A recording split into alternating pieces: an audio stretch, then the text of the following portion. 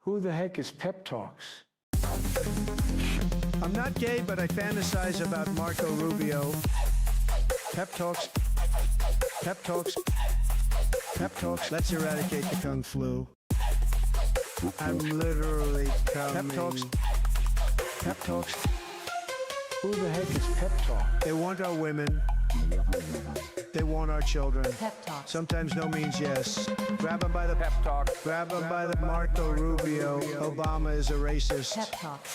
I'm literally coming. I'm Pep literally coming. Pep Talks. We found weapons of mass Pep Talks. destruction. My fellow Americans, it has been confirmed today from Pep Talks that we are indeed all high on politics. I made it. I made it. First, yes, you are over on on Twitch. Hey, what up, Kirk? What up, Ryan? How you doing? I thought low-key thought the title would be "Not Even GPT Can Help Me," and I was like, "Geez, dude, what'd Stan do?" Oh man, I should have actually named it that.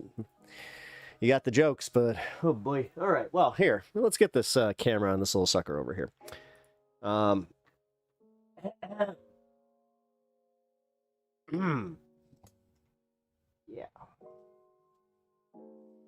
All right. So, I am not too pleased. I have to just say, the title is not clickbait in the slightest. This is also why I am late today. This little fucker. He's a killer. My dog, he's got that itch. He's got that natural instinct, man. He went, wait. Questions. Wait, what's going on? We notice you may not be using automated live ads. Oh.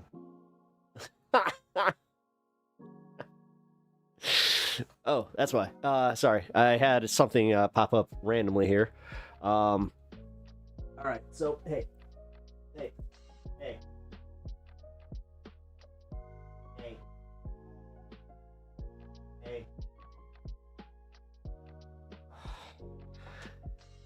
All right, so he's still upset with me for being upset with him. All right, well, I'll just go for it. It kind of sucks because I kind of wanted him to be part of this, considering it's his deal. But hold on, guys. All right, Carlitos. Not a funny matter at all. Peeps feel are real out here, dude. Come on, guys. Like, let's not start the week like this. Come on, chill.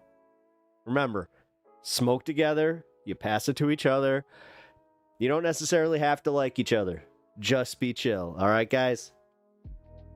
It's my whole thing here. But yeah, I do want to get. You know what? I don't want to reward him, but he has to be on camera for this. This is getting me a little heated. We are Chill Pep. We are effing around. Okay, cool. Just making sure. I didn't know where you guys stood from last week. All right. Here. This guy. Look at this guy. This guy. Yeah, you. Haha. You only get the outer part of that marrow. All right. So my dog decided to go and unfurl not just one but two bunt rabbit nests. So yeah, not sure if you guys know this. Just to break it down, then at least the rabbits around here, they bury their bunnies and they kind of just put a little bit of dead grass around them, and that's why you're supposed to kind of be careful when you mow your lawn. Fuck. Not only did he go after him, but he went after him in a vicious way that just, it actually freaked me out. I'm just gonna say that wasn't cool at all. So wait, where are you going? Nah, I blew to F up. We will find out. Kirk is real one. I'm busy. I'll catch you later. Later, dude. I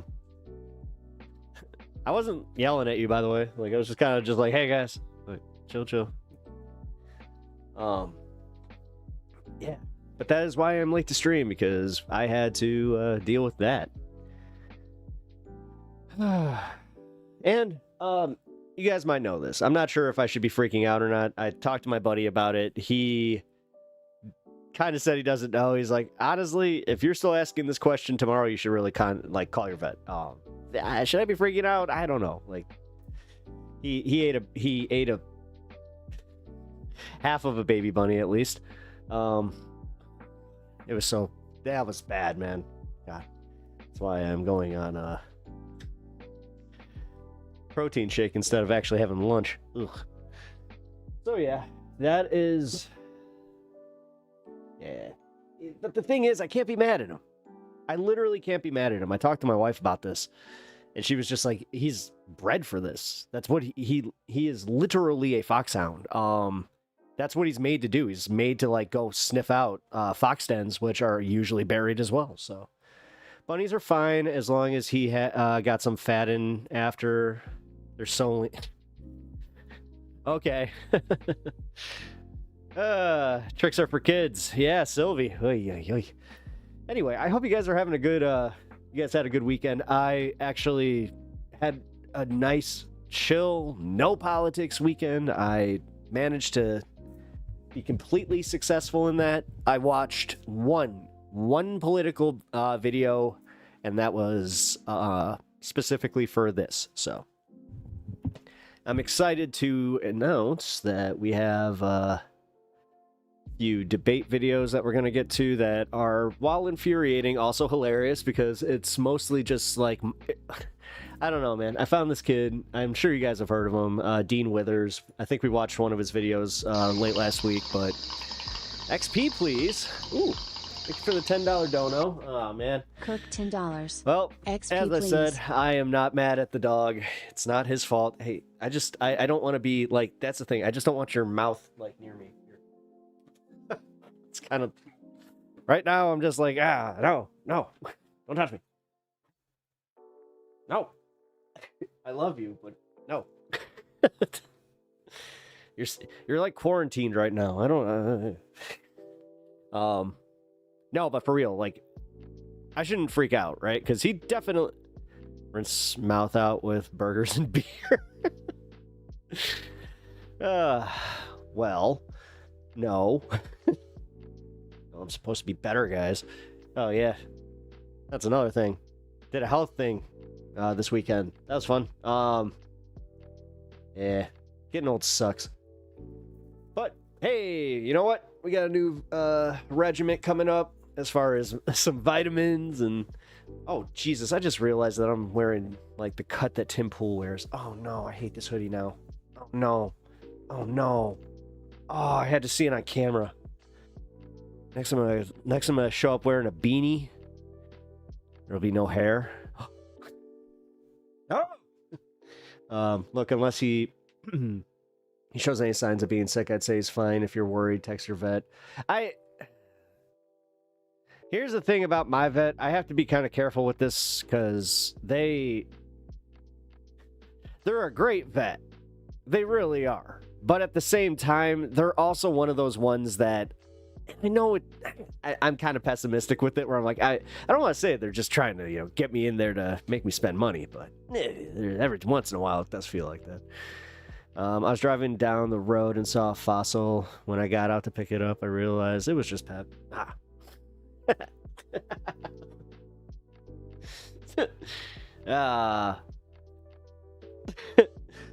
All right, we're in roast mode today. I like this. I like this vibe. All right. We'll carry this on for the week.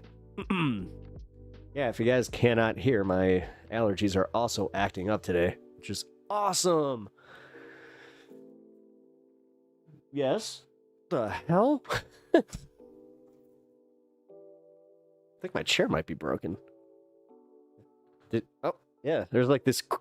It's creaking pretty hard. All right. Hold on. Is everything tight? That's your back? Hey, man.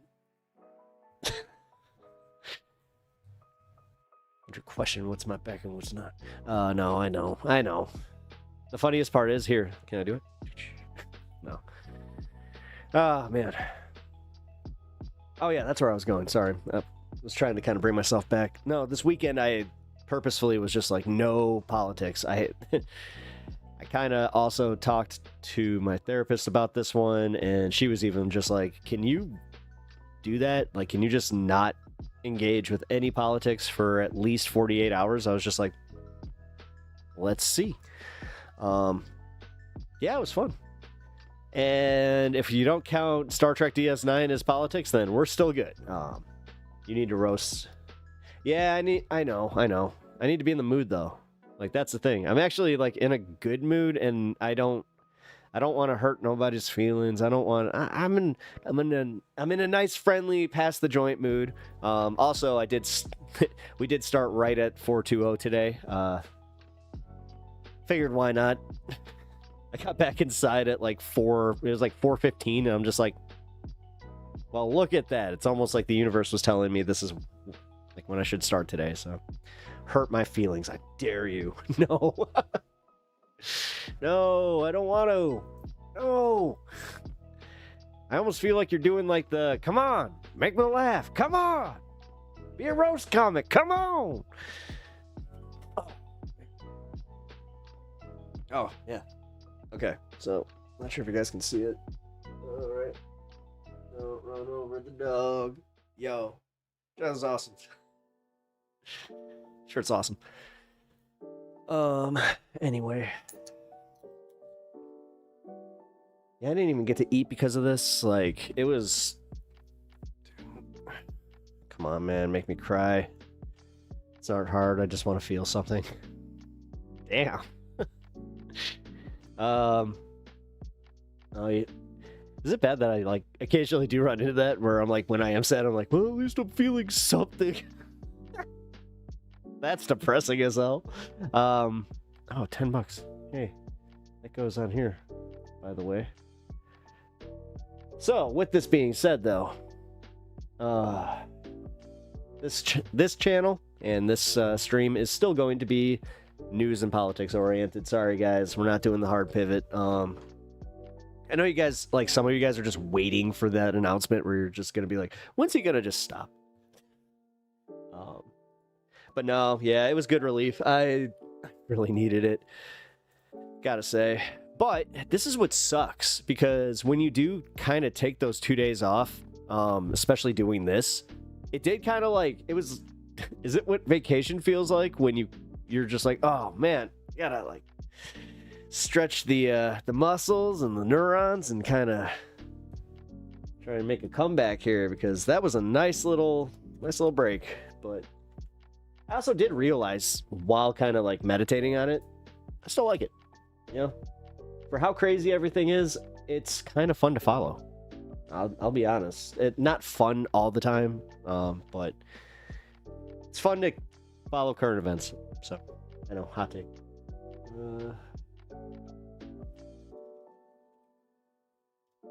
$7,000, holy shit, dude. All right, full disclosure, guys, I got really ripped when I smoked. Let's see what I get. Something I haven't been doing yet. I'm gonna share with straight. Of course, good old Jack. You know, I'm starting to realize that maybe, just maybe, I really like a few strains and I just kind of stay with them, especially if they have them available. Oh damn, haven't watched that movie in 7 years, I think. Yeah, alrighty, he's on his bed. Here we go. Look at him. Look at him. Alright. So, can we just appreciate, number one, how adorable he is? And I do kind of feel bad because when I was trying to get him to drop that rabbit, like I was shouting at him and he came back inside and he just looked at me just like, you're mad at me. So it's been a day of me just giving him love and just being like, it's not you, buddy. I mean, it's kind of you, but hey, Miss Alice, how you doing? Hope you're having a good day. Hope you guys had a good weekend. Ay. Still processing the fact that I had Like we had that poor Bugs. Yeah. All right. This is gonna sound stupid, but whatever. So I did have that thought of like the mama bunny coming back and like finding that. Like, do they react in horror? Do they do like the, or do they just do, oh, well, I gotta find a new spot. I think it's the second one, to be completely real. I think what, elephants and orcas are like the two that have like shown that they do mourn their dead. I don't know. They don't understand the concept of death. They usually just dip out. That's what I thought. Yeah, that's kind of what I gathered. But all right, so now I have to ask, and I don't want to bring it down, but so like when a dog dies, like, because I had a dog that when my cat died, he went into like a full-blown depression. So like it's not him processing death, that's just him processing the fact that he's gone, right? I don't know.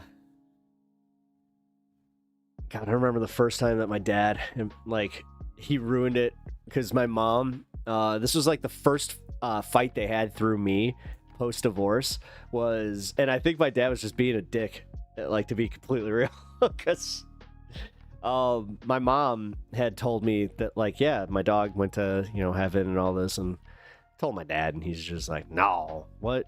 He's like, I'm sorry, he's like, animals do not go to heaven. I was just like, excuse me? And then we needed to watch a certain movie. So, Pep Talks, I'm pretty sure it's your fault that I now when I scroll shorts, a TikTok, I get Pokemon TCG openings every few videos.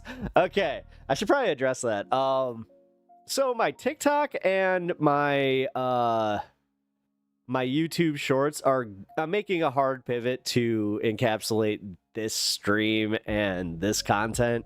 I actually kind of figured out, like, that's what the short video last week was. Thank God that news story did break when it did, because it was perfect. It was like right when I needed to do that too. Damn cold. What up, Charlie? I mean, yeah, dude, my dad, I've told stories about him, like, here. He's a good man. He's a good man. He loved me. But man, did he was definitely different generation, and he just did not mince words or anything like that at all. Like, yeah.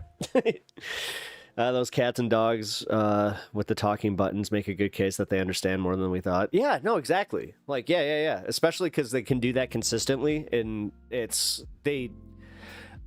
don't even need the buttons. So, like, my lab, she's not like the smartest dog, and I know. I'll tell her she's the smartest dog, but she's a little dopey, and I love her. I love her for it, but she does do this thing where she'll go like arf, but she uses, this is what pisses me off. She'll use the same arf for going outside, wanting water, wanting affection, or wanting food. And what sucks is she'll go to the door and arf first. So no matter what, you have to just be like, what do you want? What do you want? Whereas I had a terrier that he could tell you exactly what he wanted. Like, he would walk up and he'd like double tap. Like, he would just go tap, tap. And like at the back door and just be like, I gotta go outside. Tap, tap. Or he'd go to his bowl and tap, tap. Or he'd come up to you and just kind of like nudge you. Like, he was a very smart dog. God, I miss him. He was so cool. He lived till he was 15. God, he was a really, really good dog, guys. I hope you guys all have a dog like that. And like Stanley, he's a great dog. Trust me, he's a great dog. But Stanley is also one of those ones where he's like, yeah, when I say dopey, he's a little dopey. I love him though. He's the perfect type of dopey. I love reading my dog's body language. I swear we have full conversations. Yeah, I'm like that with my cats. Jack Hansep wrote an analysis on the coke mice and orienting reflex, showing they can press different levers based on geographical locations. Sound would just be easier, I think. Wait, oh, it makes sense. Animals associate certain sounds with certain outcomes. Yeah. No, that's kind of what happens. Dennis Paco, how you doing, man? Welcome. Hope you're doing well. Hope you guys over on Twitch had a good weekend. I just realized that I'm in Just Chat again. Why does this keep happening to me? Marketed politics. Oh, whoa. All my Twitch stuff went back to last week. That's weird. Nothing much, I'm bored. What game should I buy? You like puzzle games? I mean, I've been playing The Witness, and it's hard. It's more. It doesn't give you prompts, so if you want a brain teaser game, I highly recommend The Witness. If you're looking for something just to kind of chill with, I'm still playing Sonic Frontiers. That game is freaking huge. I thought I would have finished it by now, but yeah, it really depends on what your vibe is. Like, you guys play Fortnite? No, I do not. What up, Chi-Town? How you doing? How you been, Deke? Hope you've been well. Blueprints looks awesome. There are some games, like strategy games or something. Yeah, check out The Witness. Yeah, The Witness is a great one. It's literally like Myst. You just go to different panels and do like different puzzles, and the rules for the panels, like depending on like how far you get more complex. It's really, really cool. So yeah, check out here The Witness. Doing okay. Just finishing up making client calls, and now just chilling. Nice. God, oh my god. Okay, so I have some like great news where I finally found an honest contractor, guys. Like, I wish I could shout him out. Like, I really do. But man, there is something when you find somebody with like true integrity that is also very good at what they do. Like, I don't know, man. I got really excited about it. Kirk, this must be how like your clients get when they get you. When they're just like, man, he actually knows what he's doing, and he's kind of like, I'm not sure how your prices are though. You might be one of those guys where it's just like, how damn well I do. But yeah, this guy, it was awesome, and like I kind of told him that, where I'm just like, dude, it's kind of wild. Like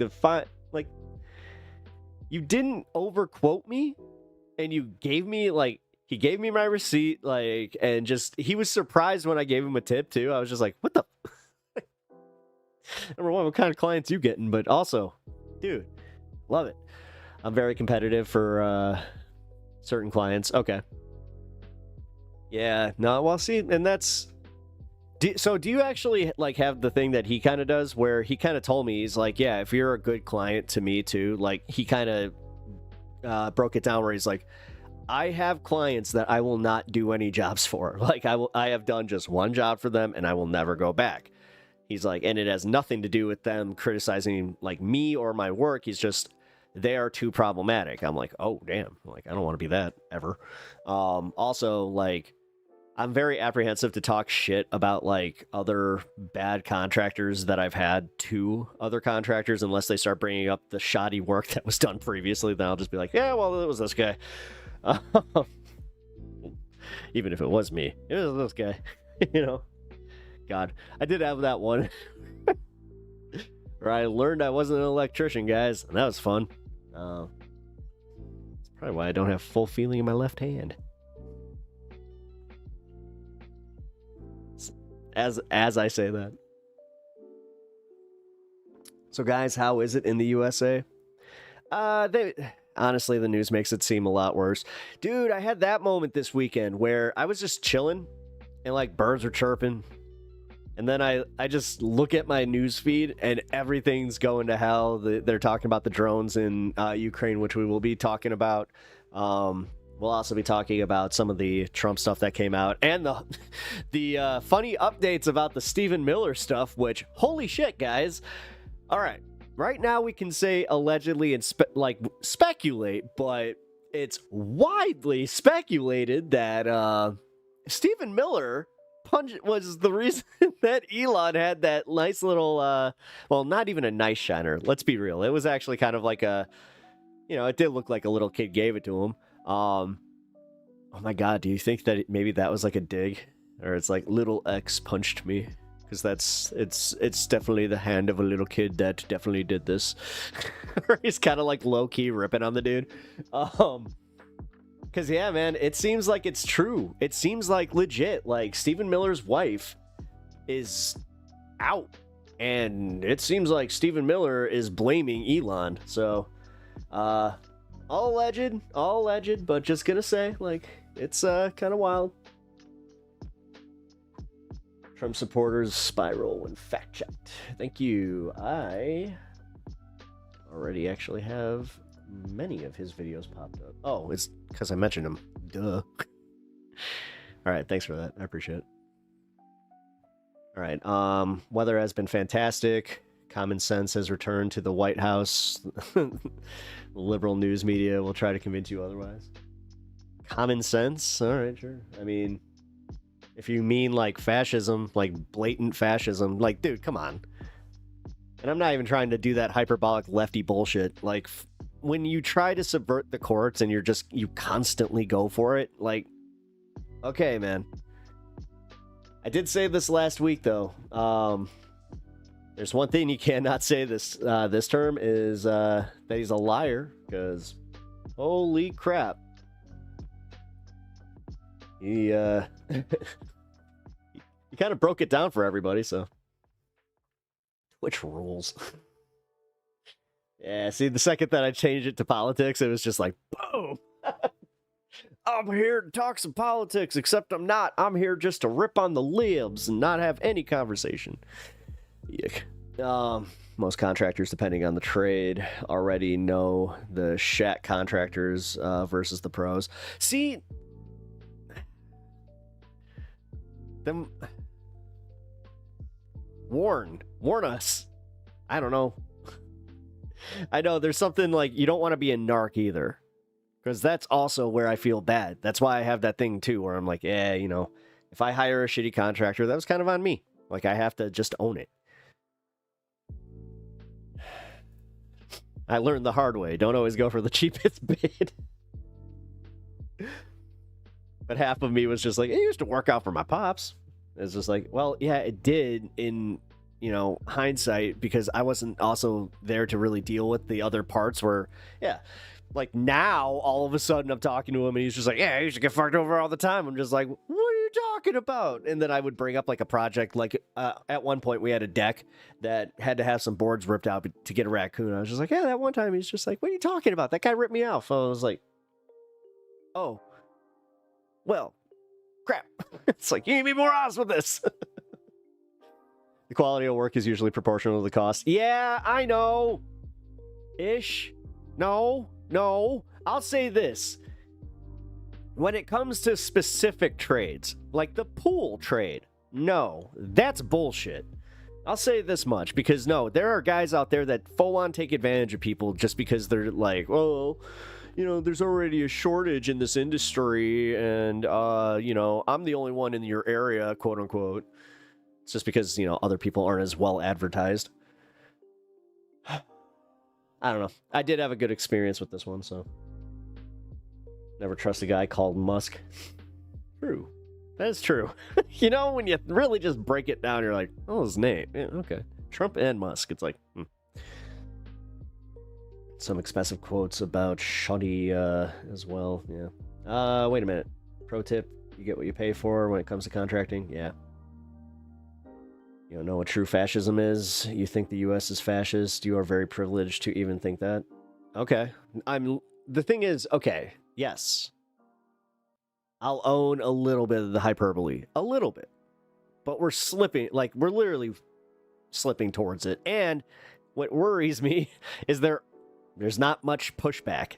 Even from the Democrats, man. There's a part, like, I was just talking last week specifically about how it does kind of seem like the Democrats are just throwing their hands up in the air for a reason. Like they're in on this kind of thing. And it's like, I'm not doing like the conspiracy bullshit either with it, where it's just, God, the way that they kneecap AOC, the way that they just constantly try to bury the Bernie coverage, and just how angry America is. Man, you should have seen the protests going on this weekend. That was kind of crazy. I was not expecting to see as many people out there as I did, but holy crap. I know that at least in the Chicagoland area of Illinois, they're going out in numbers, so I feel lucky to live in Germany. Well, okay, so that makes sense. Wait, what happened to AOC? Oh, the DNC kneecapped her for a leadership position for a literal dead guy. Yeah, they voted for a guy who was, I guess, on death's door, and yeah. Oh, hello, good. I mean, yeah, let's be real. The Democrats kind of, they deserve what they're getting. Like, I am not going to argue against that bullshit. I'm not going to argue about, the Biden bullshit, because I'm also sick of it, like, from both sides, where when the Jake Tapper stuff came out and all of a sudden the right wing was just like, this was such a scandal. It's like, no, it wasn't. Look, go back to your coverage. Well, how come you guys can't even do the thing where you're just like, oh, actually, you know what? We called this. Like, they couldn't... No clarity on that one. Like, they were just like, yeah, it's such a scandal. The left should be ashamed. Meanwhile, literally all news coverage up until the day the guy was out of office. Is Biden close to death? Is Biden senile? Tune in at 5 on Fox. That's all we'll talk about. Look, most basic trades can be researched by the net. If your contractor asks more than 1/3 to start or won't write a contract, just say no. Yeah. Also try to get referrals from the... Yeah, I know.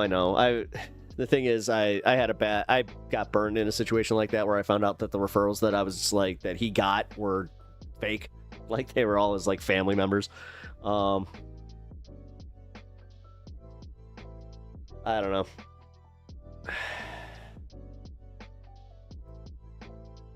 The only time I asked for 50% up front, well, yeah, I mean, well, dude, holy shit.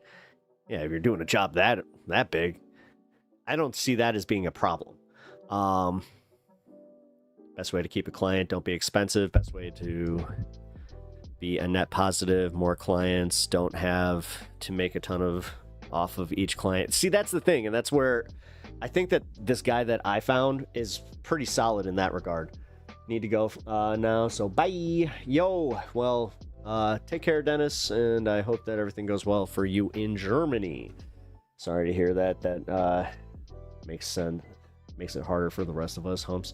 Yeah, no, I mean, it does, and that's kind of what sucks, is like, dude, I'll just say this, okay? So, I got burned for... I don't want to even say the amount because it is embarrassing. For a deck repainting and replacing just, rotting wood. Yeah, and this guy, I should have seen the red flags, like, when he started by cutting out chunks of wood. Higher. Let's play that game. Higher. Bocce ball. Oof. Yeah. Yeah. And then, sure as shit, I did get unlucky because, like, the weather report was saying that we had clear skies, no rain forecasted at all. Sure as shit, finishes painting the deck. It doesn't just rain. It's like it decides to drop all the rain. Like, that tropical style rain? It was awesome. It's Peps, the price is wrong. Yeah. No, dude, that sucked. What sucked even harder was because, like, that was one of those situations because of the wood rot and all that. It was a safety issue. It became kind of a coding thing, so it became like a, I need to do this. I can't really afford to do this. Whatever. That's the one thing that does suck. I'm not sure if you guys have to deal with some of that. And it's not even like HOA stuff, but it is kind of like a, they want to make sure that, you know, the buildings around us are not rotting, so they also check our buildings and our houses. And when they find wood rot, they immediately are just like, "Hey!" Hey. They turn into the fairy from Zelda. Hey, listen. That's why I only work via referrals. Nice. Okay. Man, Deke, shit, I should have hired you. I don't even know what kind of contracting you do, but shit. You live, you learn. That's all right. Yeah, so for residential, I charge 80 an hour, 10% markups on parts. Not bad. Not bad at all, actually. For Walmart, charge $225. All right, so Kirk, actually. So theoretically, you have somebody that moves into a new house. Well, new to them. They don't know that their furnace is on a light switch. As far as, like, yeah, having it powered on and off. So, how much would you charge, or would you even charge the guy that did it? Because I got charged a, oh, oops. No, I got charged a full service call for that. You wouldn't charge? Oh, man. That sucked. He was just like, hey, click. Then he was like, that'll be $80, please. I was just like, oh, come on. That's why when you said 80, I'm like, that seems to be the going rate. At least, yeah. Just because we're not yet a fascist state doesn't mean that we're not going there. Anyone honest would just say that we may not be fascist, but the actions being taken. Yeah, that's what I'm trying to say. Yeah, again, I may have been a little irresponsible with my language there. I'll be better. Personally, I feel like people should say, or people who say you haven't lived true insert thing are just obfuscating away from thinking about the claims being made, trying to make you seem like you're crazy. Oh yeah, especially I've had like this weird one where like talking to like Cubans about like Castro, and they tend to have that same attitude. Sorry, I'm over here still going off about politics while you are talking about contracting. Yeah, you know, I'm looking at... Well, maybe I should move on from the contracting. Okay. Good point. Let's get back. Let's get to the news. Let's get to the stuff. Here, I should probably even change the title, because I went through it. Stan the man lived up to his what do you call him? His ancestors. And he he did the dog thing. The doggone thing. Alright. PT can help. MAGA.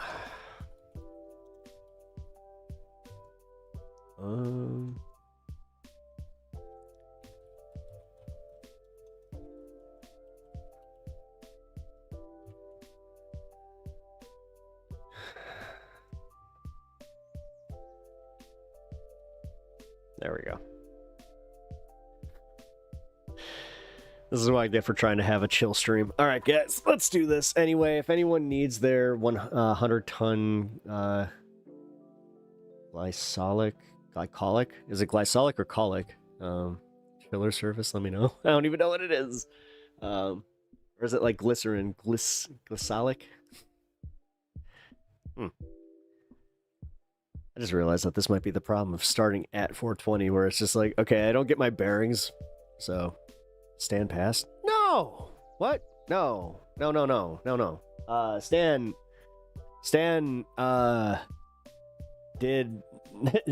went and killed an entire family of rabbits.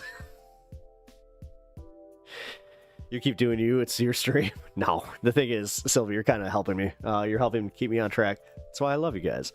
That's why I'm saying no. Keep me honest here. I gotta move on. But no, Kaz, Stan's fine. He's sleeping. He's very tired from, being the devil on your shoulder. Oh, you want to just keep talking about contracting? Yeah, you see what you need. What you need is you weren't using the right type of pipe fitting. Oh, actually, you might know this.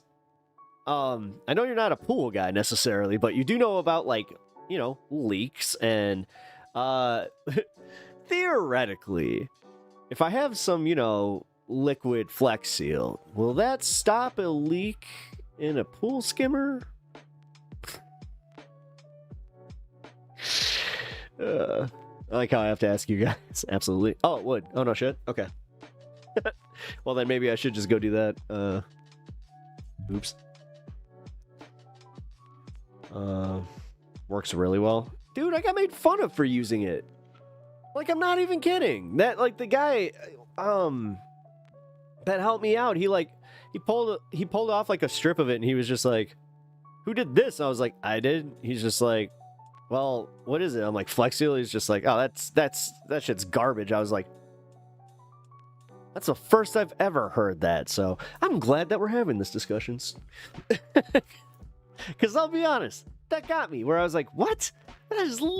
You are legitimately the first person I've ever heard talk shit about Flex Seal. Like, my dad, shit, I'm pretty sure his house is being held together by Flex Seal. Oh my god, dude. I'm not even kidding. When I went to go visit him, when I had to go move my mom's stuff out, he had a truck, and I'm looking at the panel. I'm like, what's with that panel? Like, it looks like it's in like 4 pieces. He's just like, oh, it's flex tape. I'm like, what are you doing? It's like, had some rust. You gotta patch it. I'm like, well, yeah, with metal. I don't know. Like, the thing is, he knows how to do that. Like, it frustrates the hell out of me when when it's just like, you know what you're doing. And on top of that, you never taught me. The only thing he taught me about welding was don't look at the light. Oh, if you want to mess up your hands, I've used that flex crap and it just delays the repair. Yeah, well, see, is that why he's telling me that? Where he's just like, don't put that on there because I don't want to deal. Okay, you freaked me out. I logged in here and heard you say he joined his ancestors. Oh, no. He joined his ancestors, and now he has not only been a birding dog, because the first day that I got him, he caught a bird out of the air and just kind of looked at me just like, good? And they just dropped it. It's just sitting there like, kill me. It sucked. We'll talk about the rest of that one. And yeah, then what he did today was just literally wild. It was, he turned into a dog. So, man, yesterday was crazy baseball size hail with 0 warning. Really? No shit. You guys had 0 warning. Wow. Was it I don't want to be this dumb about it. Clear skies, or was there at least clouds? Because when you say 0 warning, I'm like, okay, no clouds? Yeah, actually I do.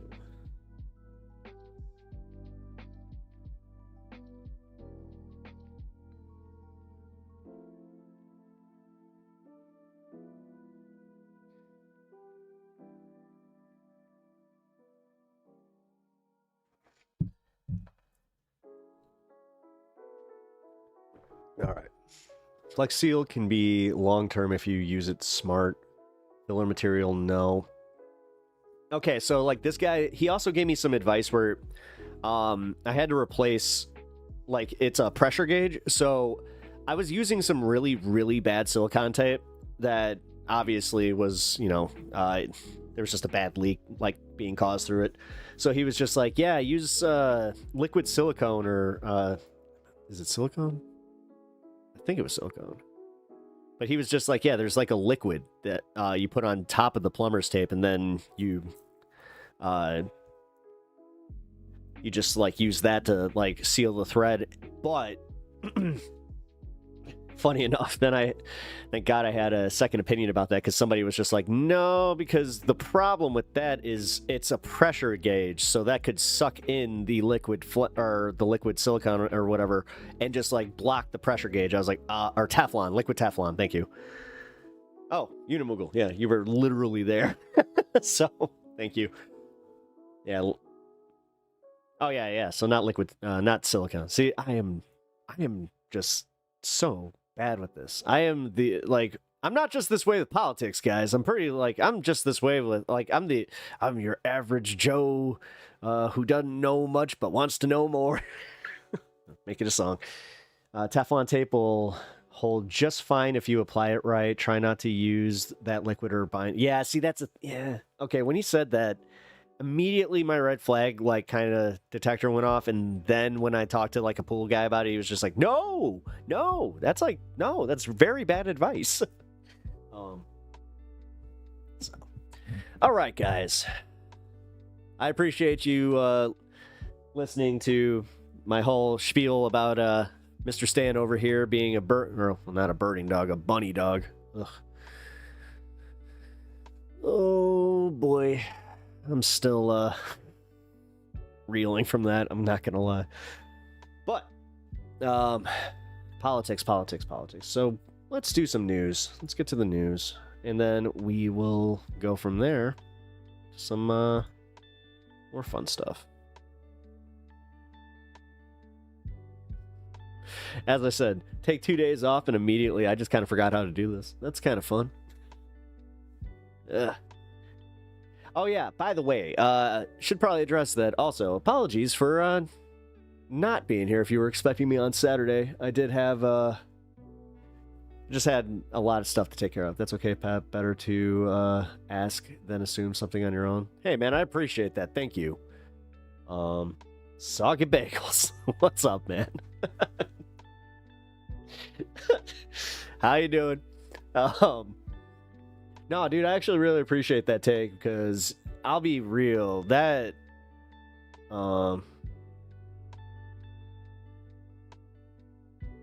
what's politics? I don't know. Why does this thing keep telling me? It keeps giving me alerts. Why? Ugh. Actually, so I did keep getting the ground news alerts about what happened in Boulder.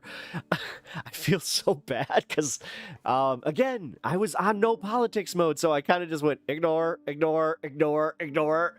I kind of felt bad because I was like, I mean, for ground news to say breaking news, they're not exactly CNN.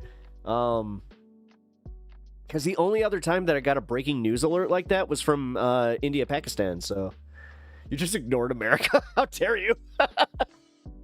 God, I really did just go like full Spider-Man emo depression mode, didn't I? Just when the world needed a hero, he turned his back on us. Focused only on him. Little did he know how badly we needed him. Oh, man. Let's see. Sorry, my ground news is little did he know.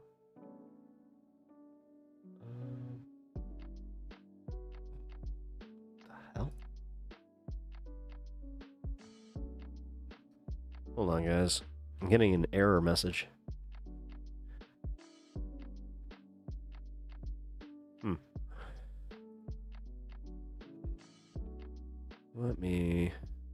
What up, legend? How you doing? Hope you had a good weekend. I was just explaining that I didn't do any politics, so we're pretty much finding out, like, anything that we read right now, it's all real time. I didn't do any prep, which you can kind of tell today. I hate to say it, you know, as far as having a little bit of self-criticism. It definitely would have benefited me, but I kind of went through why I don't have anything prepared, and that's because my dog is a killer. He is a killer beast. He decided to go full natural, and dude, he like snapped on me, by the way. I think I kind of was telling you guys a little bit about that, but he like full on, he looked at me and gave me like the, and I was just like, okay. And the wife was just like, were you really trying to get between a hound and their prey? I was just like, yeah, but he needed to drop it. She's just like, no. I was like, okay. Just got back from the shitty Monday gym sesh. I hear there's politics in here. There is politics in here. There be politics in here, yar. It's a dark and dingy place, this Pep Talks TV, yar. Actually, no pirates in here, yar. Everything beyond the up and up. All right, so Boulder. Wait, hey, come on, let's do something here. What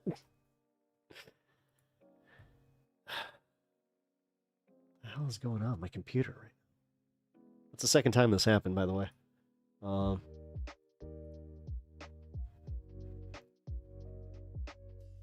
Performance delay. What the hell? Okay. Did you hear about that lady who saved the baby bird in Wilburton, Oklahoma? No. What? Like, what?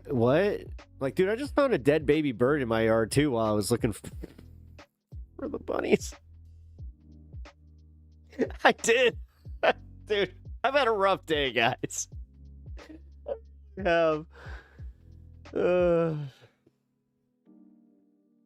This is one of those parts about being an animal owner that you're just like, oh, they really don't prepare you for that. Especially, like, if you don't have, like, what's the word? Oh, wait, if you have a delicate constitution. As someone would say. I hope are you kidding? Why am I so gullible right now? Uh-oh. Man, was that strain really that powerful? I joke, do I? All right, so this Boulder thing.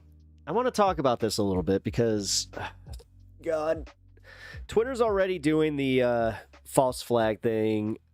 I have to be very careful about that. YouTube kind of gave us like a content warning with it where they're just like, it's a sensitive topic. When you do, if you make any like, what do you call them? Just like targeted videos, as far as just like cutting the video up about this story specifically. They did say, they're like, yeah, monetization is going to be locked from this for a little bit. It's just like, oh, okay.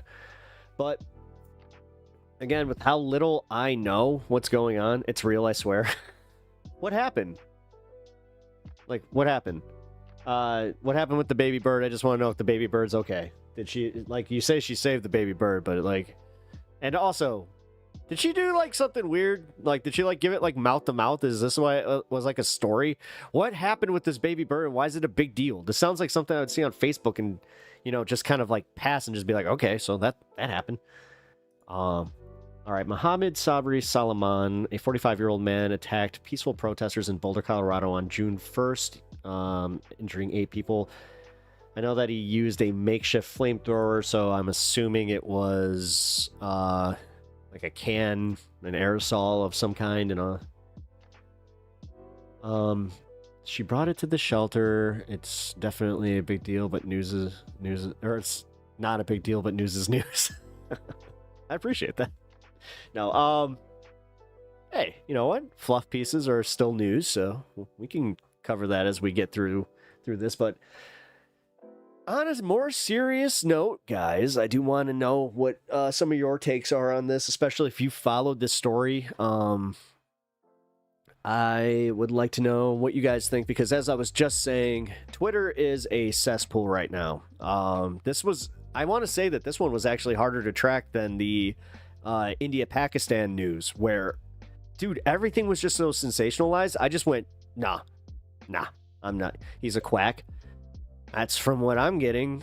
He's a quack, but, you know, you got the FBI saying, you know, the T word. You got the right wing coming out and just saying, like, targeted You got Alex Jones apparently coming out and saying like, dude, it's weird. He's doing like he did it. He pivoted so far the other way that he's just like, this is a this is definitely not a false flag. Where it's just like, wait, really? Like you were supposed to. You're the only one that's supposed to be saying that. Really, I think didn't we get to that point where he's the only one? But. Well, we need some news that's not in any way related to people. Birds can't be all bad unless they are Canadian geese. Why is it like, okay, so I took some shit for this, Deke. Why do we, especially like Chicagoans, why do we hate them so much? Because I had to explain that to my wife, and she does not, like, it's weird. She doesn't share that. So she's just like, stop being so mean to the geese. I'm like, no. It's like they're mean. They're mean. They're loud. They're annoying. They're invasive. They are. Like, dude. I was in Boulder at the mall when that happened. The right-wing press is lying about what happened. They even claim someone died when no one did. Oh, really? Okay, so yeah, we'll go through some of the right-wing press and find out what they're saying, but... All right, guys, I guess this will be the ground news breakdown. They lay poop everywhere. No, yeah, that's another thing, yeah. Did he do it out of political or ideological reasons? Did he intend on causing fear? From my understanding... They are saying that he was saying free Palestine and that... did I just hear you say Alex Jones is so crazy? He's come out the other side. No. Unfortunately, this is one of those rare times where you're like, oh, you know, the crazy you usually bank on, he's not doing it. Now he's just being like, oh, you know what? It is kind of wild how they just been ignoring this. It's like,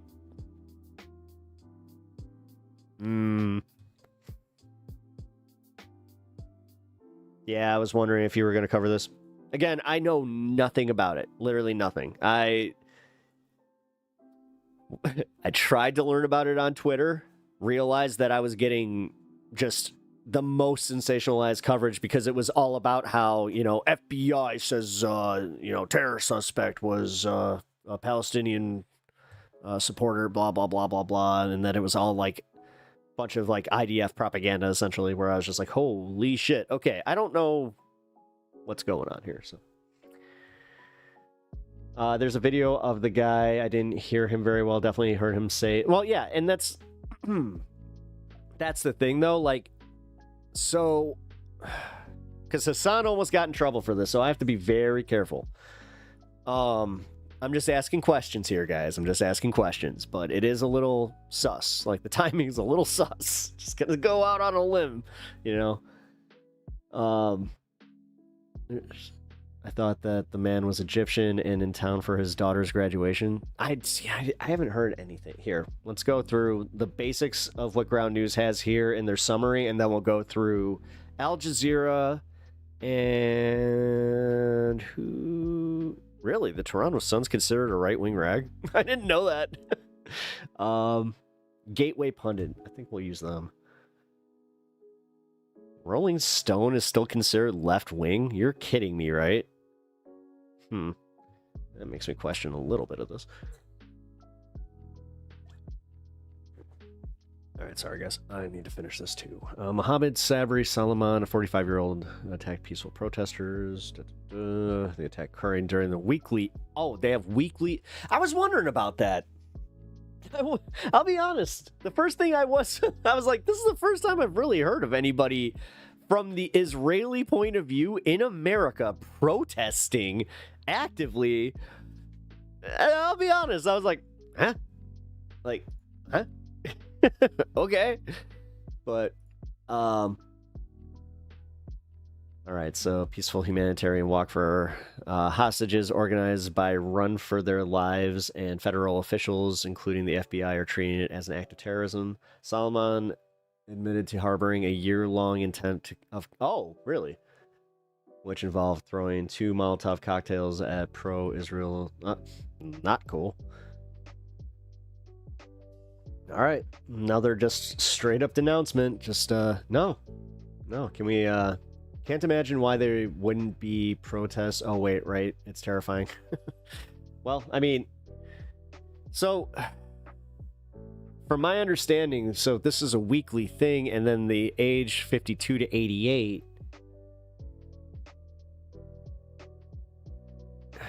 Are these people from like a local like Jewish community center, or like how? I don't know.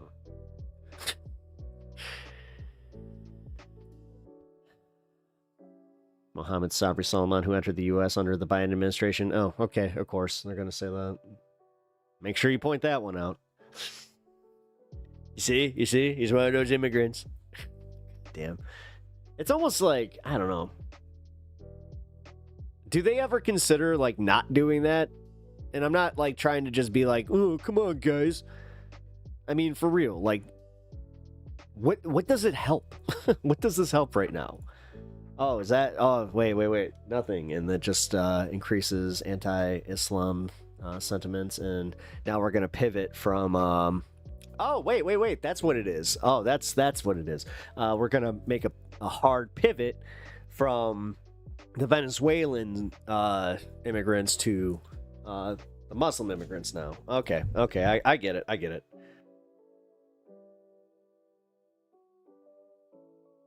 Oh, shit.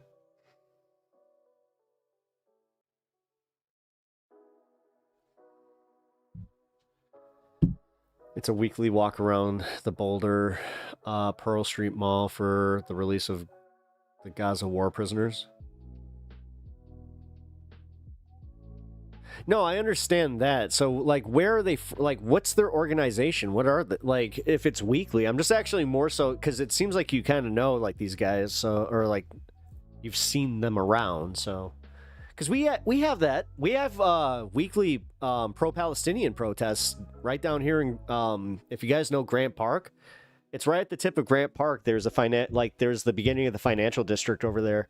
They always have like a little protest walk where, and I'm kind of surprised that like them and the cops, they have a very firm understanding of where the line is and where they they do not cross it.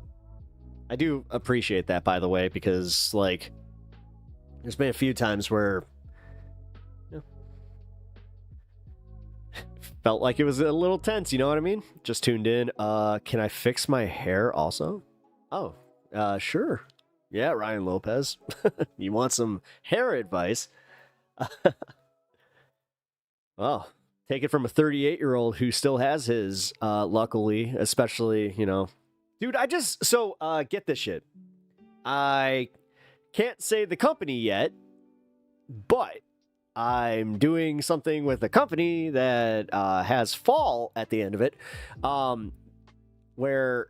Yeah, there's this like hair test thing that I dude, I'm kind of freaking out about it. Like, I'm not sure if I want to send my hair. I don't. But then again, now I'm doing that thing where it's like, well, anybody could just get your DNA, dumbass. God, I really am turning into like the conspiracy guy where it's just like, hold on, I must take my hair, leave no trace. What crimes did you commit? None. I'm just very paranoid. From the local Jewish community. That's what I thought. Okay, yeah, Big James. I thought they were from the local Jewish community center. I'm noticing less protests. Oh no, I'm noticing less wait, picture of this survivorship bias plane image. Wait. Sylvia, I hate to say I'm a little confused by that one. They might clone me. No. No, but I don't want to clone Spider-Man arc. I don't want to have to question which one's the real Pep. Who knows? And then then you'll say the clone Pep was the real Pep all along, and then we'll do another swerve where it's like, nah, never mind. Honestly, I hate to say this as a comic book fan, the Clone Saga from Spider-Man is awful. The only good part to come from it is Ben Reilly, which again they ruined him. Like they ruined it right at the 11th hour. That's why I'm salty. It's like, oh yeah, it's such a good thing going there. This seems like the sort of violence my Jewish and Muslim friends were worried about. That was going to be violence against Jewish people and Muslims were going to be blamed. Yeah. Oh. Okay, so you guys have been like this. Okay, I blame Muslims for violence. I blame extreme people for violence. I blame violent people for violence. Can't blame just blanket like that, dude. That's wild. Clone me. Send that one back to base tomorrow. I don't want to. Ryan, I know I've asked this before, but I'm really bad at retaining information like that. How much longer you got?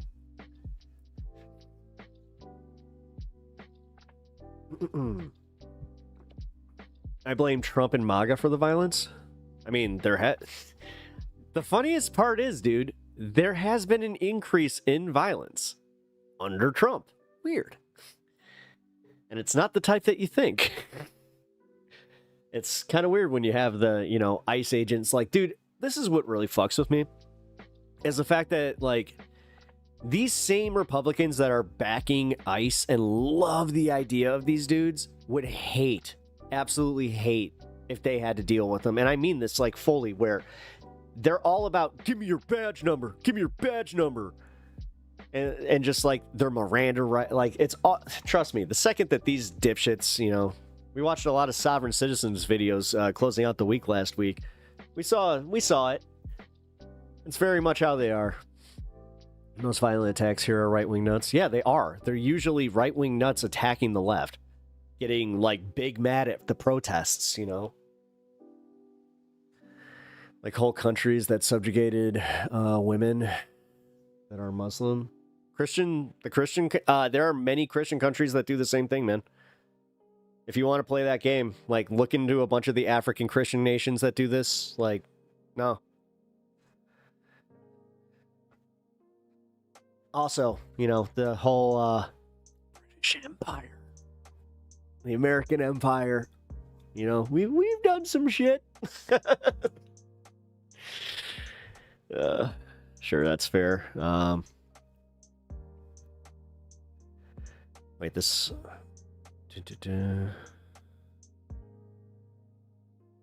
I blame Trump and his people too. They always talk about doing. Yeah, well, that's the thing. They always.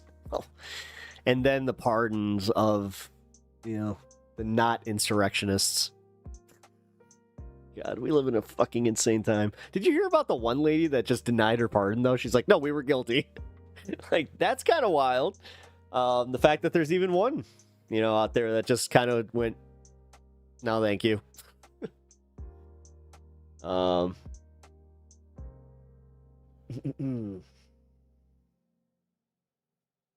Doesn't matter what God they pray to. Anytime you use violence, your argument, yeah, that's the thing. And that's why, honestly, like, that's why I don't like anybody on Twitter and that's where I was seeing it. I was seeing some of the left on Twitter that was starting to go, like, a little batty, where I'm like, oh, let's not. Hey, I'm an American citizen. I have my papers. I thought you were getting them illegals. Yeah. MAGA boy being kidnapped too. Yeah. Yep. No, it's insane. Like, just how literal they actually have, like, just they have no binding principles, and that's what's kind of weird. Like, I said that as an insult to somebody recently, like, on some fucking forum site. Oh yeah, it was on Reddit. On some forum site. God, I'm old. Yeah. I was doing the thing that you shouldn't do by even trying to engage. Dude, can we just admit that too? Like, engaging on Reddit still is probably the worst place to even do that. Like, you should just turn the ability to comment off. Not when it comes to freedom of choice about how their bodies. Funny how many men think it's cool to control women in America. Oh, yeah. But a lot of them think that that's like they're entitled to it. And I hate to say that there's oh, you want to talk about violence towards women? You want to talk about like the Seventh-day Adventists and how they are about complete female subservience? Like, come on, dude. Like this whole thing where I respect women, but they don't. They want them as incubators, and like they also like want to control their daughters' bodies. Like, we've all met those guys. Like, dude, these people are freaking just weird. Like, going back to it, yeah, they're weird. The shit they think about is weird. They think about trans in sports more than anybody else on the fucking planet. They think about, you know, gay people. They think about everything that, like, that they rage about.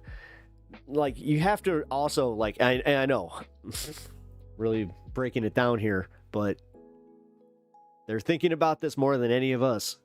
Your MAGA fist bump, bro. Go back to Canada and apply legally. Who, me? Having children is a women's issue, not a sex issue. Men can't get pregnant. Uh-oh. Now when it comes to freedom of choice in their bodies, mate.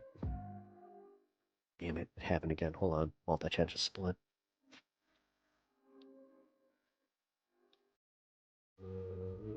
Screw it, I'll just reset this. Yeah, that new update from last week still has not been fixed, so.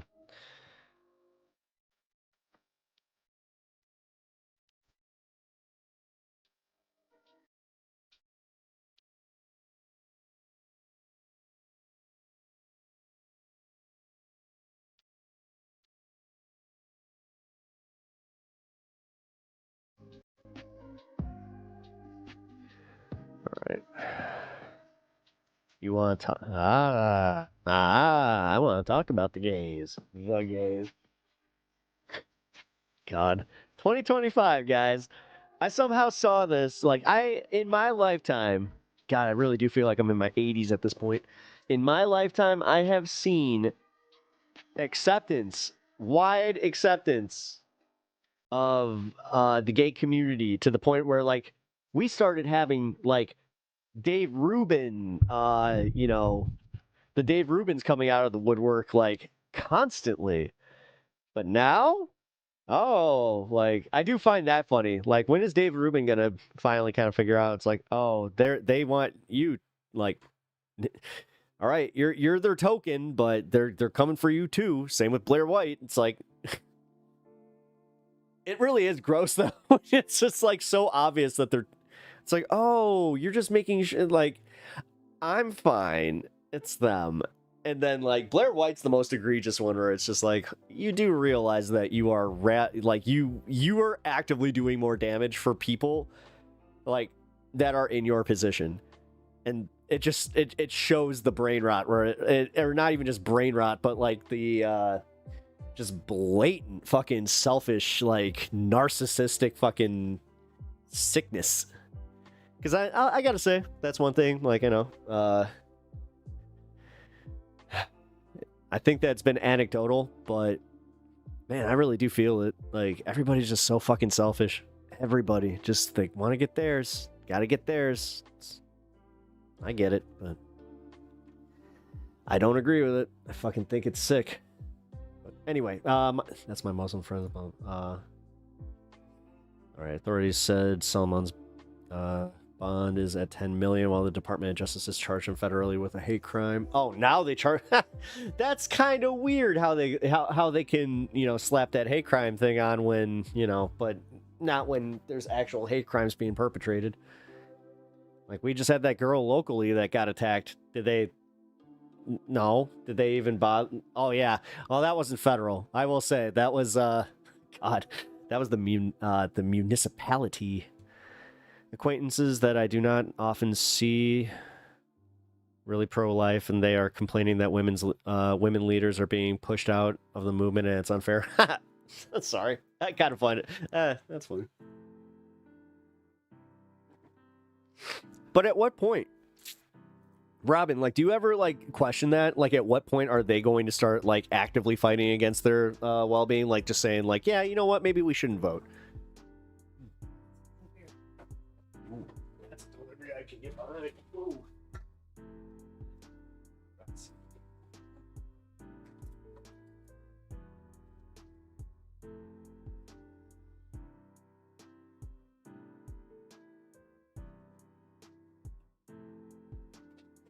Hey, what just happened there? Hey, get away from my pizza. That's mine. All right. Well, since I got a pizza delivery, which that's nice. Let's get a news story on this one.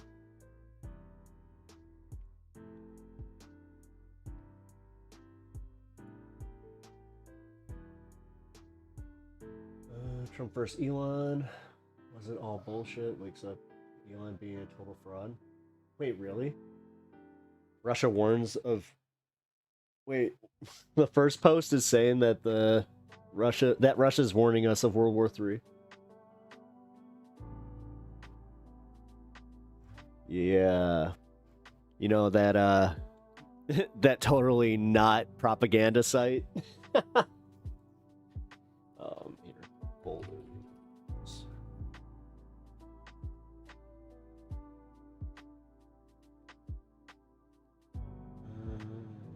Breaking news about what the FBI calls a targeted terror attack in Boulder, Colorado.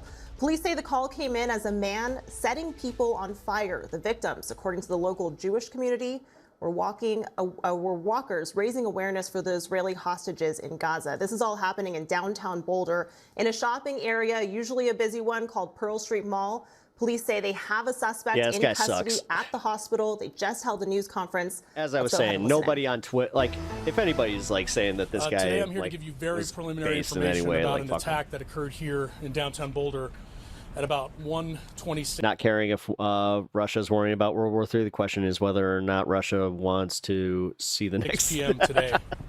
At that time, Boulder dispatch received several calls to the... In some parts of Russia, there's already permanent nighttime. County courthouse located at Wait, 1325... Shit, is that Russia or Alaska?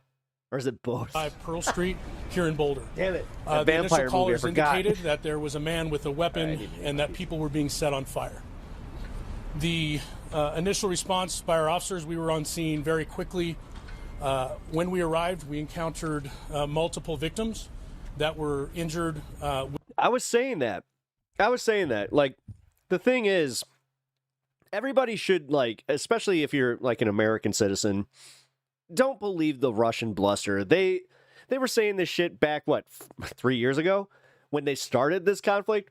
We will have Ukraine within the 2 days. 2 days. We start war on Friday. We have Ukraine. We have all of Ukraine, all of Kiev, by Monday. With injuries consistent with burns and other injuries. While our officers and paramedics and fire department personnel got those victims quickly to the hospital, our officers were pointed out, a suspect was pointed out to our officers on the scene. Our officers immediately encountered that suspect who was taken into custody without incident. That suspect, who I'm not able to ID at this time, was taken to the hospital with some minor injuries as well. And there's a lot more we're investigating right now before I'm able to release information on that person. The scene itself is contained, but we have a large area here in downtown Boulder closed off right now. Businesses have been closed, and we have asked people to avoid the area. This area is not... It's a little weird. You guys feel like this is, excuse me, this is getting more coverage than that couple that got shot? Not safe yet. We're dealing with a vehicle of interest. We're dealing with a large area that we are making sure it's safe before we allow people to come back into the scene. If your vehicle is here in the several block perimeter that we have, please follow our social media. We will announce when the roads are open and people can retrieve their vehicle as well. I appreciate everyone's patience as we work through this complex scene. What I will say lastly is this was a beautiful Sunday afternoon in downtown Boulder on Pearl Street. and this act is unacceptable. I hope you'll join me this evening as we're working through this investigation. We are working, I just came from the command post. We've got dozens and dozens of people here, our state, local, and federal partners, working through this to figure out exactly what happened. I ask for a little bit of patience as we do that, but also I ask that you join me in thinking about our victims, the families of those victims, and everyone involved in this tragedy. Our hearts go out to them, and we are going to do everything Well, yeah, but if they're still we alive, can I mean, to work as hard What as we can actually throughout happened? the evening to provide more information and get answers for everyone. With that, as I stated, it would be irresponsible for me to speculate why right now on is there motive such a and other lack of things. new I will take information? maybe This a is handful insane. of questions, but then I've got to go back to a briefing. I had a quick one. Yes, Sean. Was an actual The suspect is being held on multiple charges after allegedly attacking Colorado demonstrators with a makeshift flamethrower. The FBI says the man yelled "Free Palestine" before burning 8 people at a rally for hostages held by Hamas. Now Homeland Security says the suspect was in the U.S. on an expired work permit. Let's get to ABC's Alex Stone at the scene in Boulder, along with ABC News contributor, former FBI agent Brad Garrett. Alex, what's the latest on the investigation? Well, Diane, we know investigators are trying to piece all of this together right now. They were at his Colorado Springs home overnight. Oh, no. Listen. I'm not trying to say that, man. Like, don't try to, like, mistake what I'm saying. And, like, the proportional response to 2 people getting shot by somebody, again, take away, like, the motive altogether. This one seems like it's getting a lot more attention. I'm just, that's all I'm saying. 2 hours away from here, they were going But through then evidence. again, it was only up until a certain point. There trying to piece together what led Solomon allegedly here to Boulder and where he got this makeshift flamethrower that was allegedly used by Solomon as well. So a lot that they've got to piece together. We now know he will be in court in a couple of hours here in Boulder. Formal charges. When I heard makeshift flamethrower, dude, immediately I was just like, oh, so it was just, you know, the 2 ingredients that you really need. Are likely Come on, coming, probably what? going to be attempted murder, maybe even federal terrorism counts. That could be coming in the next couple of hours. And Brad, what are you watching for as investigators There's only 2 people that had to be taken to the hospital. start to learn more about this suspect? Well, obviously, Diane, they're looking for motive. We can certainly guess what that might be, but has he put it in writing? Has he told somebody else? Has he recorded something? That's for starters. See, that's the thing. They want this to be a terror attack. They want this to, like, trust me, guys. I don't want to say the FF, but come on, dude, 2? And then they're kind of they're trying to do that. Well, maybe there's this organization. Maybe they're organized. Maybe we should have a task force or something. Maybe we should let ICE start searching for these people. Come on. Slippery slope bullshit. They're also going to look at the circles beyond him, besides What this his guy's motivation. fucking talking about. Excuse me. Did he have anybody help him? Is there anybody else involved in this case? Is somebody in? It sounds like he's a fucking nutcase that literally took a hairspray thing and was just like, all right, let's go. Encourage him. Does he have an online profile? He's an older person, so he may or may not have a profile. We'll have to see. Alex, how are the victims doing? Yeah, because I don't know any 70-year-olds that don't know how to use Facebook. Come on. Real quickly, Diane, to Brad's point, initially there were reports that there were 2 suspects in this. Police say that they believe it was only 1. The victims, 52 to 88 years old, one of them a Holocaust survivor who they were taking part in the pro-Israel march. 1 was critically injured. 2 of them were airlifted to a hospital in Aurora outside of Denver. There were 8 in total who were injured. That number went up from 6 overnight. They're recovering today. Brad, how difficult is it to prevent this type of attack with a makeshift weapon? Very difficult if you don't know about it in advance. Like any other lone actor case that we've talked about, mass shooters, All right, this is the media being the media. etc., school shooters. This is funny. Is that if you can't get in front of them, i.e. know that they're planning something and stop them before the event, they're likely going to be able to pull it off. And How afraid should we be? unfortunately, this guy may fall into that category. Lone actors. Oh, I think that you should sit at a 6. Definitely sit at a 6 constantly. Be aware. And sometimes they don't share information, particularly older suspects. And that's what you may have here. A guy who has whatever hatred he has, drove a couple of hours and committed this act. And it may well be that no one did know about it in advance. All right, Alex Stone, Brad Garrett, thank you both. And let's bring in Senior Justice and Homeland Security reporter Jack Date in Washington for more. Jack, Homeland Security warned of potential future extremist attacks after last month's shooting in D.C. So what's being done? It's hard to see how more than 10 people like got hurt.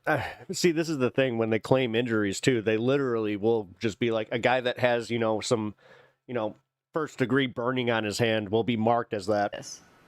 Well, certainly since the October 7th, 2023 conflict and the attacks on Israel by Hamas, we've seen a rapid rise in anti-Semitic attacks here in the United States. The FBI tracked a huge spike following that incident all through 2024. It continues as ADL also has been tracking this, the Anti-Defamation League, seeing an 893% increase over 10 years of anti-Semitic incidents in this country. As you point out, the recent DHS bulletin signaled the potential of more of these types of attacks. The challenge here is, as Brad pointed out, is that many of these attacks are very low resource incidents where it. Weird how they're more than happy to tackle this and report it on the news now. They're talking about how they love those numbers, but they're not bringing up how it's done by white nationalists. What's up with that? It's an individual with a firearm, or as we saw over the weekend, an individual with gasoline or very simple improvised implements or weapons. And so getting in front of that and the organization of that is a challenge. And it also is a challenge for police agencies to provide adequate security for many of these events. So police are doing more to add and increase visibility for events that impact the Jewish community, and also increasing community engagement to make sure that there's a two-way street of communication so they know more about this. But it remains a challenge, especially in this environment where these motivated lone actors could pop up at any time. All right, Jack Date, thank you. I saw him hit the thing. It hit the ground. The glass broke. There was a bunch of smoke and a small puddle of fire. Not napalm like Fox News is saying. No, they're literally talking like this guy had a fucking incendiary device and also his makeshift flamethrower. Somehow he figured out how to make the one that, Elon made. But I also think that if it was an Elon flamethrower, they would find a way to just be like, where did he even get it?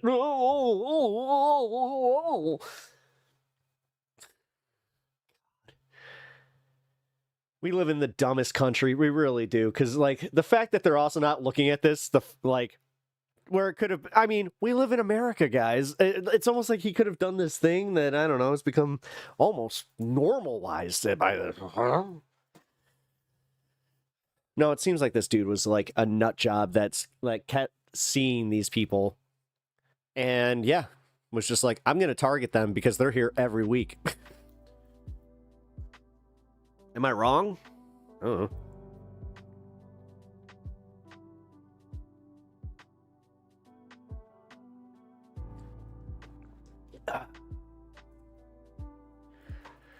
Man.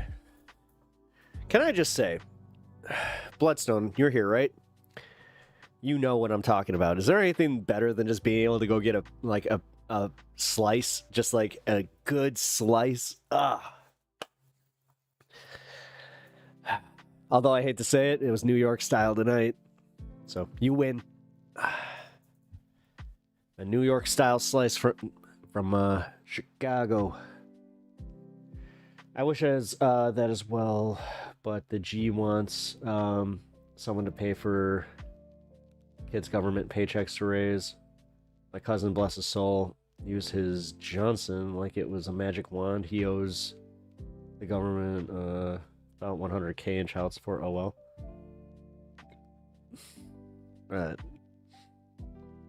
You do know that it doesn't. I was about to say something, but I also had a friend who had a fertility thing where she even told me, she was just like, "It's not very cool when you say that." I'm like, "Oh, right, because I was I used to say, yeah, anybody can have kids. But the weirdest part is she's technically conservative leaning.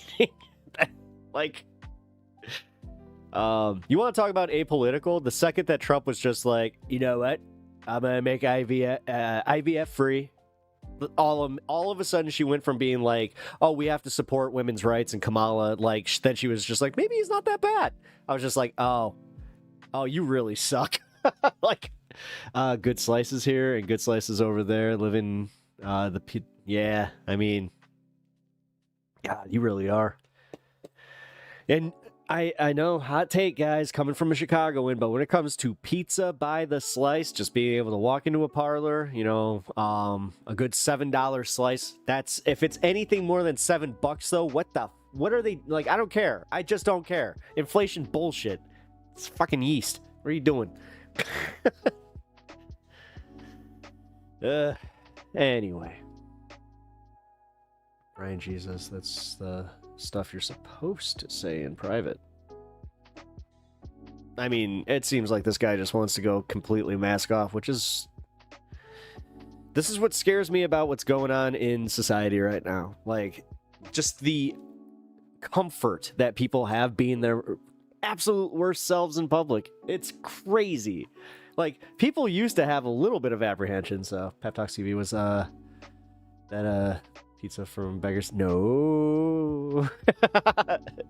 No, but you know where to go get that slice. Oh, God, a Beggar slice. What was it, the $7?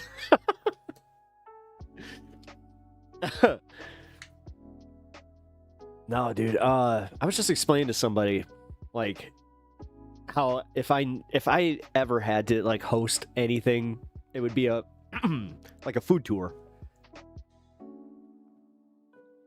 Yeah. All right. Child support is a net neutral, in my opinion. It benefits and disadvantages people equally, but termination doesn't really benefit anyone unless it's the health of the mother. Oh, I mean, I'm not doing that. I do know that we have differing opinions on that. I am literally just I don't feel comfortable talking about women's reproductive rights when I am not a woman. And I could do the easy thing and just go get a vasectomy. Like, vasectomies are reversible. Let's just admit that most men are just pussies and they just don't want to do it. Honestly, even dollar-ish slices are pretty good if you're walking. Oh, yeah. See, now, it depends. I don't know. You ever have that one where you're just like, what is this cheese? This isn't cheese. This doesn't sound like cheese. Or, like, because it's squeaking. You're like, that's not supposed to happen. You know what? I think the last piece of pizza I had that happen with was like a Little Caesars pizza, where legit, I heard a squeak from the cheese where I'm just like, that's a... Unless you're using a fine Colby Jack, sir, that should not be a thing. Especially with mozzarella. Like, how do you fuck up mozzarella cheese? No, the cheese is there. The mouse is what's... No, it's the actual mouse that you're eating. Oh, I see. No, dude, for real. Oh, no, see, Ryan, you don't know what you're talking about. I'm sorry to go there, but we have this thing called cheese curds made of cheddar cheese. The famous cheddar cheese that you eventually are going to taste, and the first thought you're going to have is, Pep Talks, this is overrated. It's okay. It's still good, though. A good sharp cheddar. It's very, very good. But it's a squeaky ass cheese. Like, I'm just gonna say that much. When you eat a cheese curd, that's literally part of it. It's just like squeaky, squeaky, squeaky, squeaky. It's very, yeah. You know what I'm talking about, Americans. Come on. If you've ever had some, like, good old Wisconsin cheese curds. Listen, that's evolution, homie. Oh, we can't be speaking that nonsense. Come on now. God. Oh, we almost dealt with a debate last week where it was flat earth, and I was just like, do it. Kurt is both a very creepy word, but also an adorable one. Agreed. Cheese curds make me think of spoiled milk. I mean, okay. You're technically not necessarily entirely wrong. But it is delicious. There's something about it where it's just like, I don't know how to, I don't know how, I don't know how to square this circle. It's just, you know, the process of making cheese, by all means, should just like turn everybody off of it. Where you're just like, I'm sorry, we have to do what now to get that process? That sounds dangerous. Like, God, I'm pretty much completely off of like cured meats, and that's something that like I'm still like, I don't miss cigarettes, but I miss just having a good old piece of salami. And I'm talking like thin slice, none of that pepper in it. If you like pepper and salami, I don't know. I don't know what's wrong with you, but cheese curds and pork rinds, America's most distinguished snacks. I hate pork rinds. I've always hated pork rinds. I've never understood them. Like, I don't get yeah. Especially if I have like the choice between like Andy's fries, like the hot fries, and pork rinds, which it always seems to be that like if you're gonna have a choice between the two, that's it. Where it's like you'll go to a gas station sometimes and they will have like no chip selection, but they'll have pork rinds and Andy's hot fries. It's very odd. Like, now thinking back to it, I've ran into that like multiple times. So, well, all cheese is moldy. Trust me, I know, bro. I know. I know what's happening here. It's the whole like how the sausage is made thing. There's a reason that that's even a term of phrase, because if you did learn, you'd be like, oh, I'm not sure if I want to eat that. But then again, you know, I remember like thinking that like, oh, I'm just gonna cut off all the sausage casing after I found out that it was like just like the intestine, and I was just like, why do I care? It's delicious. What's wrong with me? Everything else that I'm eating that's part of that is just as disgusting if you really think about it. It's just like, but oh my god, it tastes so delicious. When I was a sous chef in Algonquin.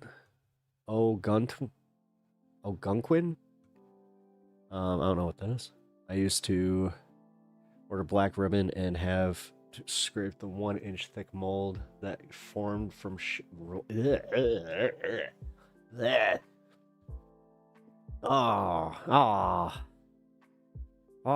why? See, this is all right. Cottage cheese. What? You guys for it or against it? Because that's the thing. I'm not exactly a fan, but there's the occasion where if you add cottage cheese to something, it does give it a nice little kick of flavor. Like, for instance, when I'm making some mashed potatoes, I will use sour cream, but little dashes of cottage cheese adds a little bit of that flavor. It's delicious too, salty and aromatic. Pork skin and salt, delicious heart disease. Yeah. I'm trying to get off pork, man. It's very, very difficult. Like, when you're not actually going, like, full vegan, it is difficult. Cottage cheese and lasagna. Oh, yeah. Okay. Yeah. Oh, yeah, like a good ricotta. Yes. Cottage cheese has to be fresh. Yes. No, it has to be. It has to be fresh. Yeah. If I open up a tub, like, that's what bothers me. See, okay, I think that might be it, because, like, I'd go to the fridge when I was a kid, and, like, you know, people in my family like cottage cheese, and I occasionally would just, like, open it, thinking it was, like, sour cream or something, put on, like, a baked potato, and just be like, bleh. Love cottage cheese. Makes everything taste better, just like sour cream does. Great source of protein. Is it? Oh, shit. Well, then I need to do that, because apparently I have a bit of a...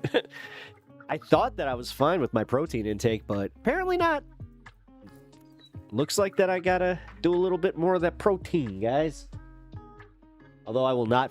If anybody tries to suggest something that has creatine supplement in it, just don't even bother wasting your time.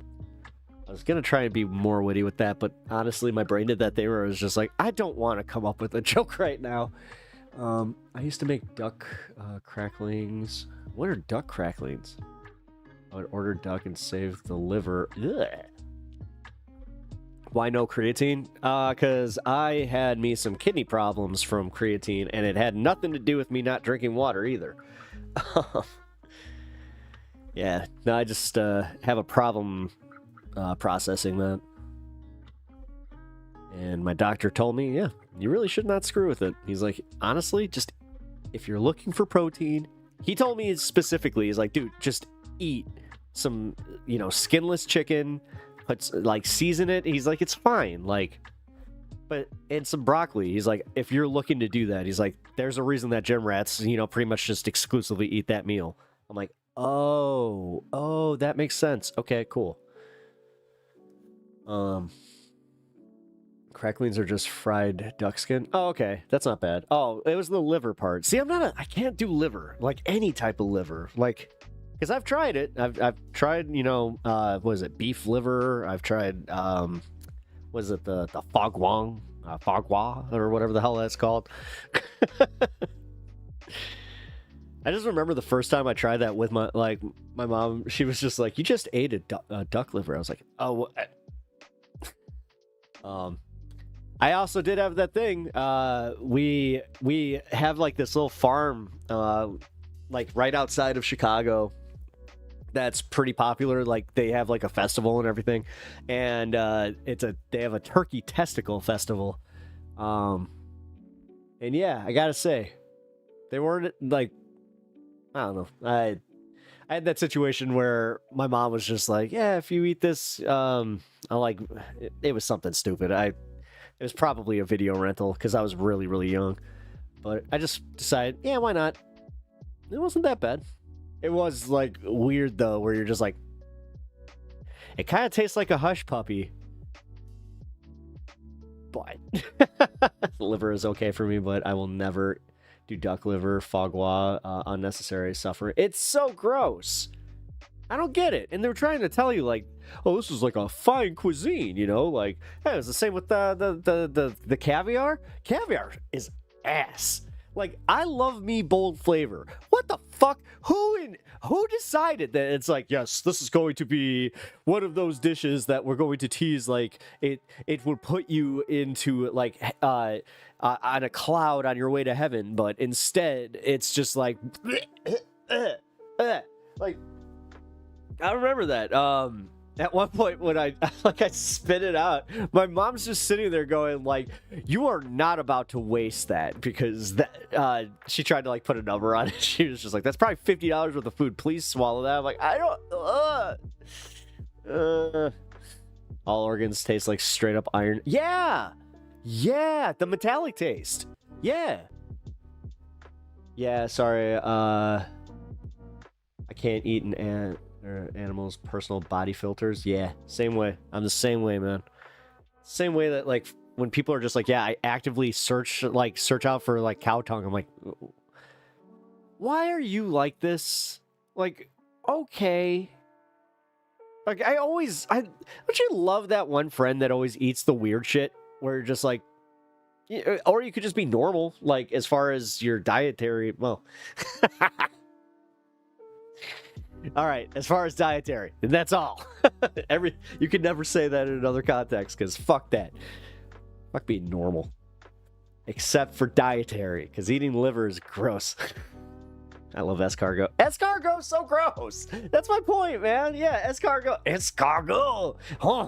You're going to have some fish eggs. It's going to taste very bitter. Ew. I just recently, because dude, I can't stand the fact that Brussels sprouts taste like fucking little fart eggs. I've always hated them. They literally taste like farts. So just recently I had a Brussels sprout properly cooked for me, where it the consistency was perfect. They used a shit ton of butter, and they also used a little bit of bacon. So I mean, dude, it totally took out the whole health aspect of it, of eating a Brussels sprout. But it was pretty good. I will admit. How do you get past the concept of it's a snail? Oh, yeah. Oh, wait. Wait, I'm mixing up caviar and escargot. Yeah, escargot is the snail, right? Yeah. Yeah, that. Can't do that either.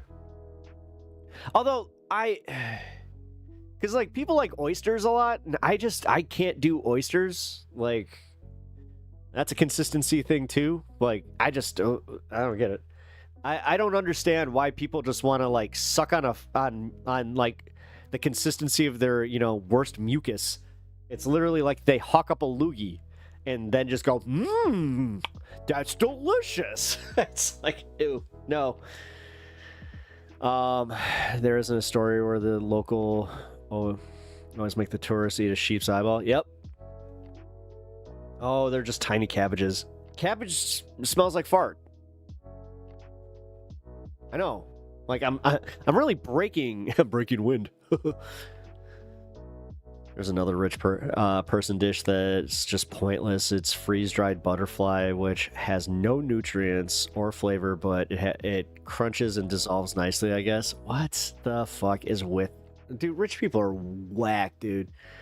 Like, just get a Ritz. Like, I really am just trash. Like, I'm gonna just admit it. Like, I'll always be this way. Like, if for some reason I start getting invited to like rich people parties, I'm going to be that guy where it's just like, hey, what's that? And it's like, oh, you guys can't get like a charcuterie board? What's up with this? Anything gold flaked, that shit is, I've always like just seen past that. Like that shit's bullshit. Brussels sprouts with chipotle honey butter. See, again, like, I'm fine with that. Like, I don't know. Again, they got to be cooked just right, though. If I bite into that thing and I get, like, just a hint of, like, the actual Brussels sprout flavor, no thanks. Pep hates celery. I hate celery.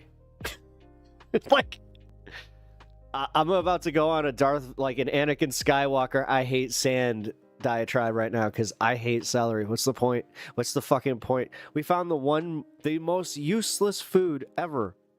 It has the worst consistency, but we're gonna put it in like the monster who decided I'm gonna put celery in chicken salad to give it a little bit of crunch. Go! Ruin my favorite dish and make it to where I always have to second guess whether or not there's celery in there. Like, the real winners are the ones who make their chicken salad with no celery, no raisins, because what kind of monster are you? Why? Why can't chicken salad just be chicken salad? And why? Why? Who makes cubed chicken salad?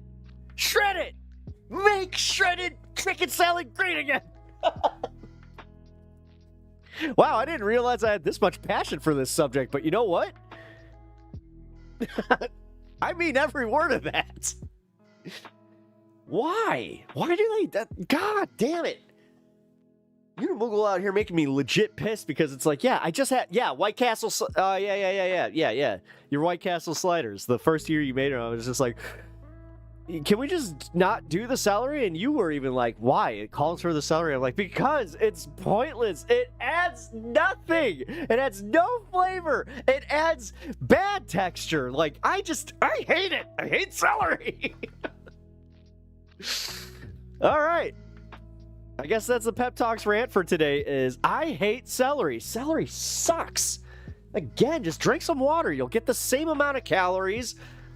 Celery and peanut butter. That's the only thing it's ever good for. Is just it's because it delivers the peanut butter. But you know it sucks when you break it and it doesn't break and it's got that little bit of stringiness to it where you're just like, why couldn't you just be a fucking potato chip? Why couldn't I just enjoy myself? But no, I had to go enjoy some celery and feel like I'm getting healthy. Ew.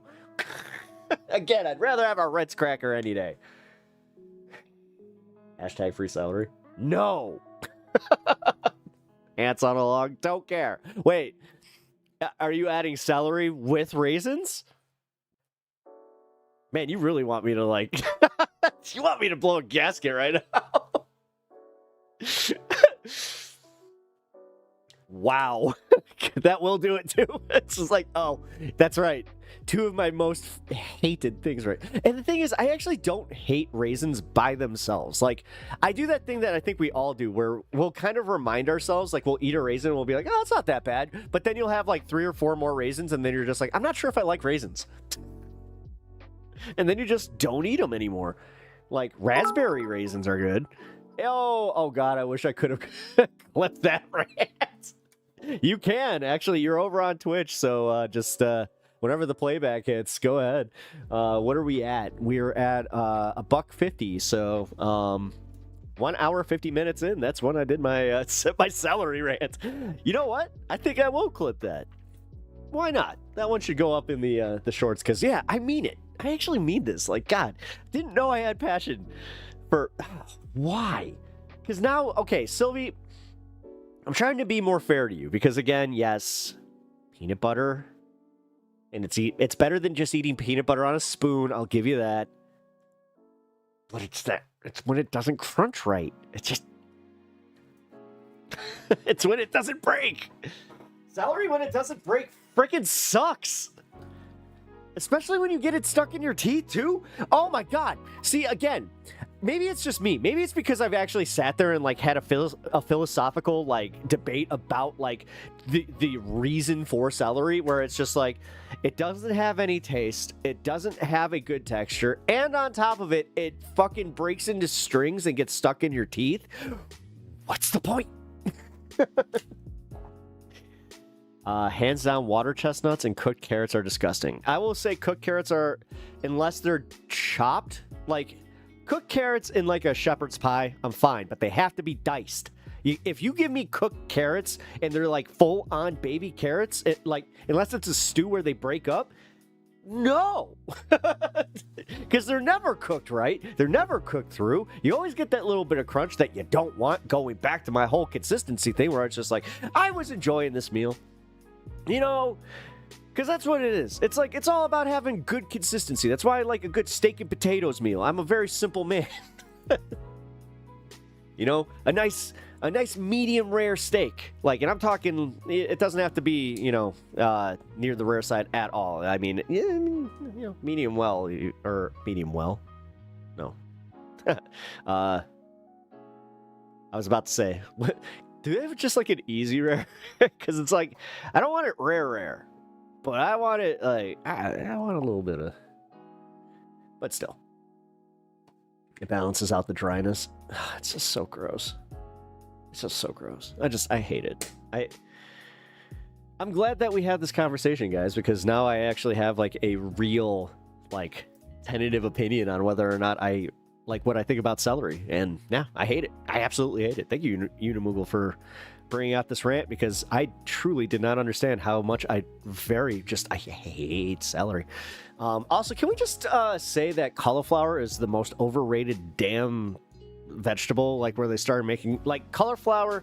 When I tried cauliflower mashed potatoes, what the fuck? Like, who? Again, who? Who thought that? Where they're just like, this is a good replacement. No, it's not. It's not. It tastes like ass, and I hate it. Although, you know what I've recently gotten back into that, like, you don't hear about in meals enough? Couscous. God, we need more meals with couscous. Couscous is so goddamn good, especially get some butter in there. Oh, fuck. Dude, I'm having a really weird food arc today. Celery salt is good. Yeah, so okay, yeah. See, the thing is, as a Chicagoan, I require that for a true hot dog. But yeah, mashed cauliflower isn't my fave. Neither are grits. Grits, it's how it's prepared. I've had really good grits where I was like, damn, that's grits. But then I've also had grits where I'm like, that wasn't grits. Couscous is what they throw at gay weddings. Really? All I know is that I had some buttered couscous recently, and I was like, I have it once a week. Nice. I was just like, yeah, make couscous great again. the thing is, it's not like you don't hear about it. Like I haven't walked into a restaurant where it's just like, you know, with a side of couscous. You're just like, yeah. Where did we recently go that had some interesting sides like that though? Oh wait, I think it was that Mediterranean place that you found. Middle Eastern is a staple here. Oh, it's Middle Eastern. It's a staple here. Oh, okay. Red couscous is earthy and delicious. Have I had red couscous? I don't think I've ever had that. I don't know. Also, dumplings, like, and I'm not talking like Asian dumplings. I'm not a big fan of those types of dumplings. I'm very much a Slavic bread in gravy dumpling kind of guy. Gnocchi, like gnocchi, yeah, or gnocchi. How do you, did I say it right the second time? Because I'm pretty sure that's how I've been saying it my entire life, is gnocchi. Like Loki, but gnocchi. Yeah, it's not just gnocchi, like gnocchi. Yeah, gnocchi. Yeah. I've been saying it right my whole life then. All right, cool. Get a little self-conscious sometimes about that. I wish I could interact more, but I'm off work, you know? Or oh, you're at work. Oh, balls. Well, when you're off, I hope that you can interact. Oh, is this like a subject that you're kind of like, yeah, you know what? I'm either cooking, or I'm, or you're getting really mad at me, just like, you are literally shitting on all of my favorite foods. It's like, I'm sorry, man. I'm very particular. Although, someone pointed out, they're just like, wait, so are you very texture-based? I'm like, I am. Why is this a thing? They're just like, what? It could be. I'm like, was it a wider symptom of? They're like, you don't want to know. Starts with that and has tism in the back of it. It's actually gnocchi. In the South, gnocchi, nyawoki. Okay, I don't like that. Couscous isn't normally in my diet. I'm agnostic about it. Well, yeah, you said that you're not really you don't eat meat, so, yeah. That is weird for you to be agnostic on something. So, would you eat it, though? Like, if it was, like, if somebody said, like, this couscous is bomb, would you, like, at least try it? See, that's honestly why I could never be a vegan. No, you are a meat. Oh, sorry, my bad. I misunderstood. I thought you were not. Oh, well then. You're just agnostic about it in general. You're just like, I mean, if it's really good, okay.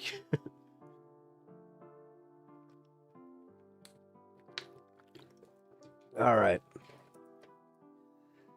Let's get to this. All right, so the boulder attack. I'm just going to go out on a limb and say that this guy was kind of a lone nut. And like he targeted these people because they probably annoyed him. But the fact that he saw him like every week and he was just like, I'm gonna do something about it, and then this week was just the one where he was just like, I'm gonna do something about it. Yeah, he sucks. He's crazy. The fact that he couldn't get a Molotov off is kind of funny. It's just like, everybody thinks it's so easy. I just want to picture him going like, fuck, because that's usually what happens.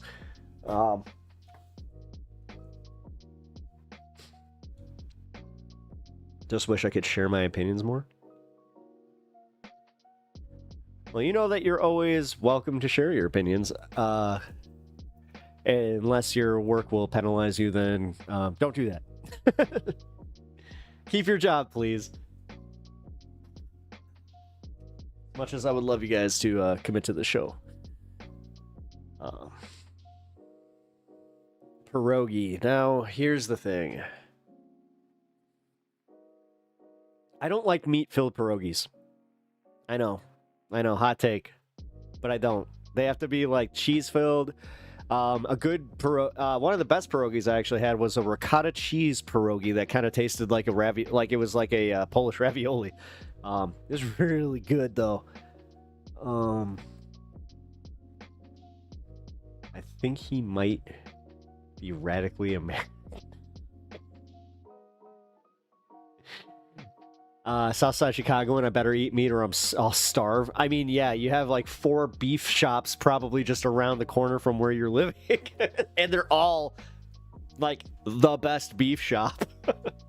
Although, let's be real, and I know, like the bear went and ruined it, but Mr. Beef though, with their sweet, that sweet au jus, dude. I don't know, man. I don't know. Al's doesn't know how to do it. Al's is too dry, by the way. Especially like original Al's. Oh, fuck that place. It's one of the most overrated touristy places off state. Oh, fuck. Oh, it's 220. Thank you for that. Well, it's 421 in the West Coast, which means Pep Talks missed his calling, so let's go.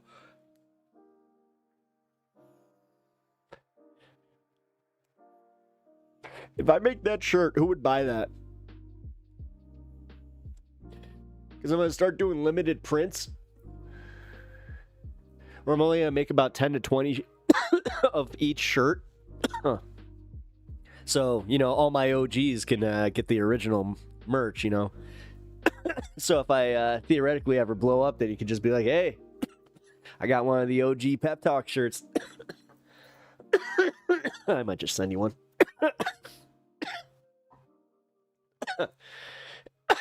Although, I'm not sure if it would be okay for you. Because, like, the whole idea was it was going to say 421, sorry I was chilling with Pep Talks. But, I also have I got the Make It Socialist one. God, that one's like it's ready to go. I just need to find a place that will do a small order for a decent price, so I don't have to go crazy. I would like to charge like about $25 per shirt because that's what I'm comfortable paying for a shirt. But somebody had another idea. I'm debating it. I'm looking into it, but they were just like, yeah, you know, like, why don't you look into having like custom, you know, like pieces made? I'm like, And then the other one was just going to be my logo, Pep Talks, and then we have fun here. So, actually, that might be the one for you, Ryan. There you go. Also, real quick, I realized I did not have an ashtray down here. A silicone ashtray from Edie Parker, which I'm not sure if you guys are into fashion or that kind of stuff. I only know about it because my wife had mentioned, like, ooh, Edie Parker. I'm like, that sounds like it's a fashion thing. But yeah, it's actually pretty cool. A little silicone. Wait, is that silicone or silicone? That's silicone. Because silicon is the one that goes into computer chips, right? Yeah. Trying to get it right, guys.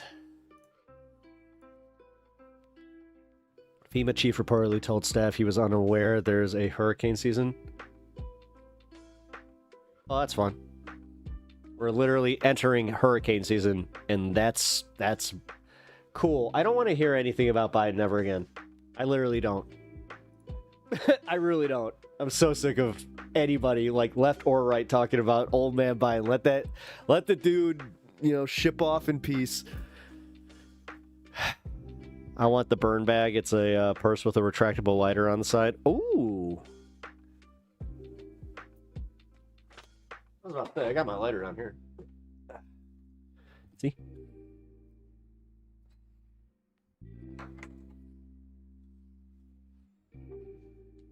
Medieval Italian meat pies are fantastic. Is that what I think it is? Because it was so funny. We were just watching Star Trek Voyager last night, and it was the episode where B'Elanna is going through her like Klingon ritual where she has to eat blood pie, and I remember that there was a Star Trek cookbook, so I just Googled real quick to see what the blood pie was, and it made it sound like it was a medieval Italian meat pie. So Short TX or Shork TX, what up, man? We got a it's a smoking Pepe, because then you're in the right place. Don't know your politics. You may not know mine. You may guess mine, but we have fun here. So as long as you're not a dick, I will not match energy. So. Hell yeah, like that. Hell yeah. If I walked around with any reference to smoking clothes, my sergeant, the cool one, would lose his shit. No, as I said, how about just pep talks? We have fun here, where like it's just my logo. It's usually veal and pork with onion, garlic, eggplants, potato, breaded, and baked. Okay, so this one might be a little different because it said something with beets. Maybe that was just for coloring? Yeah, because what? Here. Klingon blood pie.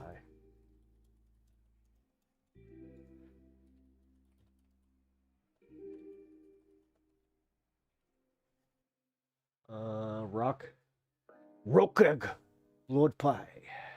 Food replicator. It's delicious. Blah, blah, blah, blah, blah.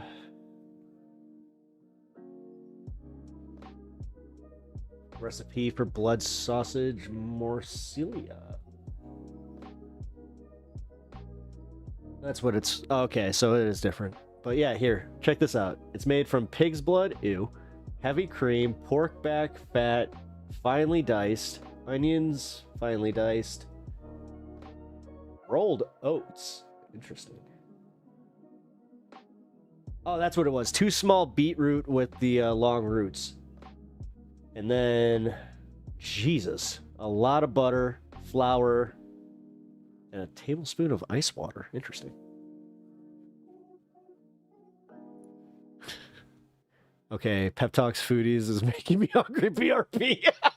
Dude, I have to be honest, man. I just got to start, like, labeling my food segments, because, like, I start going on these stun locks where I start talking about, like, all the restaurants near us, and, I mean, Deke, you know, like, so, especially you being on Southside, dude, just go get a Rico Benny's and, like, be done with it, and make me jealous right now. Like, make sure you post it in Discord, though, so I can get properly jealous, because, oh my god.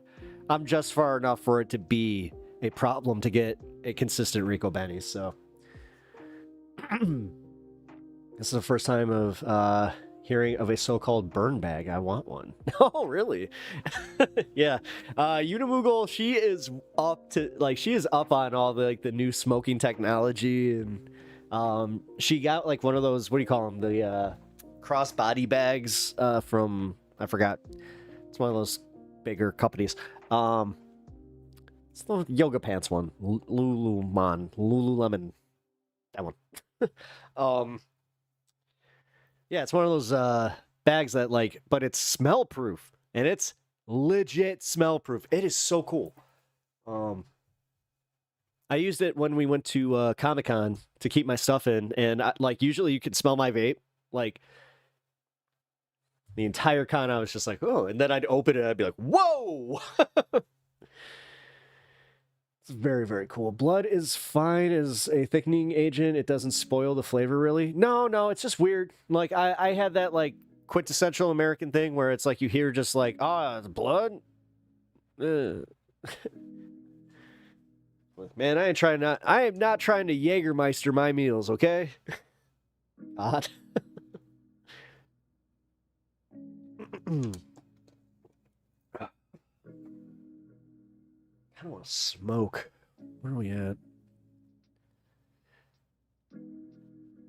My mom used to use beef blood and reduce it with Merlot to make a nice Bordelais sauce. Yeah, I've actually I've heard that. So, dumb question then. Like, how do you know when it's safe? Like, God, I really feel really stupid.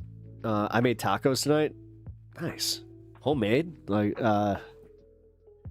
now you got a method. See, this is the thing. Welcome to Pep Talks, high on politics, because we also, when we talk about like making our food, we like to elaborate a little. We like to not only share like a little bit of recipe knowledge, but also just make chat jealous and make Pep jealous, because yeah, I'm hungry too, man. So I don't mind hearing like what kind you got. You know, you got some carne asada, you got some barbacoa. What do you got? It's my personal favorite, hence why it's hard for me to quit some pork, because again, man, Mexican pork specifically, god damn. I know how to season that just right to where I'm like, I just don't care. I don't care. I don't care about my heart health right now. Just give me that. It is perfectly seasoned. It's the same with like when I have like a perfect barbecue where I'm just like, I don't care, but I've told you guys, man. 38 years old, you start hitting that cholesterol point where it's like, okay. It's like, I'm not like make or break or nothing like that, but I'm just trying to be better. I could go on and on about good food from today. We hosted Shabbat. Nice. So many good dairy foods. Oh, quiche. I love quiche. Raviolis. I love... Oh. Bro, those Hebrew festivals have the best food. All right. This may have backfired, because now I'm actually like more hungry than I thought I was. And I just ate pizza, man. Damn it. This is what happens when I have a snack on stream. Should have just went hungry. All right. Let's get back to the news. My bad, guys. Didn't mean to go on the food stunlock for as long as I did. But we do have fun. You know, we love it. I want one of those personal rigs, like a battery Puffco is top right now. I want to look into a flower vape. Yeah, I've seen those. They're okay. I don't know. I used to use one. I didn't like it.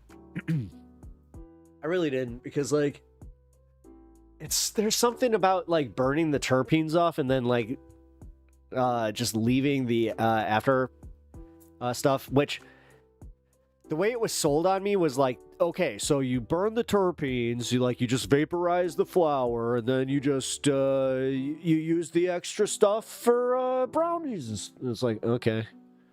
I don't know. Never really went that way, so if y'all ever decide some reason to come by, you're invited for lunch, hell yeah. No, see, this is my favorite part about streaming, is the fact that I got people all over now. That's awesome. Wife is making tacos. Oh, man. Yeah, I don't know what we're having. We have not discussed. That's one of those situations that happens occasionally. Wait, what?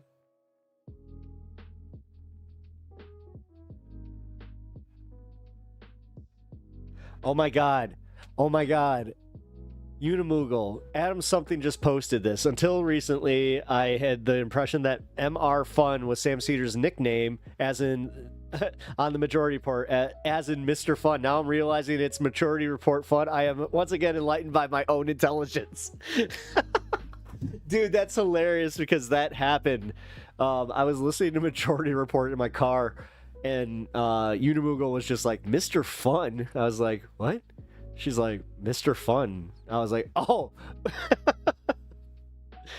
Well, I want either Puffco or Dr. Dab or Personal Rig right now. Oh yeah, we should probably... Another Dr. Dab would not be bad. I heard today that joints burn too hot for good effect from terpenes. No, I know. They're fine. I mean, come on. I'm pretty sure we all know the answer here. We've all smoked a J and then felt sufficiently high. So I don't know. Nothing hits quite like a... Yeah, see, I'm a binger guy. If I have to choose one to stay with my entire life, it's just give me this, specifically this. I've had this. Oh God, knock on wood, because this is my nightmare. Gotta treat you well. I've had this forever. God, this thing is probably 16 years old. This thing could have its own driver's license. And yeah, this is it. Like, just give me this all day. I love my zong. Not even a bong, but a zong.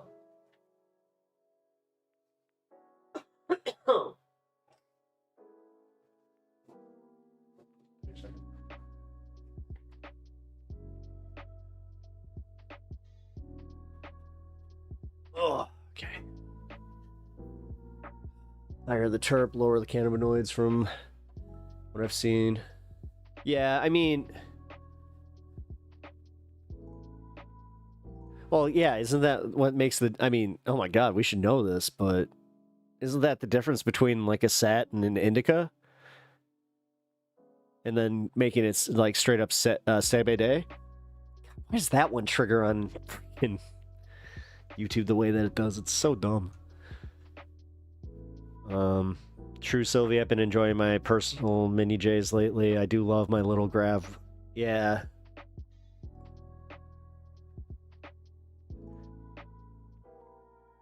If Pep's glass smoker gets a driver's license before me, I give up on life.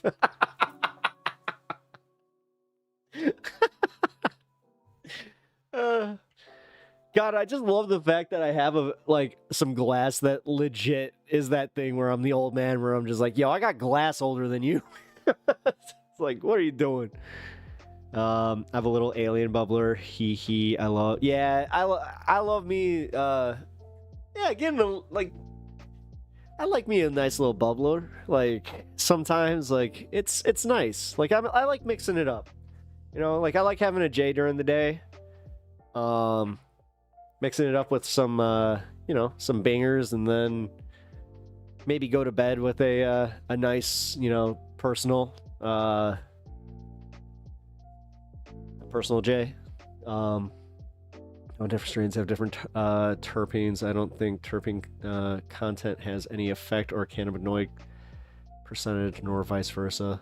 That was my understanding of it. There really isn't such a thing as indica sativa anymore. They're both been so interbred. That's not true. That's not true at all. I can tell you right now, just based off the two that I got going. And no, that's not true at all. Like, dude, the way that that's my favorite part about being able to go to the dispo is being able to curate my buzz. And I can also tell you right now that if I were to smoke a sat, like, while I'm trying to go to sleep, it's not working. And it's not just like a, what do you call it? Like a placebo effect. It is real, where it's like giving me a little caffeine pill for my brain that's just like, you're gonna think about everything right now, whereas if I have, you know, an indie, then I get to go to sleep, where it's just like, we're gonna chill, like your body is vibing and your brain is going with it. So insane practice songwriting, but I need topic or concept, help me out. Okay. Well, like, what are you trying to write? Are you trying to write something super personal? Or are you trying, lonely together? That's a good one.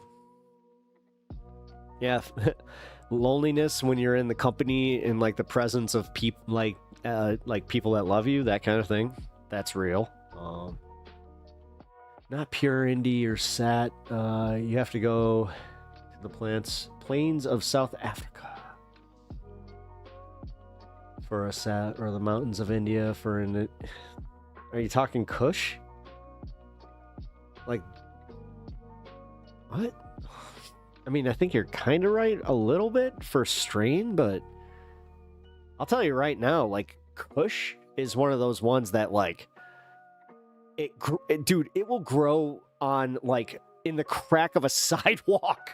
It doesn't matter. Like, it's one of the most hardy damn plants I've ever seen in my life. It's just marketing at this point. Ish. Not really. No. I was around before the marketing. I know you probably were too, Dave, but I don't know, man. Like, I see through it, and I also see, like, again, what works for me. So I just disagree. I think that it's still, you know, if you get a straight sat, then you got a straight sat. That's why, like, hybrids, like, they are great, but what I don't like about hybrids is just being able to figure out exactly like which way it leans. Like we used to be able to do that, especially in the earlier stages, but yeah. But also commercial growers go for whatever will give them the most yield in the least amount of time. Yeah. Well, for the most part. So like this is what I like about this one company, The Rhythm. They're awesome with that because they do what do you call it? Oh my god. Like fashion strains, not fashion. God. Crap. They're like special strains though. And they only do like that one yield and then you're not getting it for a while. Like it's cool because it like kind of gives it a level of like, oh damn, it's back. Like that's like they have specifically their strain of Jack won the Cannabis Cup. And that's why like every time that comes back, I'm just like, give me that. That's why. Individual growers do have more. Yeah, I was about to say I know me. Dave, you're part of the Discord, right? Here, go to horticulture and you can see what I'm talking about because you can see my tall one. That's my Mountaineer, is we'll call it that one. And then the little baby, that's Skunk one in the chamber. Individuals, so they will harvest sativa too early because they want to harvest that. Yeah. Lonely Together is a good one. Nice. I always like when you're able to find inspiration here. It's very cool. Designer strains, not fashion. The hell's wrong with me? You see what I meant there. Designer strains. Ooh, the first fashion strains, guys. Oh, here we go. I wanted to cover the rest of this Charlie Kirk thing that we weren't able to get through on Friday. It was either Thursday or Friday, but I just remember like closing out the show where I'm like, guys, we've done it. Like, don't have enough time. So let's take a look at Charlie Kirk getting spanked in this debate. Now, anybody that watches this channel would have heard of the clown and the Donald Trump bootlicker, Charlie Kirk. And you will know that Charlie Kirk is someone who consistently promotes misinformation, conspiracy theories, and will just basically do anything to... Oops, I didn't know there was a good evening, Mr. Kirk. You've obviously devoted a lot of your life to electing, keeping in power Donald Trump, and you did so partly because you said Trump would put Americans first and take them out of foreign conflicts. Should we see how that is going at the moment? Currently, Trump has just accepted a $400 million debt from Qatar, which we're assured is perfectly above board. Billions in arms are going to Saudi Arabia, which they're using to bomb and starve Yemeni children. Not sure how that's in the interest of the United States, but it might be in the interest of the $5.5 billion deal his failed sons are receiving. At the same time, this great president of peace has greenlit mass killings, not just in Yemen, but in Gaza, where he greenlit an invasion called Operation Gideon's Chariot, with the express aim of wiping out the Gazan population. You promised to put America first. Haven't you and your ilk sold America out?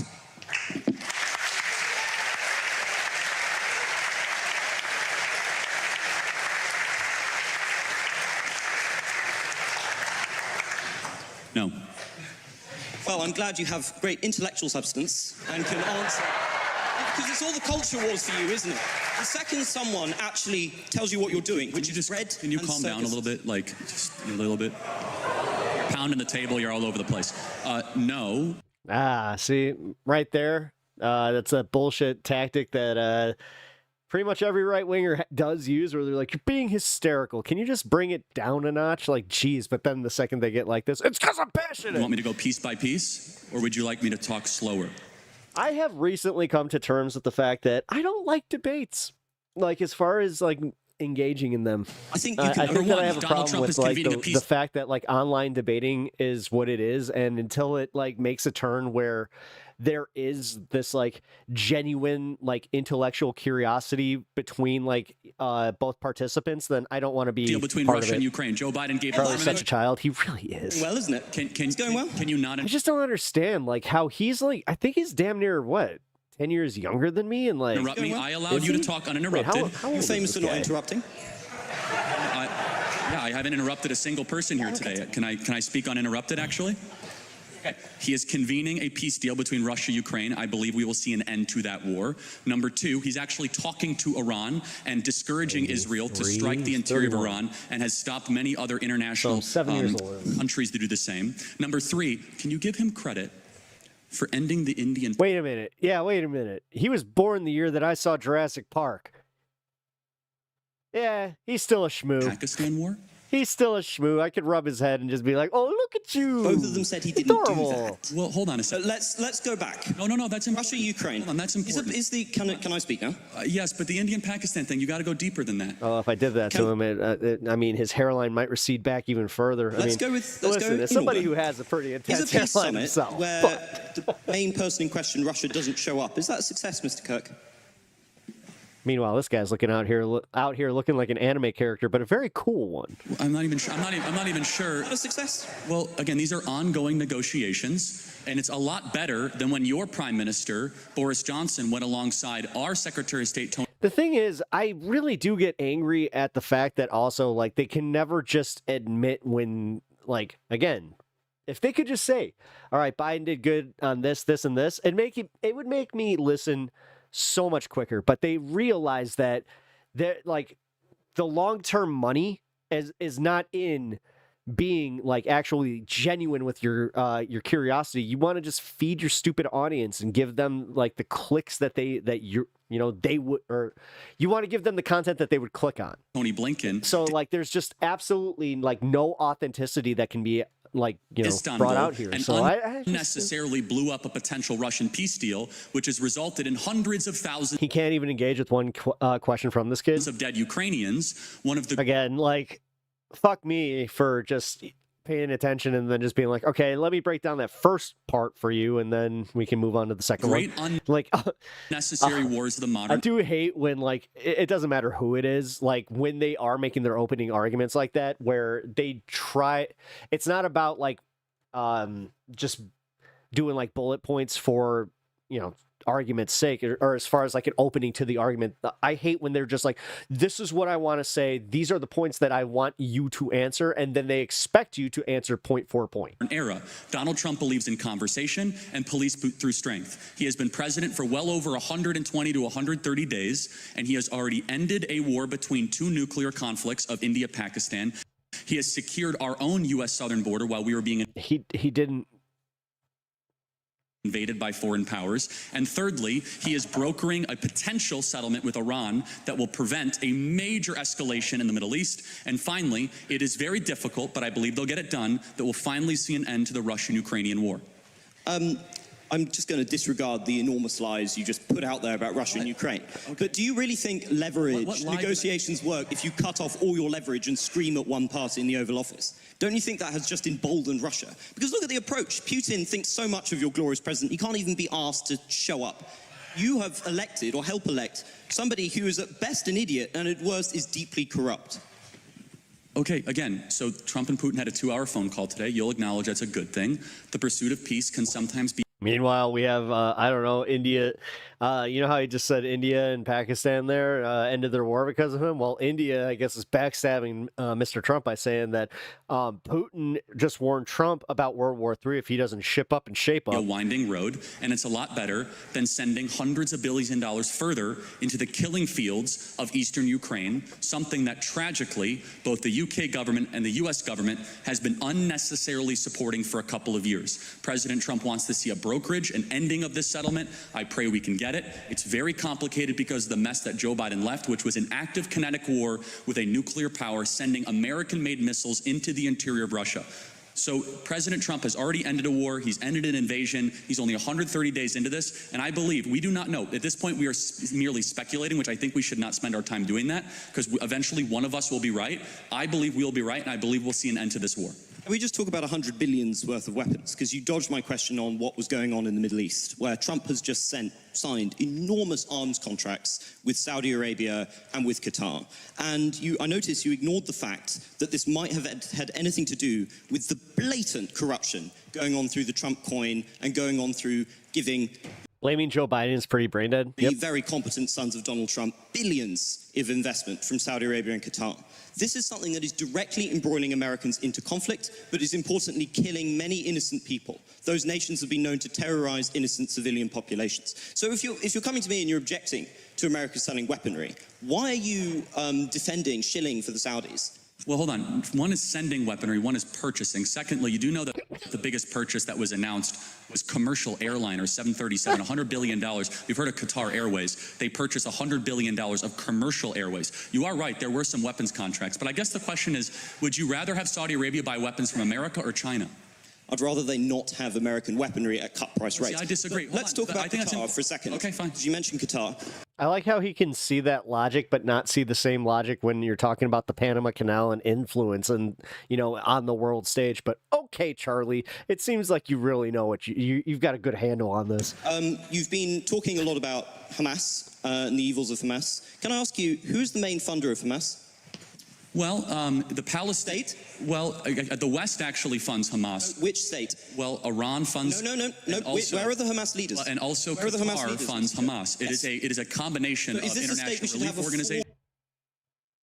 The answer he's looking for is Saudi Arabia. 100 million jet with the President of the United States on it. Hold on. First of all, it was not given to him personally. I understand the optics of it. Or Qatar. But it was not given to him personally. It was given to the U.S. government. And under that standard, no U.S. government should ever receive any gifts from any foreign countries whatsoever. It's not given to him personally and not a violation of Why is he trying to transfer it to his personal library? He is. Actually. Okay, again, he sent out a lying. Statement. This is way too... Trump bragging about how Saudi Arabia is talking about how awesome America is now pretty hilarious, though, as if a violent, oppressive petro-monarchy is we want to keep on going if we can.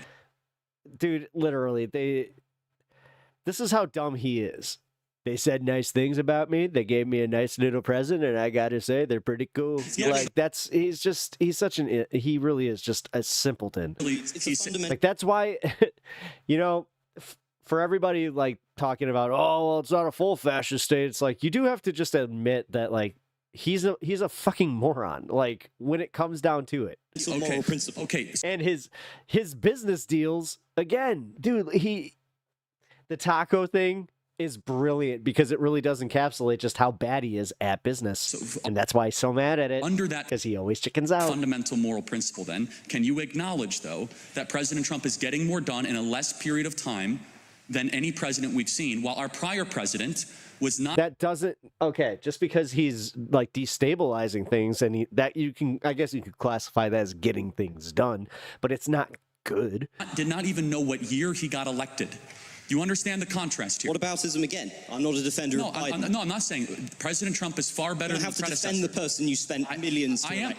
I will defend every day of someone who ends an invasion. That's all you do, is brings down the price of oil, who is revitalizing the American. No, the thing is, he's kind of making the point I was making earlier, where it's like, no, but you're an absolute clown if you cannot criticize him, and that's it. Like, every time that these debates are being handled, it is just jarring how, like, these people are not able to capitulate to any of it. American economy, who's brokering... Like, just go, yeah, you know what, I disagree with Trump on this one. Peace, who stopped the potential nuclear war. Like I said, automatically, in my personal life, if you can say that, and even if you do like Trump, I'm automatically more willing to engage with you in a conversation if you're willing to go like, yeah, but I didn't like X. Who is bringing Iran to the table and bringing... Even if it's literally saying I didn't like X, you know, because that little shit, he wiped those boogers on the Resolute desk. It's a great desk. It's a very old wood. Those boogers, Russia to the...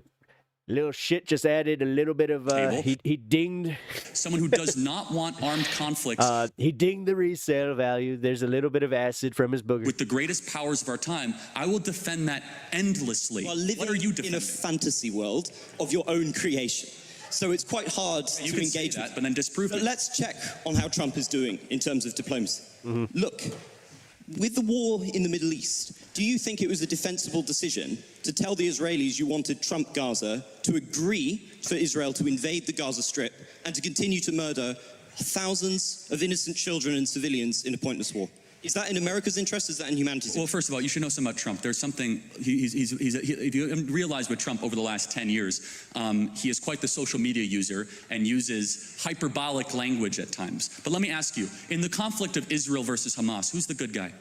I believe both Hamas and the Israeli government are evil. But I think also that there is no justification. Are they equally? There is no justification for the murder and mutilation of thousands of innocent people and children in a futile. Let's zero in on it. There is no justification, Mr. Kirk, for invading hospitals, for bombing innocent populations and dragging out a war which is damaging Israel and the West's security. You've made that point, but it's not a point, it's a moral truth, isn't it? Okay, yeah. It was also a moral truth that the war started because 1,300 Jews were killed and 200 were taken hostage. And when you declare war on Israel, expect a firestorm in reaction. Let me finish, I let you talk. Israel, at its holiest day... Oh, he's getting indignant, guys. So it's time to listen, because he's indignant. Of the calendar year besides Yom Kippur and Rosh Hashanah, Samat Torah, the 50-year anniversary of the Six-Day War. On Shabbat, Hamas invaded Israel, deciding to go recklessly to music concerts, to homes, to kibbutzes, and taking 200-plus hostages. They knew what they were doing. In one of the most cloistered urban environments on the planet, 2 million people live in a place where it's impossible to wage war. Impossible. Where they wear civilian clothing, they violate every tenet of the Geneva Convention, and the IDF, when they do something right, they get no credit. Oh, now you care about the Geneva Convention? When they do life-saving surgeries of a Gazan child, they get no credit. When they drop leaflets, they get no credit. But when they happen to bomb a place where they are operating their military from, which we now know from third-party verified sources, hundreds of Hamas military operations are in mosques, schools, and hospitals. I'm sorry, the country where they were living in relative peace on October 6th, that all of a sudden we had a war, and Hamas started the war. And I don't see people that were really upset about the 2 million Germans that were killed in World War II, civilians. A tragic truth of war is that civilians die. I don't like it, and you don't like it. And they brought it upon themselves. The only operation and entity to blame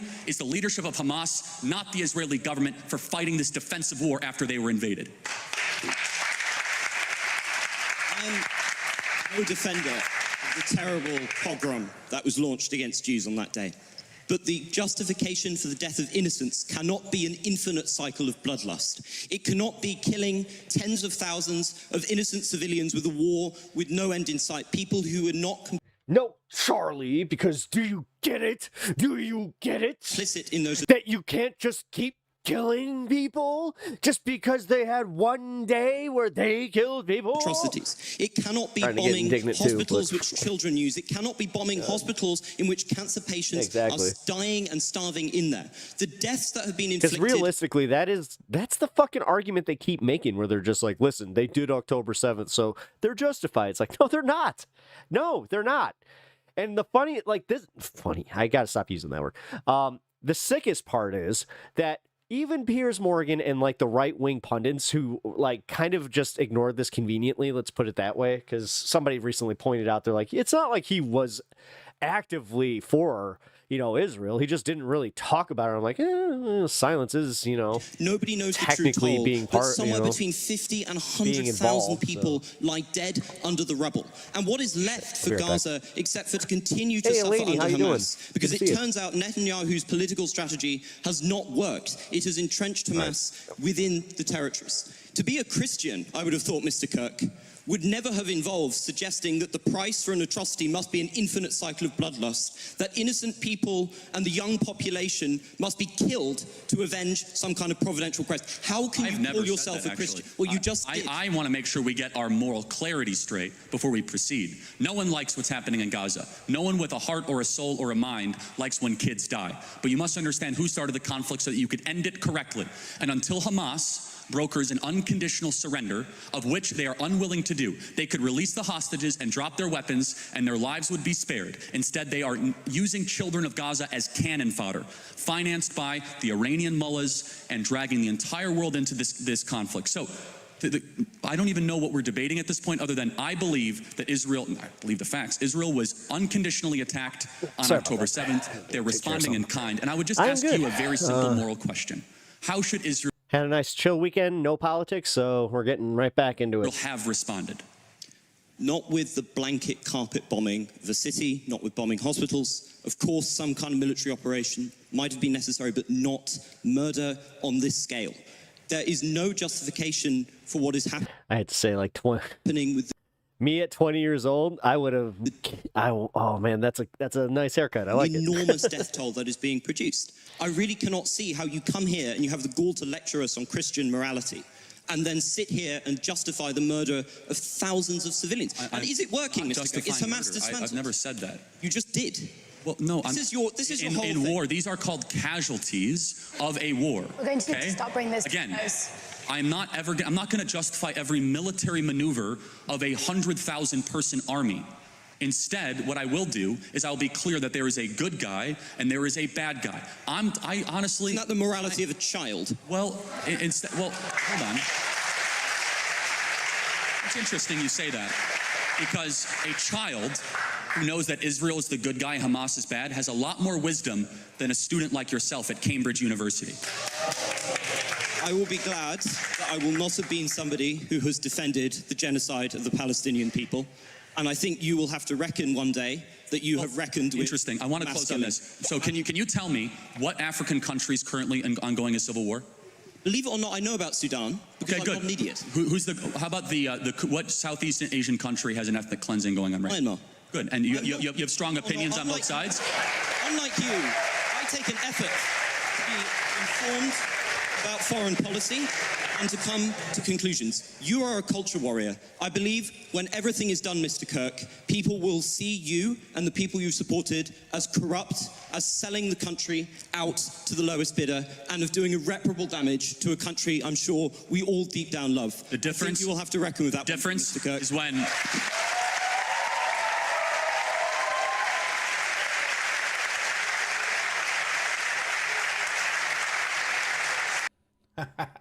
Mic drop moment from the young Brit there. Absolutely phenomenal. It's so. I love this guy's voice, man. He's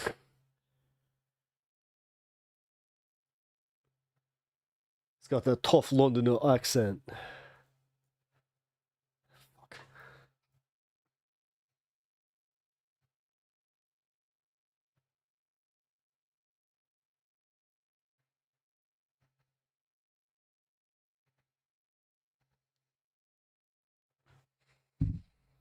All right. What's next? What's next? Give me 1 second. I want to smoke with y'all. Also, to continue the Charlie Kirk bit, I got one more thing from the Bituation Room, because Francesca had a interesting title to this video that immediately piqued my interest. It's Charlie Kirk is scum for this, so I don't even know what this pertains to, but I do know I'm interested. I'm interested to see what happens. So let's see what she's talking about, because with Charlie Kirk, you really don't know. It could be about that debate. It could be about something completely different. Who knows? So this happened, I believe, at one of the Charlie Kirk goes to a university and sets up like a microphone to debate people. Interesting. So I downloaded this for the day. I'm not sure if this video is still live. I just got a YouTube thumbnail that says this has been delisted. Is that one of the things that he likes to do to gain? Wait, then how do I still... To like, for like free content? I don't really know what his shtick is, but that is one of the things that he has been doing. And just for some background, the reason we, don't like people like Charlie Kirk, not only are they like avowed Christian nationalists, hateful anti-trans, racist bigots who have a weird obsession with the amount of eggs that Taylor Swift has, just raging misogynists, is that they're also virulently anti-choice. They do not believe in bodily autonomy. They don't believe in freedom. They don't believe in family. They don't believe in health and health care for women. They don't believe in health and health care for children, to be quite frank. So this is Charlie Kirk and from the if you're listening, the setting is going to give it away that this is a Jubilee video, which I should take a poll because I've been asked to be in Jubilee videos and I've been like, I'd rather gouge my eye out with a fork, but you could tell me if you think I should do them. So if you had a daughter and she was 10 and she got raped and she was going to give birth and she would, no, wait. Oh, and she was going to give birth and she was going to live. Would you want her to go through that and carry her baby? That's awfully graphic. It's no, but it's a real life scenario that happens to many people. The answer is yes, the baby would be delivered. Oh, okay, great. So that's insane. But let me tell you why. No, hold on. Let me ask you. Wow. Yeah, I can't watch much of this because it is Jubilee and I'm already getting the hit here. So, you gotta be kidding me. Oh, why can't Jubilee just review my request? Full disclosure, guys, I did put in a creator request to cover this stuff. I still have not gotten anything back from them, so that sucks. Here, let's see if I can find a different one. Ew, Chuck. Yeah, I mean, dude. The thing is, I don't think he actually believes that. Like, when actually faced with this type of scenario, I don't think he would, because he just said he has a daughter, so, you know, these guys tend to change their minds when, you know, actually faced with these situations, but, you know, he does have a audience that he has to placate to, so.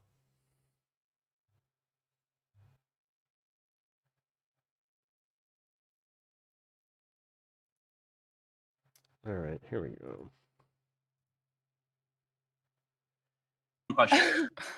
Here we go. So the answer is yes. I would want my 10-year-old to bear. Sorry, guys. This is going to be so that is the kind of person audio only that Charlie because Kirk is. Yeah, you know what? And I just here's the did kind of realize person this. who like she totally did take approaches this the down, mic. And I think that she to realized that she screwed up. So, you know what? It's not even worth it. Yeah, because this video's gone. So, yep, video has been delisted. Oh, that sucks. She lost 14,000 views. Ooh.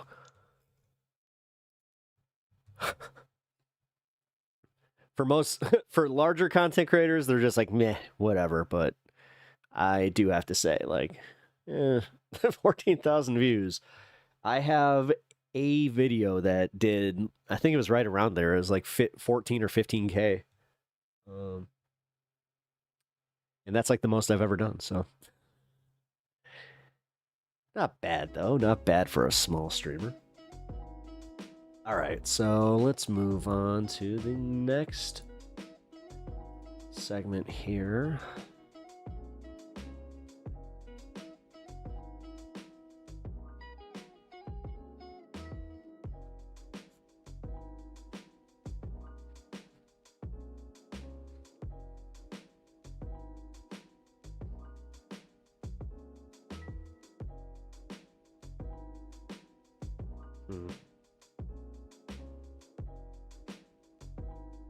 The latest act of horrific anti-Semitic terrorism in the U.S. In Boulder, Colorado, yesterday, an Egyptian national. Right there, guys. Again, in the right US there. With the way that he's just going for it. 16 counts of attempted murder, plus a federal hate crime charge. Police say that the man used Boulder, Colorado. The suspect just appeared in court. Shimon, tell us what happened.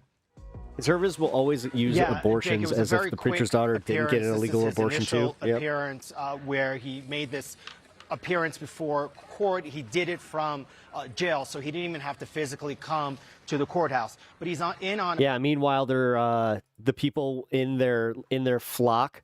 They'll literally push their children to have kids because they don't believe we can't believe in abortion, and then you have a 15-year-old daughter that's about to have a kid.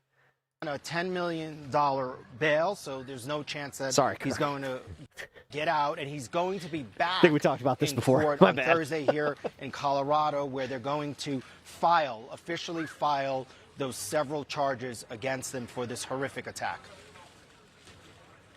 The suspect also faces a federal hate crime charge? Yeah, there is, and that is a very significant charge against him, that federal hate crime charge. He could potentially face more charges from the Department of Justice, but that was also filed today. So you have the state charges now, and then you also now have this federal hate crime, and the FBI and DOJ are continuing to investigate those acts as well. So they're working together with the Boulder police as this investigation continues, Jake. What happens next? What's the next step, Shimon? So the next step will be for him to appear in federal court on that hate crime. You know, generally what will happen is perhaps maybe the state case will go first. But the thing right now is about the victims. 2 of the victims, Jake, remain in the hospital. There are several other victims who were released from the hospital. There's that 80-something-year-old Holocaust survivor, very significant, a pillar, a woman of this community that everyone knows, who is such a strength to this community. She was injured. Her daughter was seriously injured as well. And everyone that I have talked to in this community today, this is the woman that everyone talks about because she is. This is weird. Again, guys, what I said about the whole overemphasis of everything in this story. Here, she's been the over coverage. Walking in the. Because realistically, guys, if this happened on a heavy news day, this would not get this much traction. These walks every week, and to have her attack. Also, like I said, this kind of plays into a narrative that they already want. In this way has really shaken many of the people. On Sunday, Jake, here in Boulder, there's supposed to be an Israeli festival, so we're going to see an intense amount of security as law enforcement prepares for that festival. Colorado, thank you so much. With us now, Colorado Republican Congressman Gabe Evans. Congressman Evans, thanks for joining us. So your district is just east of Boulder. What are you hearing from your community and the community in Boulder about this horrific attack? Well, first, just the abject horror that this happened here. Of course, we violently, any violent crime like this is absolutely impermissible in Colorado and America. And so we make no bones about condemning anti-Semitic attacks like this. But the problem is, how do we keep this from happening again? And when we look at the investigation and the information that we have already, and as we'll continue to uncover more information, I mean, 2 things really stand out to me. I spent 22 years in the military and law enforcement, and so I've done these investigations. I've been a part of the global war on terror. And unfortunately, when we have sanctuary states like Colorado that prohibit state and local law enforcement from being able to work with their federal counterparts to be able to identify risky behavior, such as in support of law enforcement that included the message, quote, hate has no home. The feds are saying murder charge. Nobody died. How can they call it murder? In Colorado.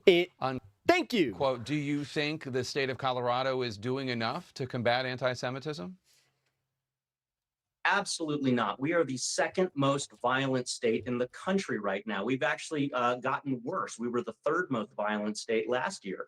And a huge part of that is because of the sanctuary state laws in Colorado. Literally, I just looked for the latest update from 1 minute ago. No fatalities. $50,000 fine on law enforcement, state and local law enforcement, if they try to work with their federal counterparts, and immigration is potentially implicated in that conversation. And so one of the big things we learned from the 9/11 Commission after September 11th is was it 10 minutes? That state, local, and federal law enforcement have to be able to work together to be able to prevent things like this. Additionally, we haven't seen a consistent message from the ruling Democrats in the state of Colorado condemning anti-Semitism. In fact, just last year, families of the Israeli hostages, some of the hostages. There's nowhere near the amount of coverage when there are attacks on Palestinians in the U.S. That had been taken, were denied entry into the Colorado State House of Representatives by the Democrat Speaker of the House because they weren't sure that they could keep order amongst the pro-Hamas wing of their party. We have got to condemn the anti-Semitism wherever it's found, and not just when the violence occurs, but beforehand as well. Anti-Semitism obviously is a big problem on the left, and we've seen that in these violent attacks in recent months. Governor Shapiro's house, the attack and murders outside the Jewish Museum. It is also a problem on the right. I mean, in addition to the Tree of Life synagogue killing in Pittsburgh, which is obviously homicidal, there's been reporting recently that the Pentagon press secretary, Kingsley Wilson, has a history of social media posts pushing anti-Semitic tropes, extremist theories. NPR reports it has identified 3 Trump officials with close ties to anti-Semitic extremists like Nick Fuentes. I think, and again, the problem right now that we're seeing in terms of violence is on the left. And I want to make it clear, I'm not whataboutism. I'm not doing. You are. No, you fucking are. And what you're doing right now is totally fucking disingenuous. Again, you want to sit here talking about anti-Semitism and anti-Semitic attacks, but not once have you talked about the right-wing anti-Semitic attacks. Not once have you brought up the terrorism from the right wing. This is the bullshit that really, like, CNN never has to wonder why they've just completely lost all trust from all Americans, both sides, because they tried so hard to maintain liberals that they lost the conservative wing, and now they're trying to placate to Trump so hard that every single liberal or even like center-minded person has just stopped listening to them because of shit like this. And whataboutism. But it is really difficult to be a Jew in America and not see this as a bipartisan affliction. Well, to your point right there, again, the violence right now is coming from the left, which is why we do 2 things. You guys starting to see where I'm right. I'm right. Empower our state and local law enforcement to work with their federal counterparts to absolutely hold accountable these violent. Too fucking convenient.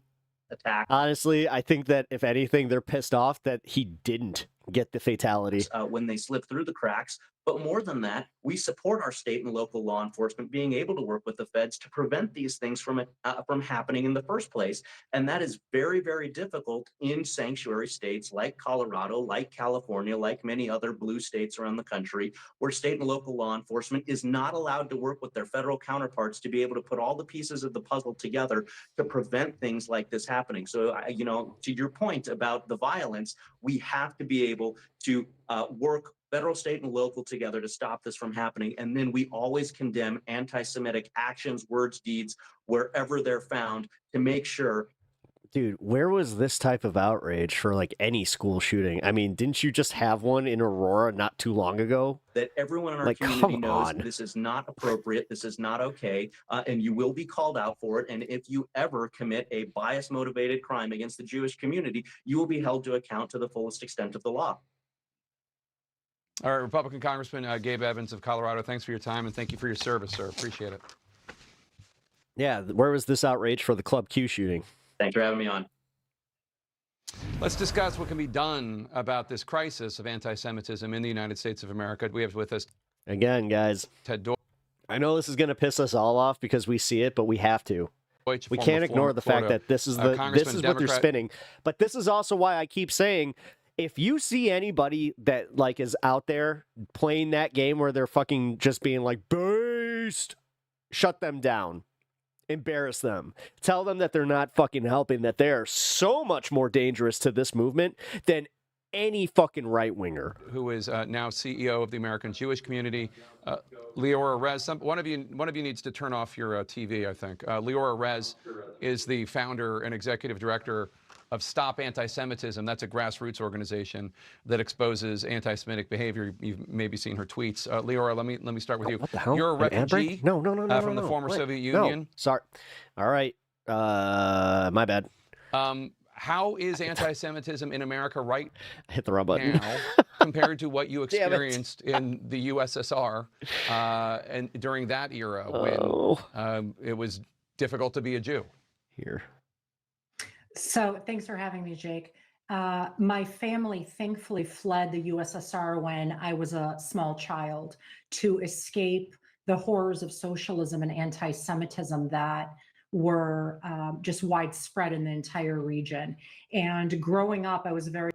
Dude, they are pushing a fucking narrative hard. Again, they're pushing the narrative hard, like harder than the actual story. That's what's wild. Thankful. It's almost, again, like they're pissed off that the couple didn't warrant the outrage that they wanted. I'm blessed to never have experienced and they're just like, oh, let's try again. As a child, as a teenager, but hearing horror stories from my parents, from my grandparents, regarding the horrific oppression that the Jewish people had faced in apartheid-like conditions in the former Soviet Union. So now, as I How much you want to bet this grassroots movement is funded by Israel? am Can't we just find that out? currently in my mid-40s. I don't as know a how wife, to, as a but if mother, any, myself. I know now that there are much more seeing history repeating expert itself Googlers is out there than extremely, myself. extremely So. frightening.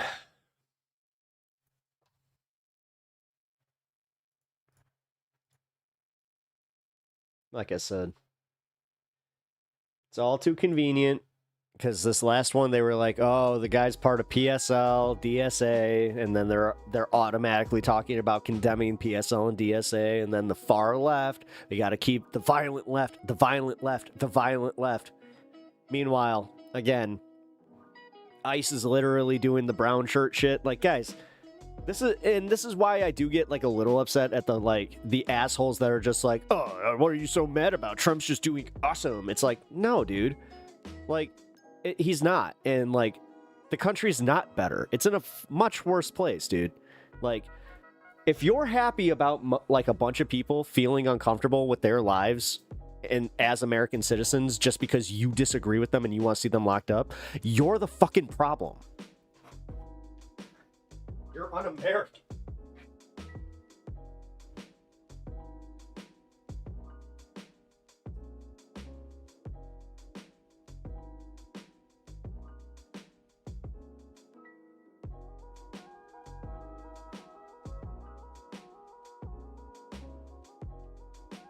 I know, forgive me for reading history and that thing called the Constitution that, you know, we kind of we tend to hold in such a high regard.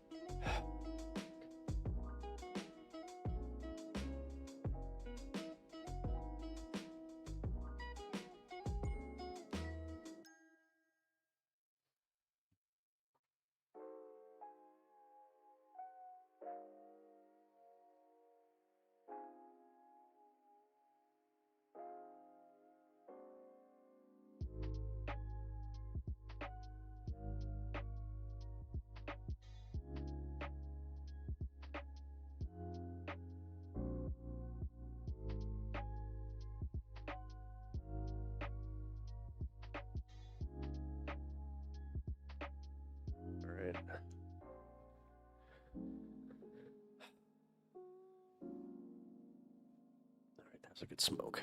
Now, let's do Elon's leaked text messages. God. All right. How much funnier can this get? Because honestly, I gotta say, the Elon bit has been pretty enjoyable. That was the little bit that I told you guys. Like, I had to break my no politics moratorium just to watch one specific story about him essentially getting cucked. So, well, not Elon, Stephen Miller. To be fair, Jewish people and their religion and religious people had a bad time in the USSR, but they represented the previous institutions, so it kind of makes sense, but I doubt their parents faced that many issues. I don't know. I mean, I can't speak to other people's personal experiences. I just know that their personal experiences are being weaponized for a reason. Like, there's a reason that they brought that up in that context. Let's be real.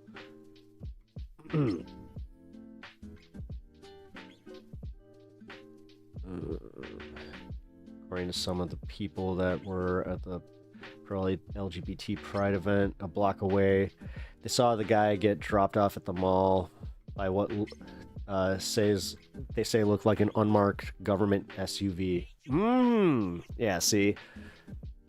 Yeah, it's starting to make sense. Like, honestly, in all these unmarked government fucking SUVs and vans, like, dude, even I've seen them here where they have temporary tags, but they're being used as police and they called it special security. Guys, like, I'm not trying to be a fucking conspiracy theorist, but when I see a bunch of this shit happening where it's like, guys, they're rounding people up without warrants, they essentially tell everybody who has a problem with it to go fuck themselves, and if they have a problem with it, then they can talk to nobody because there are no superiors. That, like, you want to talk about fucking scary? Just imagine that, like, when you deal with the cops, like, let me speak to your superior. I don't need to. You're not going to speak to my superior. As a matter of fact, you're not going to speak to anyone. What? And they're trying to be like, oh, that's never going to happen. Fuck you. Seriously, anybody that has that never going to happen mentality, go fuck yourself. Like, seriously, I get so angry at the fact that they're just like, oh, these libs are out here just being fear-mongering. Instead of actually recognizing that they're just so far gone that they wouldn't even fight for it. They would fight against us. They would literally fight for us getting locked up. They are more than comfortable with the idea of having an autocracy that is just it's just them. They just want a fucking right-wing right-wing autocracy. God damn it, I can't get that word out. Sorry, I am ranting. Never gonna happen. People need to read a fucking history book. Yep. Those people are the ones that, like, get most of their history and most of their knowledge from TikTok, and, like, I don't know how they coasted their way through high school. Like, this is can I just state that the most useless piece of paper in all of America is a high school diploma? Holy shit. There are the black shirts. Yeah. Brown shirts, black shirts. Don't care what you call them. Black shirts, like, they're literally wearing brown garb, which I was like, oh, that's a little on the nose. I'm glad that, like, there are groups out there because these idiots, they think that just because they're wearing masks, they can't get identified, but they're more than happy to, like, you know, brandish their tattoos, and they don't think that the technology that they use to target, you know, the gang members with their MS-13 tattoos, yeah, like, they can't be fucking found out. The ones that will side with capitalists and fascists. Yeah, exactly. Where's Antifa when you need them? I don't know. Not the what's the word I'm looking for? Government. It's not the government project that is hot at this moment because again, I'm becoming more and more in line with the thinking that Antifa was never a thing. Like, because everyone I've ever talked to in activist circles, which is a lot of people, we could never find anybody that was just like, yeah, I'm part of this organization group or like the organizing of Antifa. Like, none of it. Like, I'm actually convinced that it was all just fucking, you know, government agents. But now I'm going down the rabbit hole. Uh-oh, gay frogs. Might need some Tums or something. That pizza is not settling well. It wasn't. It was made up to give Republicans something to whine about. Yeah. Anyone who isn't Antifa is pro-fascist, let's be honest. Antifa is just anti-fascist. Well, that was the plant the seeds. Let's get people to be pro-fascist just by literally being anti-fascist. You know, it's all like simple conflation. Oh, I bet you're Antifa. They don't even know what fucking fascist means. Did you see the study that says marijuana edibles cause heart disease? No, I did not. But I can see it.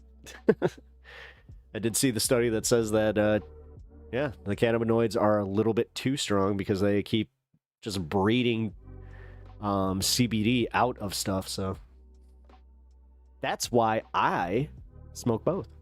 I just think pot doesn't cause problems, but yeah, it does. We never said it doesn't cause problems. It doesn't kill people. No, you just choose to harp on the one thing without actually, like, caring about, I don't know, like, the one that actually kills people. Actually, two. Like, fuck, just, if you use that same amount of energy to harp on, you know, potheads as, you know, drunk people who love them some cigarettes, you might actually do something, but... Oh, what the heck is Anonymous up to these days? We're getting some updates, but trust me, you're not going to hear about that from the mainstream media. You got guys like Kyle Kulinski finally doing it, but So no edibles, yes to Jay's. Got it. Yep. For every study saying weed is bad, there are 10 saying it's good. Yep. Yeah, and most of the... I actually found that one of them specifically was funded by Anheuser-Busch. Little sus, huh? But they are not a gateway to hard drugs. They're the gateway. What are you fucking talking about? Repentant man, I'm gonna call you retarded right now because that's exactly what you are. I cannot do this with you. Like, it was fun for a little bit, but when you're genuinely that stupid, that bothers me. Like, I smoked cigarettes, and I can tell you right now, you want to talk about the gateway drug? That's the fucking gateway drug, you retard. And I'm gonna use that one more and more on you. I'm fucking done. God. Sorry, guys. I know the argument for this one, but ugh. The hard R right there, and like I needed that like release on him. He sucks. Yeah, cigarettes are. Yeah, let me guess. You smoke cigarettes or have smoked cigarettes, and that's why you're fucking okay with it. But you're too scared. You need to feel like you're superior to these weed heads that just stay at home and have fun. God, you're such an ass. You really are. Like, dude. I'm glad that you caught me on a Monday where I can just finally be done with it. Where it's just like, you're stupid. Criticizing marijuana users causes erectile dysfunction. I mean, it's the only reason that he would find a page where he wants to disagree this hard. Alden Lore Hoarder. Pot is addictive and smoke in your lungs is bad. Definitely not as bad as 99% of anything else. What up, Alden Lore Hoarder? How you doing? True, I often did drugs just to smoke cigs out. Just to smoke cigs on them. I'll give you the pass for this. Thank you, Sylvie. I appreciate that. Because I know that would genuinely piss some people off, but it's just like, nah, dude, I'm done. I hope you guys can feel it, where it's just like, ooh, Pep had it. He's done. He's done. Pot causing... Actually, no. Beer does. I'll tell you that right now. Beer, whiskey dick is definitely a thing. So, alcohol is a big one, kind of like we were just saying. But repentant man here, them pot smokers. No, dude, you're just really mad that you see a bunch of people having fun, that there is this subculture of people that genuinely, seem like they're having a good time, that genuinely feel like they are chill. Like, you don't like that. You want everybody to be as miserable as your cunty ass.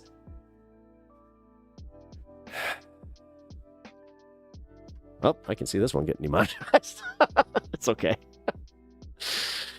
Only if your life is inherently worthless does it make sense that you should subject yourself to the level of self-degradation just to prove you're worthy of living.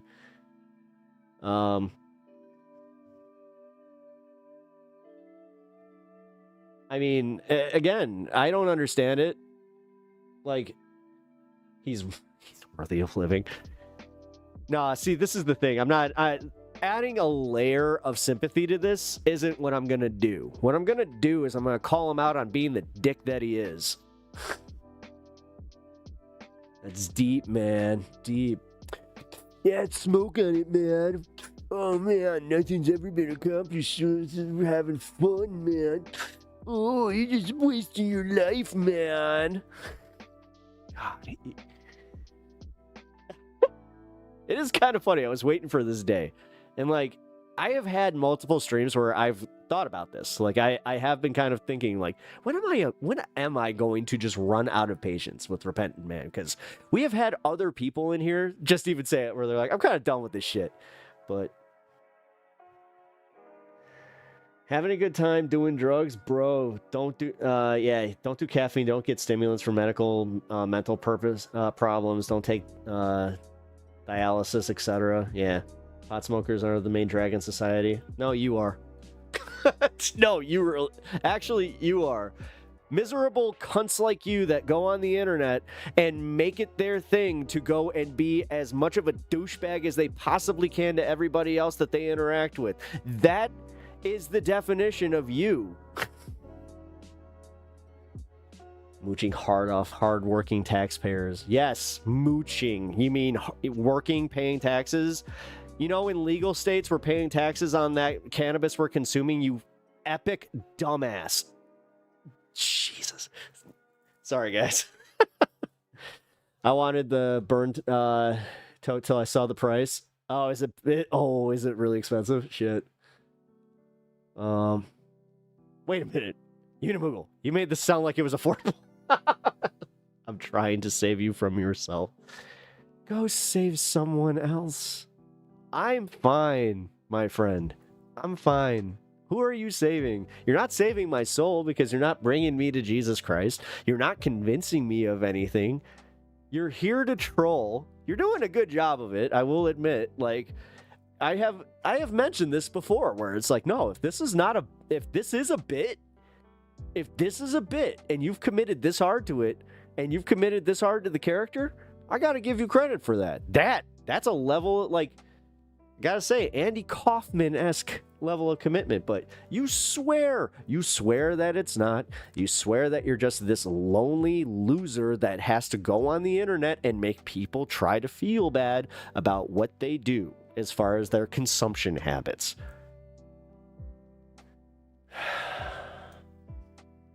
That really is, like, kind of sad, man. But, yeah, you know. It's $295. Ooh. Repentant man, straight edge religious zealot. Dude, even the straight... That's the funniest part is, like, straight edges aren't like this. Like, like straight edge punks, not like this at all. They don't get preachy. Like, they don't give a shit. They'll just sit there drinking their freaking Pepsis and just mind their business. But repentant man is just, I don't know, man. I don't abuse my body with drugs of any kind. I'm very happy for you. I'm very happy for you. Do you breathe air? Do you eat any food in America? Do you, I don't know, drink any water? Then you're drinking poison, you're eating poison, you're breathing poison. So, Mr. Health Nut over here, being just as much at risk as all of us. Unlike slacker potheads who drain on society. Anyone, you know what?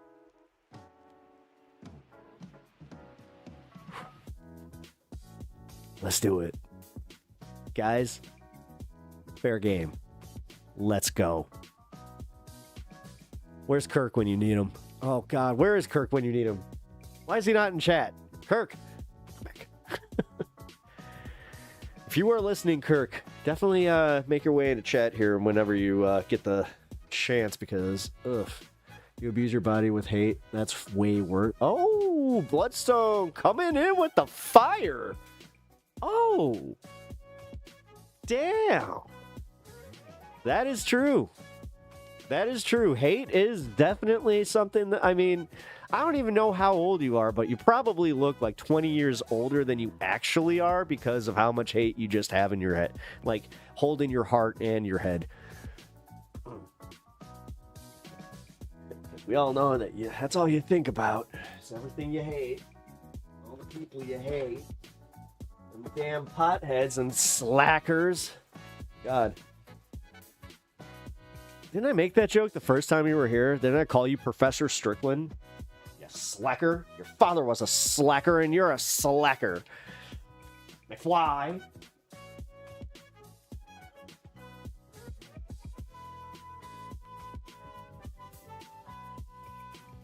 Diet Repentant Man. Is Kirk Repentant Man like Diet Repentant Man? Look at the ladies of the Trump administration. They do not look good. That's hate. Yeah. Oh, yeah. Although, you know, most conservatives like Charlie Kirk are out there trying to convince you like how ugly the blue-haired girls and the liberal girls are. And they're just like, but look at our, you know, beautiful blondes who have nothing but the, you know, they have hips for Jesus. And by hips for Jesus, we mean we control everything down there. Not Jesus, just us. Oh, did the new Elden Ring just come out? Is this...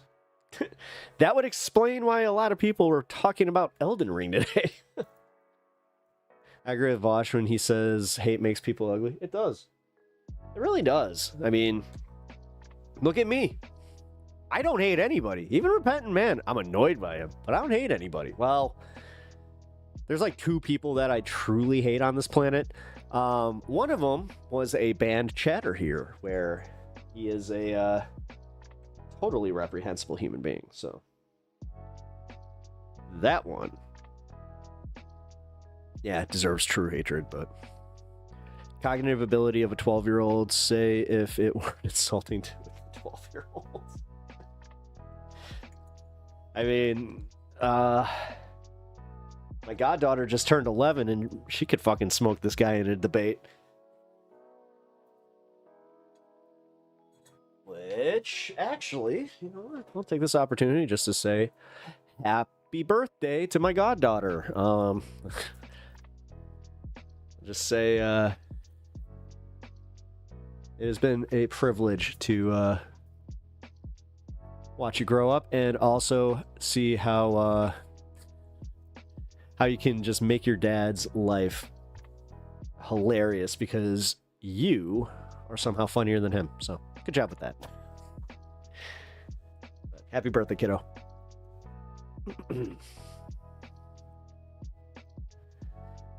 I said I would do that on the show, so she'll be happy with that. All right.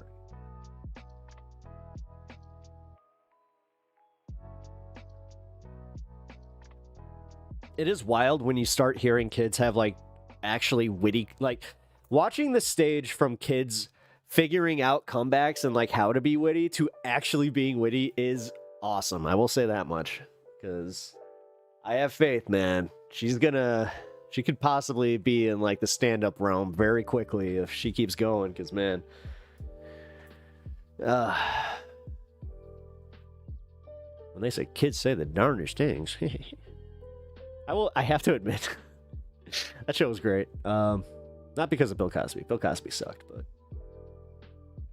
also kind of like that Are You Smarter Than the Fifth Grader show. I used to watch it with my mom. It was an alright show. Jeff Foxworthy, not my favorite comedian. Also not my favorite. He was, he was always one of those guys where I didn't mind his bits. Whoa, Adam, get some sleep. Our boy Mockler looking tired. What's going on? All right, Elon Musk has had an awful week, and it's about to get worse. We now have text messages between him and a close friend that prove how deeply paranoid he is as a person. And honestly, he should be over the past week as a result of his meddling in politics. I do love this. In just 1 week, we found out just how much everybody did truly hate Elon, which is fun. Because we need to start pointing this out where it's like, oh, yeah, guys, you remember like a week ago when you were standing up for this guy and now how you threw him under the bus? Yeah, we remember. His companies have been dropping in the stock market. They've been struggling. He got kicked out of the Trump White House because he's a political liability. And it's kind of bad. I actually kind of feel sorry. Like, I feel sorry for you, Repentant Man. I really do, man. Like, he had a bombshell New York Times article written about his rampant drug use. Jeff Fox, back when Republicans were still centrist enough to be funny, nowadays they're so far right they can't even. Yeah. And when he went to the Oval Office today for their final presser, he had a black eye. Another reason I don't talk to my parents. For no apparent reason, and then blamed it on his son X. A wild week. And to show you Elon's text messages, I'm going to bring in contributor Chris Mowry. Now, really quickly, I've been working and traveling a lot lately to build a bigger, better, leaner, meaner, left-leaning media ecosystem so we can throw a punch back when we need to. Yeah, but dude, no. When you say leaner and meaner, by leaner, do you mean by like leaving out the actual left? Because for real, dude, you have become like the 20-year-old fucking Gen Z or whatever fucking stupid generation he's part of, but he's like the face of these kids that are just like begging to be the next wave of centrist Democrats. I mean, David Hogg is probably this guy's like hero, man. Into the 2026 midterms, the 2028 election, and beyond. We need to have volume. We need to have scale. We need to be pushing back relentlessly. That's what we're building here. So if you want to help build it, drop a like, stick around to the end. We're going to be bringing in a bunch of contributors. We're going to be upping the volume and the quality. I'm going to be reinvesting in this model and just blowing it up. So thank you, and check it out. All right, today we got so he's buying a studio. This massive New York Times bombshell article about Elon Musk before the election, during the election, and in the White House. Most of the explosive parts of this are... I don't know, man. Like, here's the thing. I have to say this. Like, if you started this in your room and you managed to grow an audience of over 1 million followers, you don't need to reinvest all of it into having a studio and all this stuff. Like, realistically, it's like, no, just hold on to, like, just put it in your savings account and just, like, because there's no guarantee that this is going to work out forever. There's no guarantee that, you know, like, the political arena is going to be always this engaging. And on top of it, we don't know if there's going to be another adpocalypse or YouTube, like, situation like that. So, like, I'm always cautious in that regard. So when I see guys like Adam like that, and Philip DeFranco kind of talked about this, where he's like, this is the reason he didn't reinvest in having a new studio, because he was just like, yeah, you know, for as much as everybody talks about how I have FU money, he's just like, he's just like, I'm still worried. I'm like, well, wait, if you have FU money and you're worried, article are about his drug uses. Clearly, we're learning that I like how that's my barometer, where I'm just like, okay, well, maybe I'll be cautious with my using money. Drugs like ketamine and Adderall. Apparently is traveling around with up to 20 pills at a time, kind of just like combining them, specifically Adderall and his use of ketamine. At one point, he's apparently admitting to a friend that he's used so much ketamine so often it's affecting his bladder. Some really bombshell stuff. But the other thing in this article is leaked text messages that are clearly showing Elon Musk is very paranoid and growing very erratic, obviously in relation probably to his drug usage, but also in relation to... At the end, a daily compounding high yields interest savings, man. A lot of the family drama going on with him. You know, he has now had 14... Yeah, I should probably just open a SoFi account for my business. ...children with at least 4 different women that we are... I am not trying to give advice. I am just speculating on what maybe I should do. And again, growing increasingly erratic and paranoid about those things, about his potential assassination. Guys, you guys can help the stream out by donating at the link below here. It really helps me out. It'll help keep me going here and help me grow. Because, yeah, unlike Mr. Mockler here, trying to, you know, get new digs or reinvest however the hell he's looking to reinvest, I'm just looking to eat. So, and... yeah, just make sure that I can do this for a job. Like, I would... oh, my God, dude. Like, without saying too much, we're like this close. It's madness. Before we get into this, I want to set the stage a little bit, though, because after this article was released, Elon Musk was actually in the White House with Donald Trump at the Oval Office, and he had a black eye for some reason, which was very, very strange. So I want you to watch kind of like his mannerisms here as someone from the press notices that he has a black eye. Before I click play on this video, once again, my name's Chris Mowry. I'm filling in for Adam Mockler on the Adam Mockler channel. If you enjoy my content, there's a link in the description for my YouTube channel. You can check it out. You guys have shown so much love lately, and truly from the bottom of my heart, it means the world. I love each and every one of you. Yeah, see...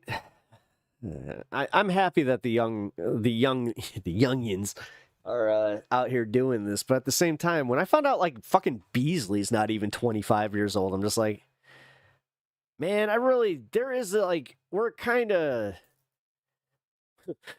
I don't know, we're phasing out the guys about my age where I'm like, hey, I kind of feel this is why I like Kyle Kalinske, is because he's a bit more grounded, you know, where a guy like Mockler, what worries me is that this is it now. Like, this is just where his politics are. He's never going to grow past this, which is insane to me. I appreciate you being here and continuing. Because the only way this can go is him actually turning right wing. To fight the good fight. All right, let's take a look at this video. And again, I want you to watch like Elon Musk's mannerisms. Yeah, I wanted to ask quickly, Mr. Musk, what is your eye okay? What happened to your eye? I noticed. They targeted fucking air yards. What are you talking about? Well, I wasn't. I've been proved to be a war expert. Anyway, you're friends, so.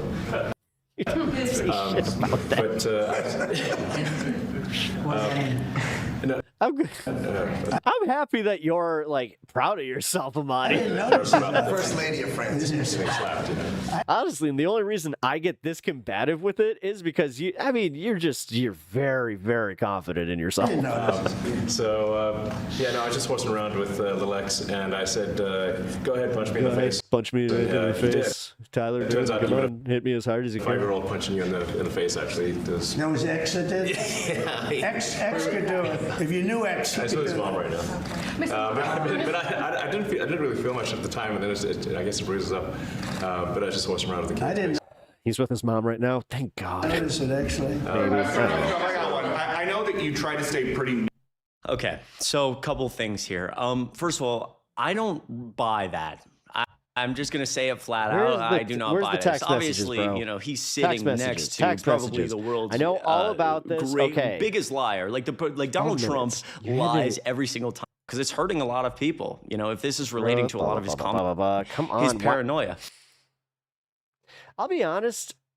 Here we go. The text messages, because this is the stuff that's starting to piss me off about some of this Midas Touch Adam Mockler content, is they are so reliant on the clickbait that they're also like doing like the burying their actual story in the middle of the video, because then they're trying to push for more impressions without seeing that they're also going to just lose a bunch of, like, they're sacrificing things to try and get the long-term impressions, which I get, like, the new algorithmic push, but that's risky in itself. Big thing on all the people coming after him, and Trump's gonna, win the presidency, and we're all gonna be saved. It's very strange. Further in this article, it talks a little bit about these text messages that were leaked recently between Elon Musk and Ashley St. Clair, who is a young woman who he the ones we know got about, pregnant and reportedly,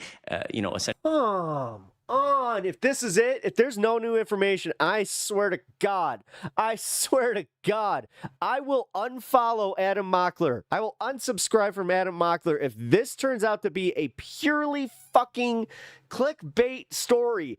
I want nothing to do with this anymore. This is not okay. Communicating with, she needed help with things, and he, didn't respond. So she took to Twitter to try to get thanks for the follow. His attention. He would end up taking her to court, and all of these things would come out about this relationship, including these text messages. Never got out of the 9/11 truth stuff, eh? It's where Elon Musk is saying to her, I get credible death threats every day. I'm number 2 after Trump for assassination, similar to what he said to the last person. I do think that it's as stupid as everybody. Well, not everybody, but I think it's as stupid as we got some information, heard something about some Saudis funded by some, some other people, and wake up. This is not the time for sentiment at the expense of safety. If I make a mistake on security, this is his son, this is his child, we'll never know his father.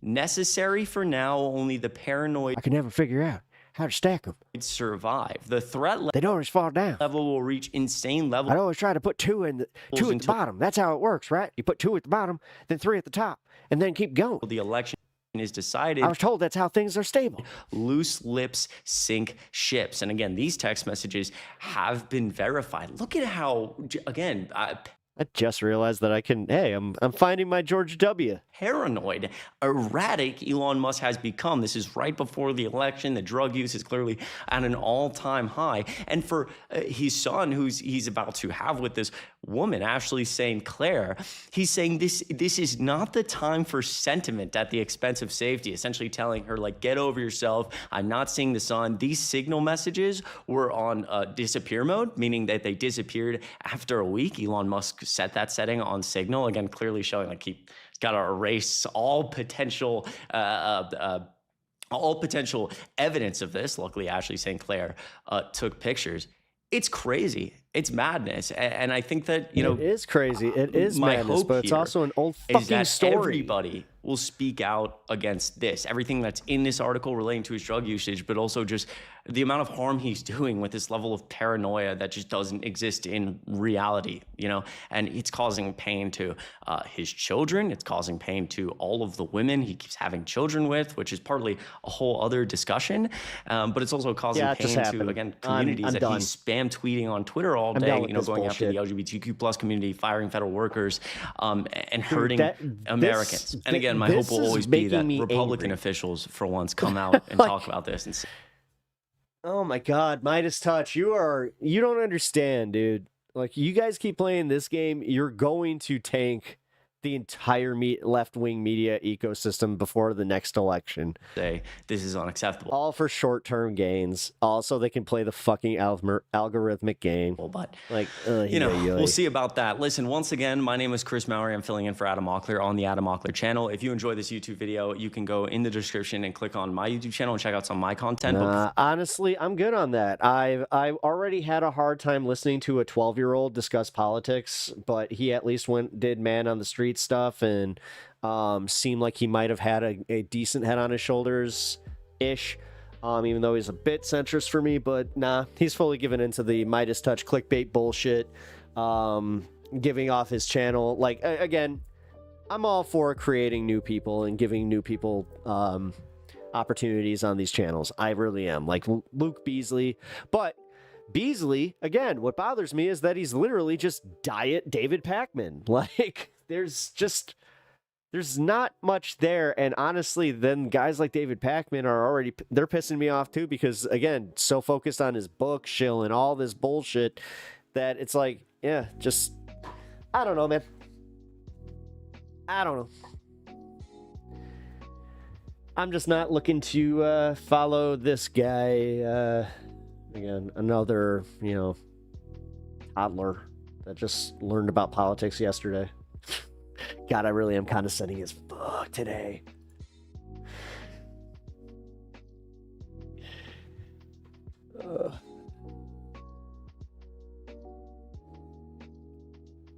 It's like I said, though, what worries me about those guys is, like, I can't see them pivoting any, like, farther left if this is, like, yeah. Oh, boy. All right, so, what do we got?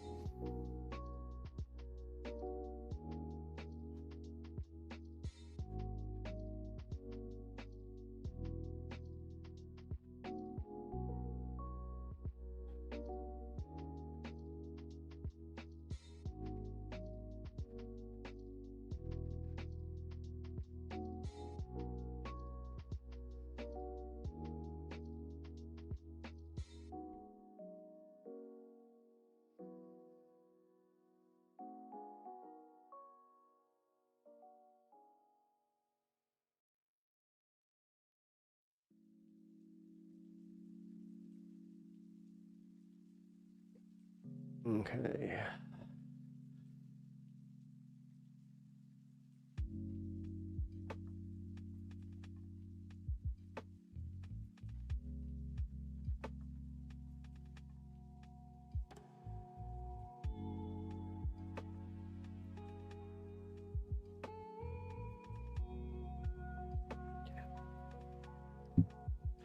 All right, so we got a debate, and then we got another debate, and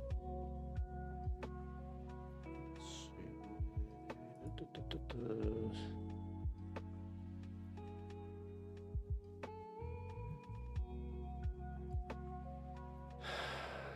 Here we go.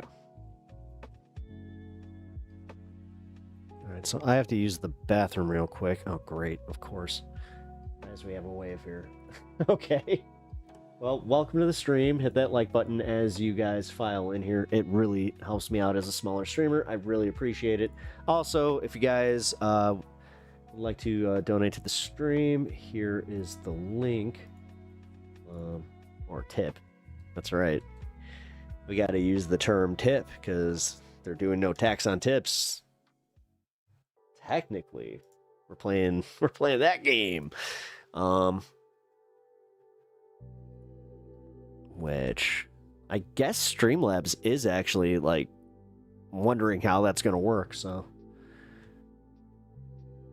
I'll leave Streamlabs to do that one. I am kind of glad that that's the OBS that I chose, because every once in a while they do kind of come through where they're just like, hey, we took care of this for you, where it's like, all right, cool. Every once in a while there's like, there's some drawbacks, but not as much as you think. Mostly update stuff, where it's like, God, they withhold their updates for their, like, anytime Windows has a new update, it's about a week until Streamlabs gets theirs, so. Which, full disclosure, it does tend to fuck with my OBS, so. For some reason, I feel Beasley will snap and hard pivot farther left. Do you think? Yeah, see, I could see that. I could see that. Let's see. Of all these creators, let's see. The ones that will probably pivot farther. Yeah, Beasley.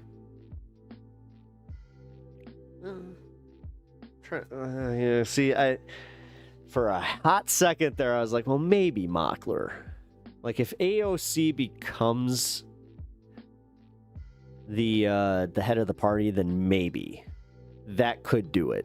But I don't know, man. I don't know. There is that small part of me that thinks that, like, he would do some contrarian bullshit where he's just like, no, she's too left for the party, where it's just like, all right, fuck you. Like, I can't do this anymore. I feel bad for unsubscribing to him, though, because he does, like, I'm gonna be real, he does good work, like, as far as his reporting. It's just sometimes he sensationalizes it and it gets to be a bit much, and I'll talk to, for me personally, where it's just like, yeah, that whole format is something I'm not really into as much anymore. Like, Kyle really has, like, the lock on that, so just tell your Windows not to update and update it once the Streamlabs update comes out.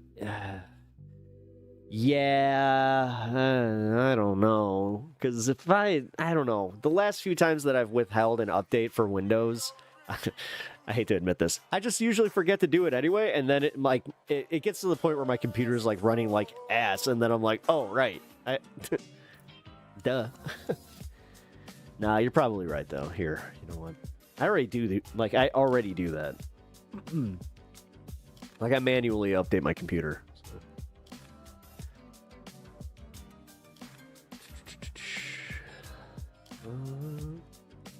Speaking of manually updating my computer, when I did took away my YouTube.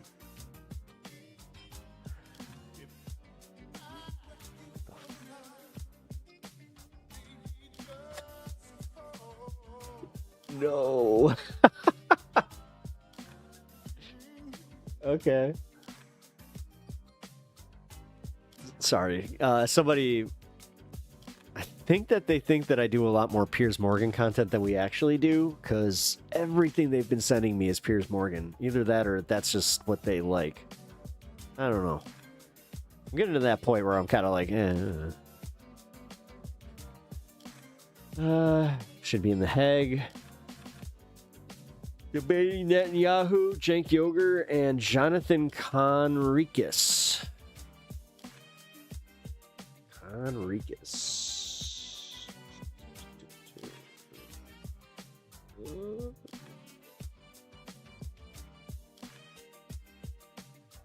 Should Netanyahu resign?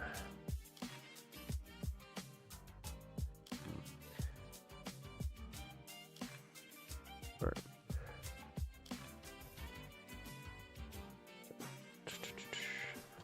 There we go. Got the next story lined up, ready to go. Let me pee real quick, and then we will start the story.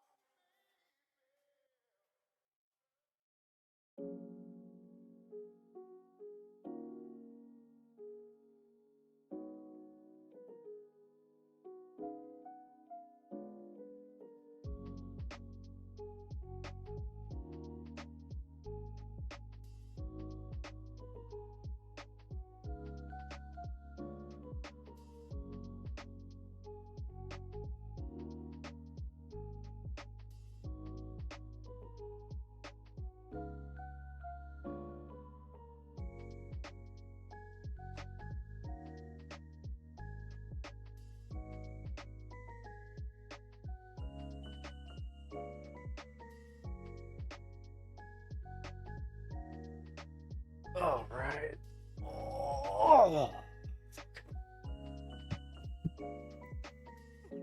What time is it? 3:45. Okay, so we're getting to that point. 420 fun half will be on the way. You know what? For this one, actually, I'm gonna put my headphones on.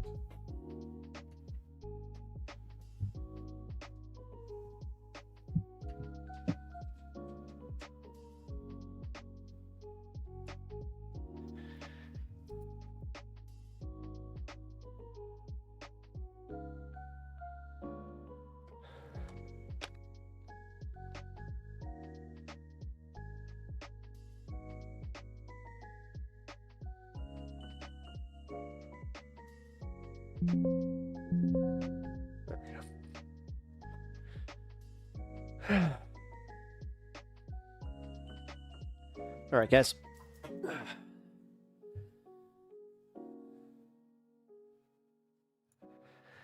So I recently found this this kid, Dean Withers, which it is kind of cool, like to see that, you know, the youth is kind of doing so well with some of these debate channels. And when I say the youth, you'll see why. But it is kind of funny to watch, like, when they truly do get somebody that is, like, really just beyond stupid to the point of parody. And that's what this is. So Dean Withers had a chatter or a caller who is just, they are a perfect encapsulation of the right-wing American, like, MAGA head that, like, they not only believe everything that they read, but they do this thing where they arrogantly will take that as the facts, and then they'll just, like, then try to be like, well, if you just did a little bit more soul searching and your own or looking for your own information, then guess what? You might be as enlightened as me. Well, I think that these people are oh my god, honest to God, too far gone. The AI just slam dunked you. No, yeah, you don't realize. Yeah, because also, here's the fun part, is when they get caught using AI during their arguments, and the AI somehow that they read, like, this is my favorite part about this, without bearing the lead too much, is she reads it out.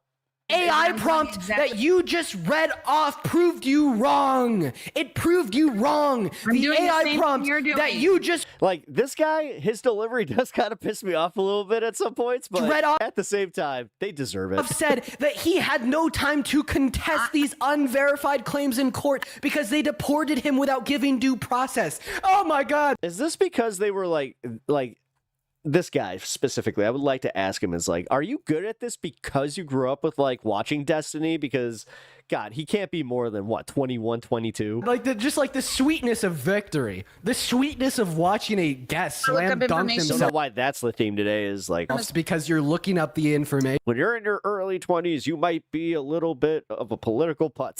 He's not, and when you find the facts prove you wrong. That has got to be one of the best things that has ever happened on my live stream. That is like a top 10 best moments ever. Like, see, I always hate, like, channels that do that too. Like, the Serves does that a lot, where it's like, okay, I understand, like, what you're trying to show in this next video, but don't, what was that, 40 seconds? It was 40 seconds. The thing is, it's like, then, okay, fine, then just done. Although he might not be going for impression rate, he might just be going for views. That could actually help him. I might be eating my words right now as I speak them. Fleetwood Mama, hello, are you MAGA? Yes. You are. Fleetwood Mama? No. She actually got, like, a good name, too. Why, please, why would you ever support such a train wreck of a president? I mean, truly one of the worst. Same reason everybody else does, I suppose. Which is? He's doing a really good job so far, don't you think? No, I don't. Why do you think he's doing a good job Why don't you think that? Right, but okay, based on that Well, I just think he's doing a really good job, don't you think? What has he done that's bad so far? Well, sure. He actually, no, you should hold her to the standard of what is so good. Has violated the American Constitution 4 or 5 times since his presidency started. He's been checked by the Supreme Court on that with official rulings twice. He told an ABC News. Okay, he is way too aggro. Report. Yeah, I'll be honest, like, I watched like 1 or 2 more videos of his, and he's not going to be like a regular segment, but this caller specifically, I was like, this one will be fun. That he doesn't even know if he has to uphold. But yeah, as I said, I don't necessarily stand behind like the way he goes at the callers, and also just in general, he's a little bit cocky. Constitution comes off as a little bit slappable, you know what I mean? He's kind of portrayed 14 of the 14. Kind of brings out that look here, you little shit. Tenets of fascism, You know? and this big beautiful bill, which is his like big achievement so far in his term, only cuts taxes for the top 20% of income earners. Everybody making under that top 20% actually is going to be paying more effectively in taxes. That source is the Center on Budget and Policy Priorities. And of course, this is all. It's like Dean is off his meds in this one. Right in the back of his call for the term. Oh, that might be the difference. Okay, well, let me. Yeah, because this is a little bit more Destiny-ish. Interrupt you and say this. Trump has not been found guilty in a court of law violating the Constitution. Sure. Is it funny? Yes. This is kind of bad, and I'm just being completely real, you guys. Me being off my meds is literally just me not being high. So whenever, Pep is a little, ornery, just say, Pep, take your meds. No, he has not. Look it up online. He has not been found guilty in a court of law for violating the Constitution. And please tell me where you find that information. Would you agree that she says that with a lot of confidence? His administration oversaw the... I'm not sure if I have any, am I confident in anything with, that amount? The deportation of Abrigo Garcia? Yes, but you're evading the point here. I'm asking you to find facts where it says that Trump has not been found guilty. Oh, that Godzilla did, in fact, get released in November 1954. There. Guilty in a court of law violating the Constitution because he hasn't been found guilty in a court of law. So the facts are on your screen. Would you like to go ahead and read off this? You're skirting. You're skirting. No, I'm not. You're skirting. You're skirting. Asked me to. She heard that word and she doesn't even know what it means. Find Trump has not, and she's misusing it. Been found guilty in a court of law for violating the Constitution. So let's. I think she meant pivoting, but okay. Correct or incorrect? Incorrect. I mean, technically. Let's read this no, together. That is okay. So this. I don't know. Do you guys think she was misusing the word skirting? This is a order from the Supreme Court. Because now I'm thinking about it. This is a Supreme Court ruling, a SCOTUS ruling. It says on March 15th, 2025, the United States removed Kilmar Abrego Garcia from the United States to El Salvador, where he's currently being I got skirting for closets. Detained in CCOT. Home vinyl skirting, closet skirting. The United States acknowledges that Abrigo Garcia was subject to a withholding order forbidding his removal to El Salvador, and that the removal to El Salvador was therefore illegal. All right. So this is to avoid subject or the Trump administration being found "quote unquote" guilty of violating the Constitution. Damn, I hate to give her a point, but as it points out the fact that their deportation of Armando Abrigo Garcia was illegal in violation of the Constitution. He has not been found guilty in a court of law for violating. In 1962, Godzilla 1, Kong was running away at the end. The Constitution. Dean. How hard is that to understand? I just gave you a ruling from SCOTUS. No, you gave me a paragraph that explained the situation with Garcia, but he was not found guilty in a court of law in the United States for violating the Constitution. So I don't know, am I incorrect? I don't know if you just had your ears closed while I was just speaking. You agreed that his administration was responsible for the deportation of Armando Garcia. And I'll say it again. Trump has not been found guilty in a court of law for violating the Constitution. I see what she's like. The thing is, I speak stupid, so I get what she's saying. She's trying to be like Trump himself has not been held to that standard, but his administration has. Help me out here. So they're both technically right. Help me out here. This will be very beneficial. He oversaw Garcia's deportation. SCOTUS ruled that deportation was illegal. The president. You know the Japanese one has a different ending, right? President of his own country. Or wait, no, I have that backwards. The American one has a different ending, but they did film too. Country where Garcia was from said he didn't want anything to do with Garcia because they wanted to show that like Kong won. Yeah. And how because does he's a criminal. How does this change the fact that SCOTUS Is he or is he not a criminal? So if we want, she is bad faith though. What the fuck? Yeah.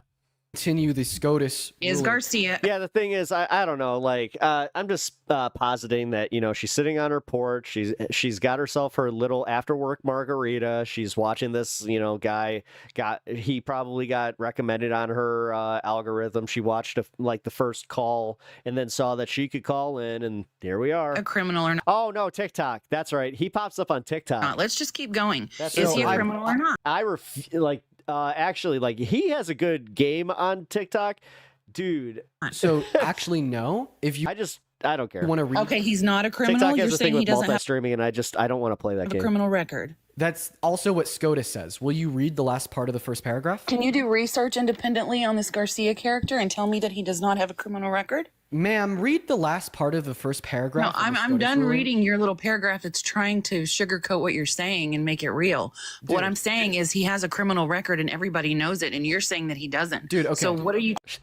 The thing is, if you came into this conversation halfway through, you'd swear that she's the one that's actually the lefty in this, talking about Trump. Trying to say. I'm going to go ahead and just mute you so I could read off this ruling from SCOTUS. This is the very last sentence. You're muting me because you know I'm right and you can't admit it. No, I'm muting you because you're interrupting me. I'd like to read off the last sentence of the SCOTUS ruling. It says... Go ahead. Keep up the sugarcoating. Go ahead. How am I sugarcoating when I'm reading a... Okay, yeah, she really... when she used skirting, she accidentally used the right term wrongly, funny enough. And then... Yeah, she's just a buzzword ruling from the type of lady where she hears all this from Janine Pirro or something, and she's just like, "Ooh, that's a good one." Supreme Court, in which you're using buzzwords, which has 6 conservative justices outweighing the 3 liberal judges, but they all agreed 9-0 on this unanimous decision. My source is 6 staunch conservatives. But let's just read off the last sentence. It says, Abrego Garcia responds to... I have a model of Mecha Kong. Nice. Responds that he is not a member of MS-13 and that he has lived safely in the United States with his family for... The bad faith is the point is to undermine everything Dean is saying as if it makes her point. Plus, she is using this to not actually have a conversation. For a decade and has never been... As I said, this kind of... Charged with a crime. Wine mob vibes, SCOTUS has said this gives me the wine mom that you meet at a wedding, where it's just I hear that Donald Trump did this and you don't like it. Are you just a liberal or something? That Armando Abrego Garcia has never been charged with a crime. So who am I supposed to trust? The Supreme Court with 6 conservative judges unanimously ruling I know that he doesn't have a criminal record, or some... This is also how lost in the sauce she is, where legitimately, he's explaining the facts of this case, what came out from the Supreme Court, and she's still going, no, he's a criminal. He's a criminal. I heard he's a criminal. Random... he's got a criminal record. I heard he's a criminal. I'm brainwashed idiot on my TikTok live, And that's... Okay. That is the most fair assessment of her. Okay, so here's what I found. The Supreme Court did not find former President Donald Trump personally guilty of the deportation. See, when she said personally, she thought that's the dunk. Of Kilmar Abrego Garcia. However, the court did rule that Trump administration must facilitate his return, acknowledging that the deportation violated prior legal order. So again, he was not found guilty. Okay, A, you're pivoting. And then B, can we agree that No, we're talking about the same topic. So now I was responding to the fact that SCOTUS said he's never had a criminal record in which you contested. Could we agree that when you're found guilty of something in court... We need to look up the criminal records for him in his country of origin? Have you done that yet? So you're saying that he has a criminal record in El Salvador? I'm saying he absolutely has a criminal record, and he also has a criminal record in the United States. If you go prior to 2020, I believe it's in 2019, so he was arrested in a Home Depot park. She sounds like she might have been arrested at a hockey game for drunken disorderly. I don't know. I'm just... parking lot with a group of other guys that were a part of a gang. He's never been charged with a crime. He was found guilty kind of by association and taken to court because of that. So what crime was he charged with? I'm looking that up as we speak. I'm looking. You can also do the same if you have a brain. No, you called into debate. You tried to make that point like it was a gotcha. And then you're like, hold on, I'm actually doing the research as I go. Don't worry, I already did, and I got a ruling from SCOTUS SCOTUS that says he's never No, been you keep charged with putting a up the crime. same paragraph. That's all you have. Give me Because something different. But that paragraph says he's never been charged with a crime, and that's SCOTUS speaking. Why would I need anything better? What can exist that's better? It's Because all you have to rely on are talking points from the mainstream media and maybe a little bit of independent research that you do from here and there to make yourself sound better. But the truth is that Donald Trump has not been found guilty in a court of law in the United States for deporting him. Okay, so first of all... And the man has a criminal record. So first of all, a SCOTUS ruling is not a talking point for mainstream media. And second of all, as it relates to Trump being guilty for this, can we agree that if you're found guilty in the court... Why are you even arguing with me at this point? Because I've been correct on everything I've said. Can you let me finish speaking, Karen? My name is Fleetwood. Thank you. I'll call you Karen. You can be respectful. Don't be disrespectful just because I'm right. Do you feel like you've been disrespectful towards But this me? is where your lives go. You get pushed into a corner and felt uncomfortable. You sip off your anxiety pen and then you start insulting your guests. Do you feel like you've been disrespectful to me by interrupting me every single time? Meanwhile, she literally has a vape pen. Well, I've just been pointing out facts, which is exactly what you told me to do. So the only individual that's been pointing out facts in this conversation is me. The reason why I say I'm the only individual that has been pointing out facts is because I've been able to disprove everything you've said with a ruling from the Supreme Court. Now, do not cut me off or I will mute you super fucking quick. I disproved your first claim that Donald Trump has never been found guilty for a constitutional violation by pointing out the fact that his administration illegally deported Kilmar Abrego Garcia, and that was adjudicated by the Supreme Court. Once again, when you're found guilty of something in a court, all that means is that that court has determined that you have done something that's illegal. Well, guess what? The highest court in America determined that his administration illegally deported Garcia. All right. So I'm right and you're wrong. I'm the one with facts. And then insofar as your second claim that he has a criminal history, once again, in that same Supreme Court ruling that is now on your phone screen, once again, this ruling was made by 6 conservative judges, 3 of whom were personally appointed by Trump.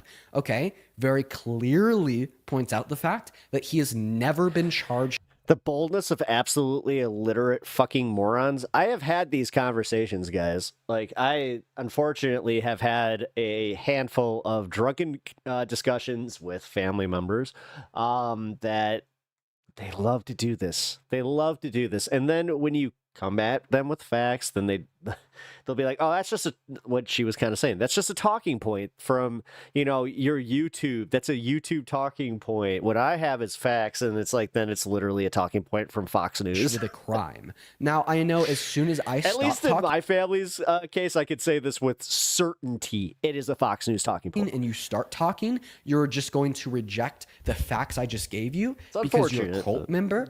But please try to embarrass yourself further by attempting to articulate the crimes in which he has been charged with. Okay, so I will agree with you on one thing and one thing only. Mr. Garcia does not have a criminal record in the United States. And earlier in the conversation, before you got on your rant, I was able to agree with you on that.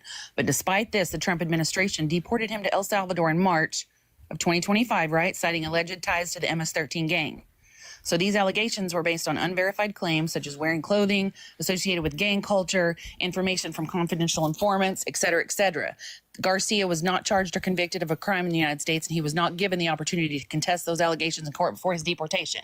Right?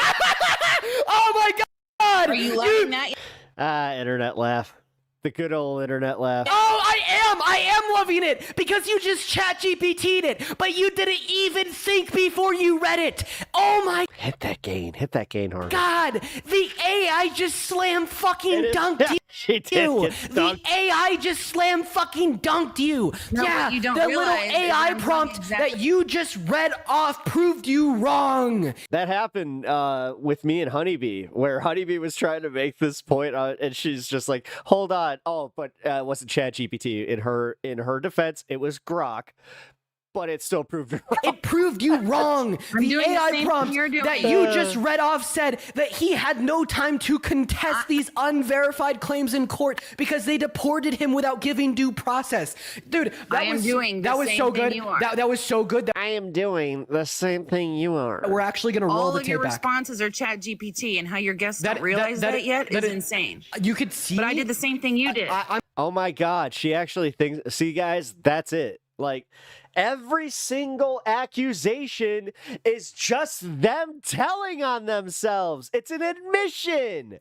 Holy shit. So good, we're going to roll the tape back. One thing only. Mr. Garcia does not have a criminal record in the United States. And earlier in the conversation, before you got on your rant, I was able to agree with you on that. That is strikingly good audio. But despite this, the Trump administration deported him to El Salvador From a microphone to a speaker? Of 2025, right? Citing alleged ties to the MS-13 gang. So these allegations were based on unverified claims such as wearing... Oh my God! Okay, I'm sorry. Let's go back to playing what you just said. It was just so comedic. Does he have an actual laugh? So comedic. Whenever I hear people laugh like that, especially with like situations like this where it is legitimately funny, where it's just like... Not mean he does not have a criminal record in his home country. Information from confidential informants, et cetera, et cetera. Garcia was not charged or convicted of a crime in the United States, and he was not given the opportunity to contest those. I'm glad guys like Dean are out there to be better at this than me, because honestly, man, I got no interest in being this. Allegations in court before his deportation. Oh my God! Oh my God! Like And I do appreciate that he is like calling her out, but yeah, that laugh is yeah.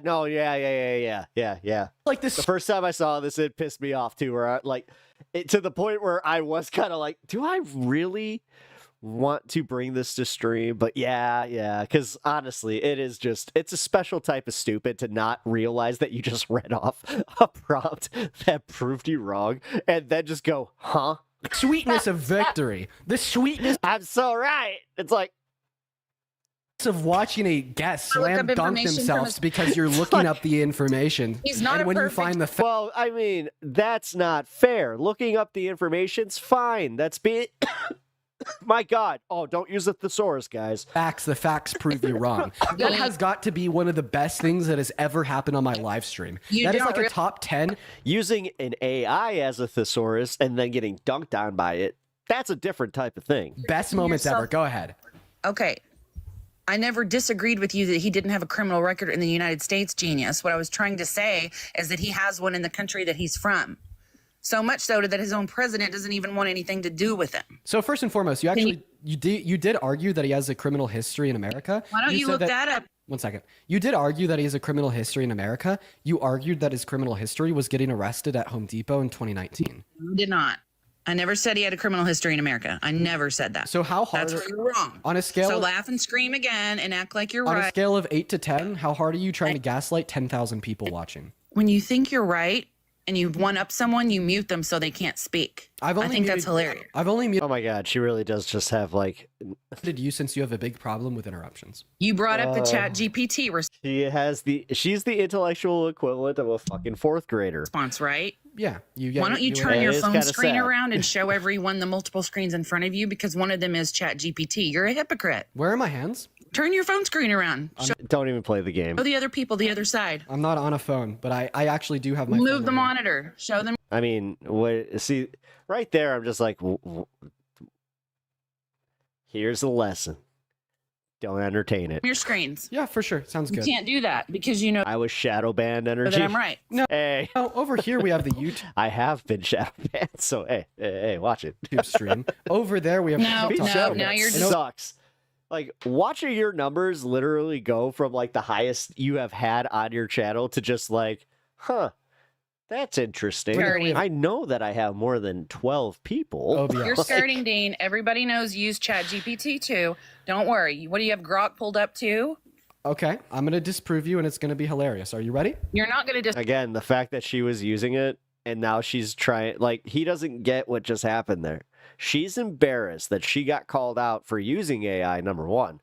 And then she got embarrassed because she used AI to prove herself wrong. Now she's trying to make it a different argument where it's like, oh, I bet you're using AI to formulate your responses because that's how stupid I am. I need AI to help formulate my responses. Disprove me. Sure I am. Watch You're this. skirting. You're skirting around.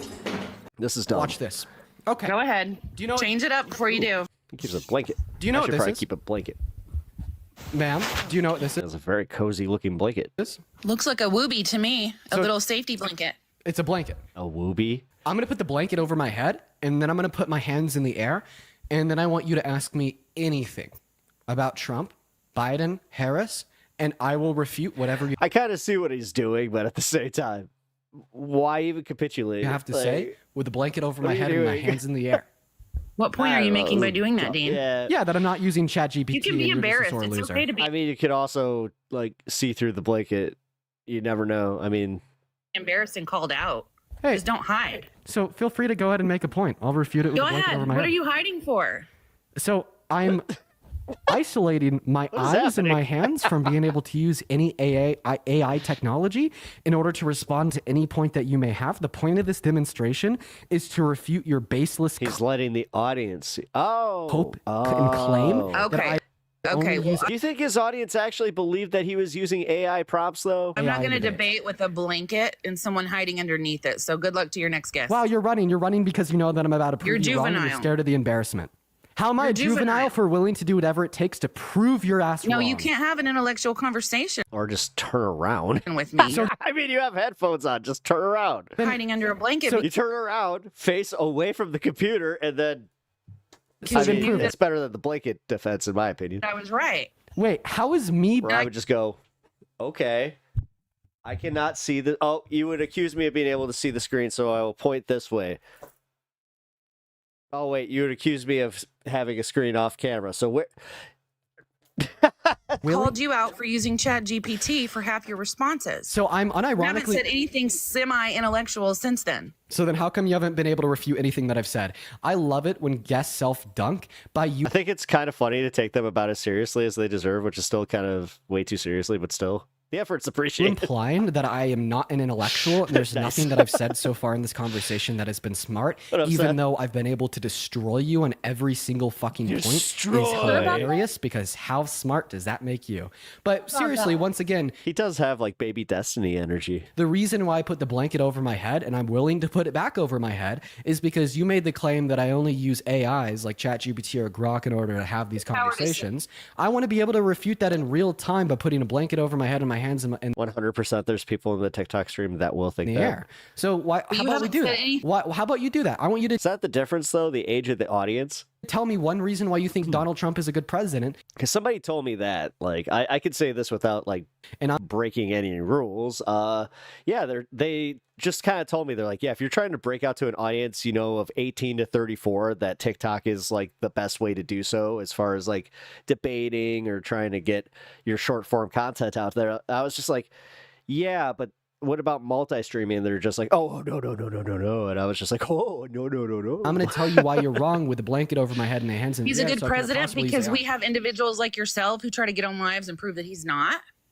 And then they end up doing asinine things like you're doing right now, like hiding under a blanket to try to prove your point, and everybody's right. just laughing at you. So, note to self: use AI before being an idiot, not while being an I idiot. am yet to hear a real reason that I could refute. It is kind of funny that she's that kind of special type of stupid. Tell me why he's a good president. Or like she did it in real time. I'm being serious. I want to prove to you that I don't use AI. Are you scared?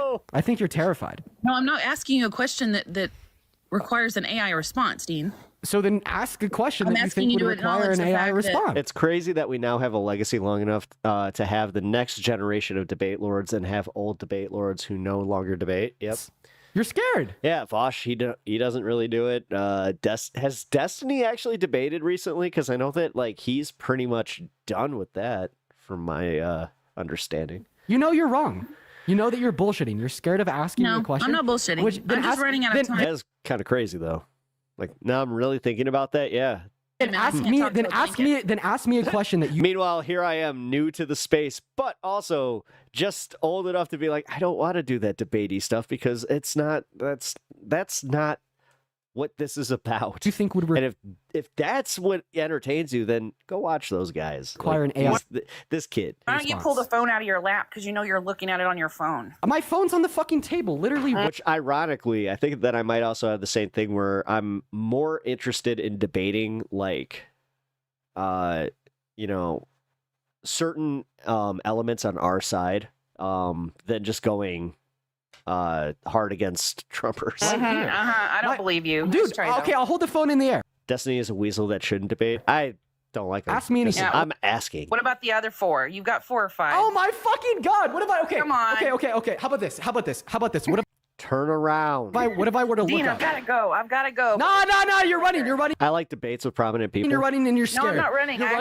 It's not that I don't like debates. Like it's me personally like engaging in them. Like when I engage in a debate, you can kind of see this with the one that I did with Modern Day Debate, even though again I had COVID and it wasn't my best performance, but I was genuinely trying to understand their perspective, which I think did kind of throw Andrew and even my debate partner. He was kind of like, dude, like you're giving this too much thought. It's like, no, then what am I doing here? You're running and you're scared because you know that I'm going to refute you. You're running and you're scared because you know that I'm going to refute you. It's been a great conversation. Look at this. I'm going to look up. No.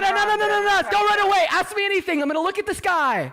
Do you accept Jesus Christ as your Lord and Savior? Oh my God! Obviously you don't. You've never read the fucking. You've never read the fucking. I have to go. Gospel a day in your life. Yeah, where in the Bible did Jesus say when you get proven wrong, you should be the biggest Karen of all time and start making baseless, false accusations? I have to go. Take me off your live. I have to go, please. Wait, why? Why are you unwilling to ask me something that would require AI response while I have my hands in the air looking at my ceiling? Well, if you're on later on this evening, we'll catch back up. It sounds like somebody's running.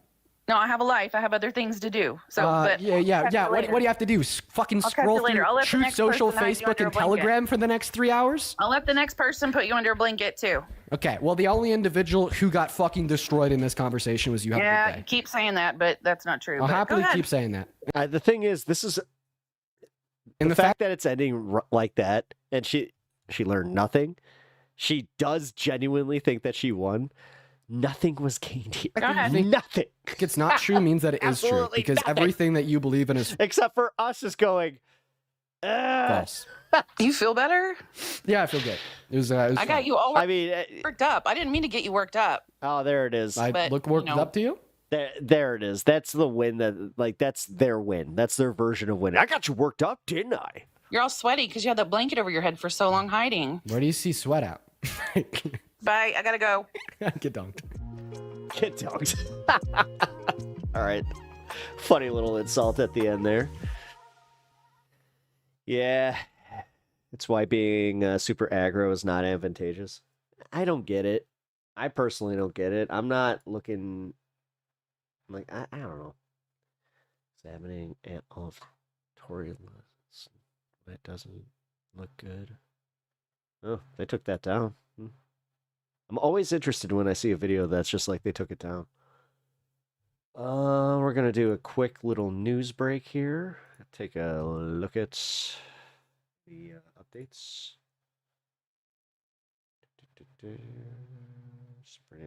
What?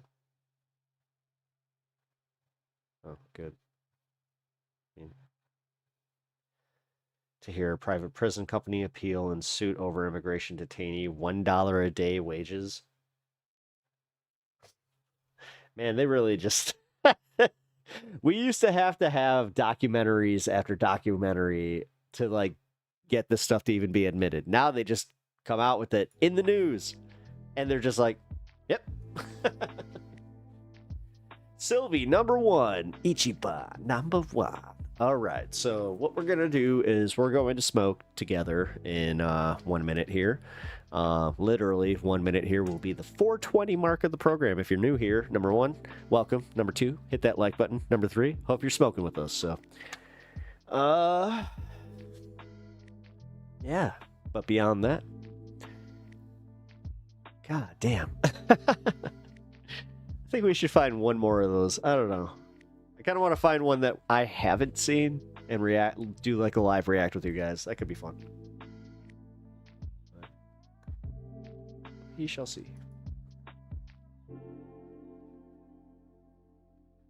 That's why I think the condescension is still not advantageous, at least a build up to it. Yeah, he condescended right off the bat. But also, let's be real, she kind of came at it like, God, I have to call into this leftist show to teach him a lesson because he's so stupid. He doesn't even he's just so mainstream media brain. That's what bothers me is she has an answer for everything, even though it's not a good one or right. But it's an answer, so therefore she still believes it. She's just gonna move on with it. So The clip I sent you the other day. What clip did you send me the other day? Where is it? Is it in general or suggested? All right, 420. Let's go.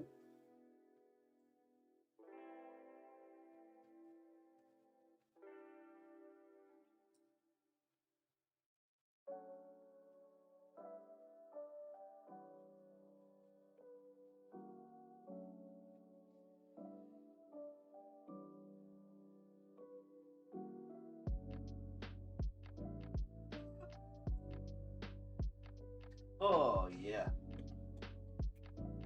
If I can. Shit. Well, ain't that a bitch? I clean up my room and I... Alright, here. Lost my can koozie. Where did I put it?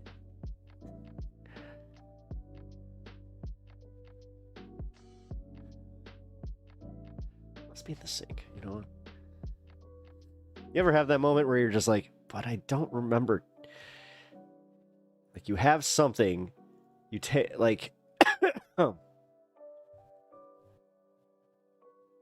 Yeah, because I had it the last stream. I must have taken it upstairs. Dude, that sucks.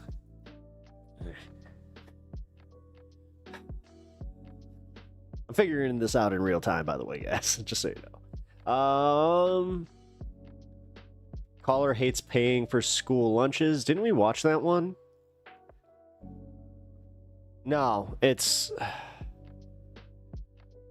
It might be 3 years old. But so is the last gem I sent you. Well, the 3-year-old MR clips are a little bit better. It's... I don't know, man. Dylan is...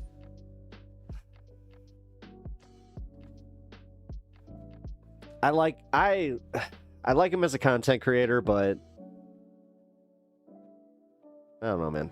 His stream has been difficult to watch as of late. I don't know.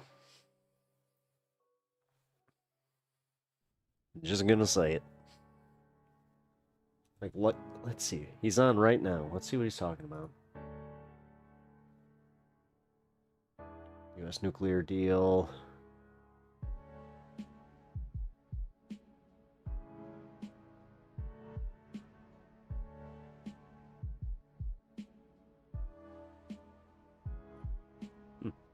Actually, that might be interesting.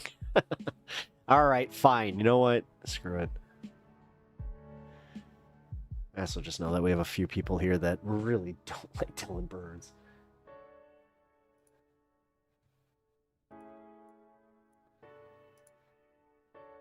Let's see. Oh. Looks like she's not here. Okay, cool. Well, then that helps. At least then it's not torture for somebody. All right, guys. Then, fuck it. All right, Legend. I feel like I... Oh, yeah. That's... Wait. Lynching. All right.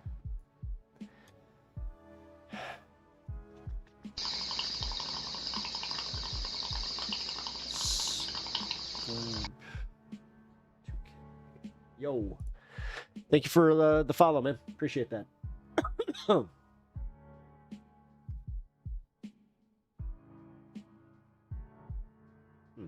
Interesting.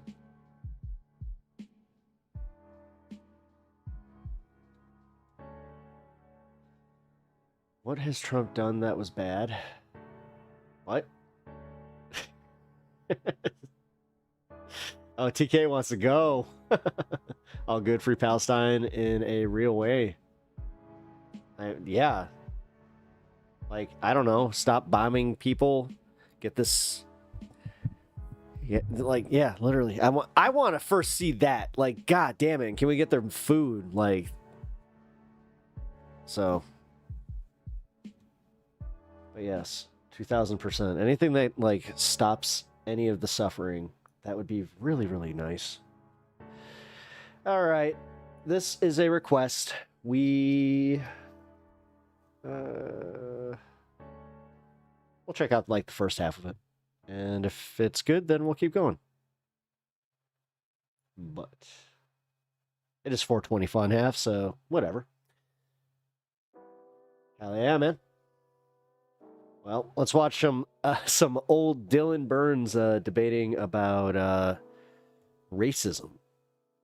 Things are a modern day thing that happens from the left all the time. Have you been to Portland? I mean, Antifa is considered left wing, and what they do is actual extrajudicial attacks, which is considered lynching. So yeah. Why aren't you coming in here? Come on, man. You cannot just say a bunch of bullshit and then dip out. You just tried to make a fucking weird accusation that the Ku Klux Klan was on the left. What? By the way, left wing and Democrat are not the same things. Those are just party affiliations. Oh, okay. All right, Sean. Good send. Just gonna send it. Okay. Please tell me you did that right before you sent it. Aircraft.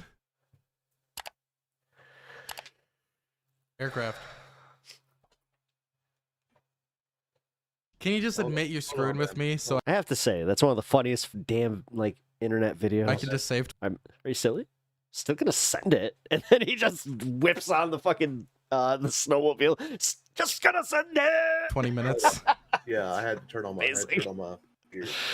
All right, man. Look, I'm not saying all Democrats are racist or anything like that, but let's be quite let's be honest about where the truth actually stands. And Robert Byrd was a supposed grand inbred or whatever of the KKK. Okay, he was eulogized by William Jefferson Clinton. He was eulogized by the current sitting president.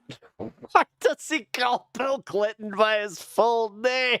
And he was an active member of the KKK. Okay, right there. I just have to say, people who do that shit is wild to me because listen, I'm not trying to be accusatory, but it kind of sounds like they may have used Barack Hussein Obama a little too many times in their lives where they got called on that. They're like, fine, I'll just use the full name of every president then. And a recent member, that's wild. Now passed, may he rest in hell, of the Democrat Party. Now, not all Democrats are of that ilk, but do not sit there and claim that racial identitarians, when you see what's going on in the leftist movements that literally do nothing but call everything racist, is not racially identitarian. Okay. So, number one, Democrat and left wing are not the same things. Would you admit that? I would really like that if that point could get across more. Throughout the history of the Democrat Party. No. Although I have a feeling that we're getting to that point where it's going to be differentiated, but not the way we want it, where it's going to be the Democrats throwing us under the bus. Hold on. It's a simple fact. I'm already getting that vibe. Anybody else? Because if that's the case, if what you're about to say is, well, the Democratic Party is mostly left wing, I would agree with you. They're mostly but being a Democrat, center left. They're actually mostly center left. Being a Democrat, though, and being look at him left actually wing figuring are it. not the same things. They're actually center left. One is man, I haven't heard that party affiliation. One is a set of beliefs. Because I could become a Republican tomorrow. I could go to the office and become a registered Republican. Would that make me right wing? No.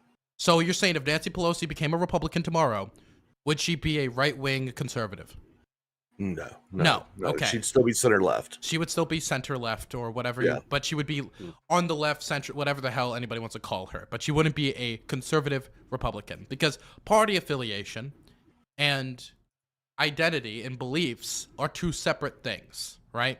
Yes. Because I could join any political party. If you're over on Twitch and haven't already subscribed over on YouTube, please do. We're almost to 1,300. But that wouldn't change my fundamental values. And so when you bring up the fact that this person was a Democrat or that person was a Democrat, I'm not arguing that this or that person wasn't a Democrat. I'm arguing that the Ku Klux Klan was not a left-wing organization. When we think about what the Ku Klux Klan stood against, it was Catholics, Jews, Okay. black people, homosexuality, and race. Okay, his bits is or his donation noise is kind of tripping me out a little bit because I had that for like my first few what? I want to say months. Of any sort. No, it was like the first month. Their organization has also fought for, and this is true, low taxes. They will also endorse candidates who are low taxes and tough on immigration. These are usually the political positions that the Ku Klux Klan puts forward.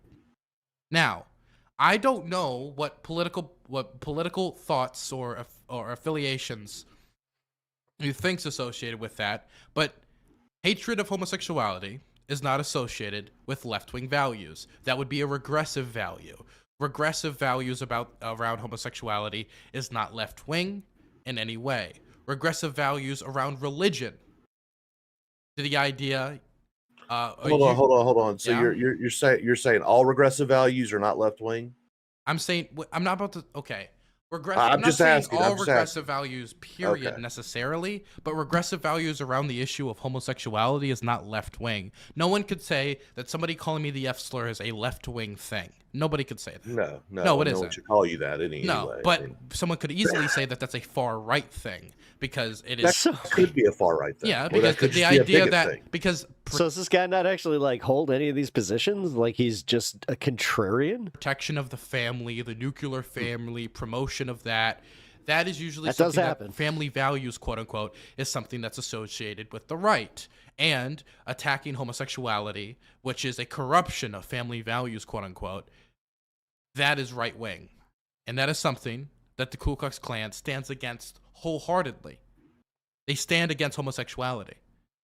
They have lynched gay people just like they've lynched black people. They have. Yes. But you're talking about the acceptance of homosexuality is actually quite a new thing in the history of America. Let's be honest. But that doesn't really matter. Okay. While the wait, let's be clear. Widespread acceptance. Widespread acceptance of homosexuality is a new thing, but that doesn't mean that it was just commonplace to go randomly lynch the local person who you thought was gay. That was never just a thing that the family got together and just did because it was fun. Like, it was still something there were people who thought that was bad always, and there were people who thought that were good always. The Klan was always on the side who thought that was good always. Okay, so when it comes down to it, and when you look at what it was considered left wing 15 years ago versus today, they're not the same thing. Would you agree? Maybe certain aspects. Barack Obama was against gay marriage. Would you say that the left today and the left during Barack Obama's initial presidency are the exact same? No, but they were. He wasn't though. More acceptable. He wasn't against it as much as he was like he didn't want to make an opinion on it, which again. God, how much is this just forgotten that Joe Biden pulled the ultimate funny where he was just like, yeah, man. Yeah, Jack, Obama, he's cool. He loves the gays. He wants to sign a bill for gay marriage. And then he's wait. And then everybody was just like, huh? He does. And then you could just hear Obama at the Oval Office. God damn it, Joe. They were more accepting of homosexuality than the Republican Party. They moved. So wait. They were more left wing. They went more to, again, you're confusing party affiliation. Like, we kind of got gay rights voted on because Joe Biden fucked up. With ideology. I'm looking at what is considered. Wait. Let's get to her. Who was better on gay marriage for a progression of homosexuals? Was it Barack Obama or was it John McCain? Probably Barack Obama. Yes, because the Republican Party was trying to put a constitutional ban on gay marriage. The Democrats didn't have that as a priority. A lot of people tried to take an old quote from Joe Biden where he was like saying that somebody brought up the idea to him and Joe Biden said, the world's at hell, man. Like basically they were suggesting that Joe Biden was saying that because of gay marriage, the world's at hell. What he was saying is the world is suffering and we're concerning ourselves with these issues of gay marriage, the idea that we should ban it. That's ridiculous. So we've shifted quite quickly, but the Democratic priority was not the Republican priority of banning gay marriage on a constitutional basis. Come on, y'all got one more minute. Y'all can get that other 19%. Come on, let's get that hype train rolling. But no, look, so what I'm saying is what was left wing today might have been extreme left even 15 years ago. So yes, the Overton window has shifted to the left. I'll admit that easily. That's not a problem. Yeah, we could talk about Harvey Milk, by the way. Harvey Milk was somebody. Being openly right-wing and gay was basically impossible. While the only way you could be in politics and be... Wait a minute. Why are all of his videos unlisted? Hold on. He's not banned from YouTube, is he? Gay was that could be a problem. Also being left. Harvey Milk showed that. And even he was assassinated. The log cabin Republicans, the Lincoln, and how new is that development? Only after about 20 years. You did have to dig for this. About 20 years, about. That is a new development because interesting. Where'd you find it? Was it on his? I mean, the fact that it's not just gone. Let me say, the Republican Party, half the party still does not think gay marriage should have happened. Half of it. Yeah, it is impossible. That's something I just think is horrible. Caitlyn Jenner's run for governor has been nothing but a failure. He's not banned? Okay. We just got the data out, 5% polling, and their funds are kaput. They're not. She is not going to be the next governor of California. And if you saw how she was treated at CSPAC, which was terrible, I forgot she even tried. How the Republican man. Party. Okay, sometimes watching these old videos are kind of fun because they talk about something like that where you're like, oh yeah, as a joke, as a tool. So I looked at her candidacy as a joke, not because of her stances or anything, just because she's a fucking Kardashian, and well, I'm just not that big on. I mean, her claim to fame is married a Kardashian, and oh, by the way, won a couple of medals in the Olympics. I don't care. We can move off of homosexuality. We've been talking about this specifically. But no, but when it comes down to it, when you look at left wing politics, you have to look at it in the lens of that time. So. Who was for racial segregation? Well, it was the Southern Democrats. Would you agree? A lot of them were Southern Democrats. Yeah. I knew it was going to eventually come down to this, where like they think they're so smart because they're just like, did you know? Did you know?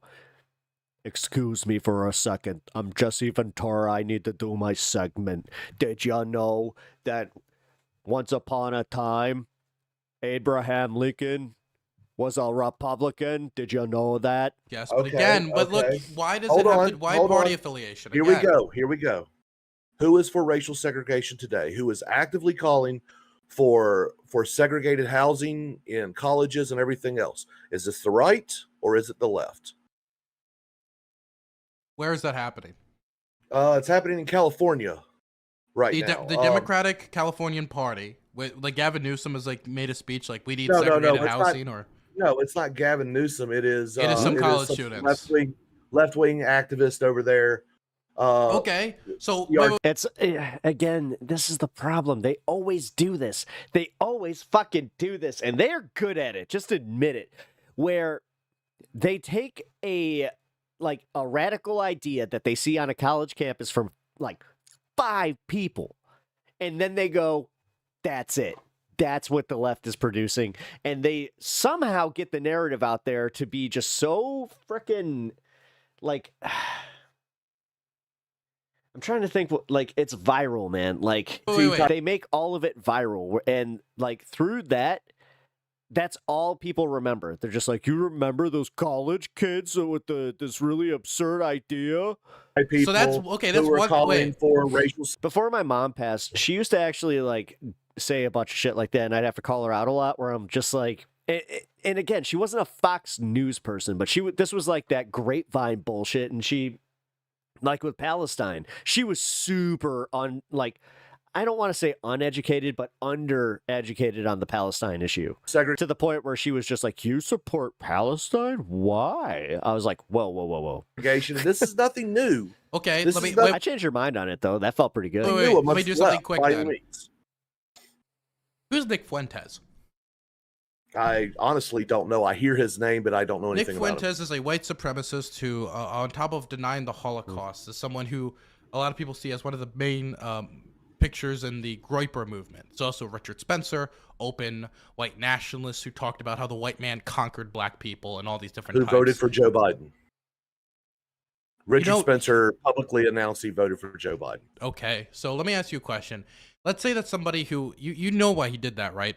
You do understand why he did that. He did that specifically to, like, quote unquote, like, trick the left and, like, make it easier to attack the left, right? You do know that. No, he actually did that because he got pissed off at Trump because Trump didn't do some stupid thing he wanted, supposedly. And I don't keep up with Richard Spencer. Honest to God, I hate to say this, man, but that tracks. With those people because I don't deal with pieces of shit. So what's your point? That there is activists within the left who want? So, and when you say about the only people that are calling for racial segregation today. That's not true. Traditionally, that's is not on the true. left. That's not true. That's not true. Nick Fuentes is not on the left. Richard Spencer's not on the left. Richard Spencer said "Hail Victory," did a Nazi salute while praising Trump in 2016. The reason he didn't like Trump because he wasn't right wing enough for him. That was the reason he didn't like Trump. Mm-hmm. And then he voted for Biden. He admits he voted for Biden particularly to say that, hey. And in this guy's mind, that makes the left then culpable for fucking Richard Spencer. Trump wasn't much of a Nazi. And he's going to vote for Biden, not because he likes Biden, but to specifically piss on. Yeah.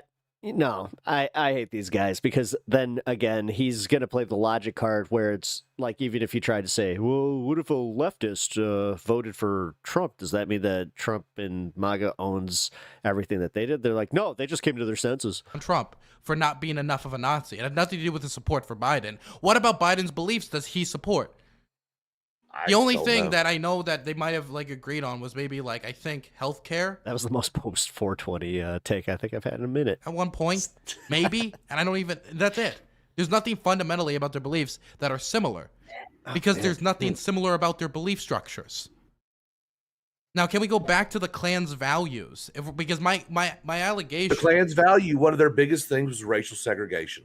Where does racial segregation, where is it advocated for today? It's advocated for Nick Fuentes. On the left. Nick Fuentes wants to bring back racial segregation. Jesse Lee Peterson has talked about how black people were better under segregation. There's been multiple right-wing commentators, black right-wing commentators who have said that black Americans did better during Jim Crow. There was multiple commentators who do this all the time. And you want to know what? They're much better than some dumb fucking college kids. They're much bigger than those. So they have much larger audiences than the 20 people who gather in a semicircle smacking on top of bongos. So Ben Shapiro talked to Hey. someone from MSNBC this We at least had 22 weekend on fuck you. on Bill Maher. Dude, drum circles are the shit, especially God. One of the main CRT people is actually calling for racial segregation. Actually said that Brown v. Board should have never happened. Yeah, sure. So God, they really were. I'm telling. Okay, I'll say this: they were really talking about that CRT bullshit for a while. Huh? You I'm just saying. Look, it's horseshoe theory. Okay, maybe critical race theory again is a far out legal theory that has been made into a boogeyman by people like Rufo. Right? This is something that didn't get the attention. Okay. When did you first learn about critical race theory? When did you first learn about it? I learned about it when I was going to college. Several years ago. You were going to college. That's when you learned about it.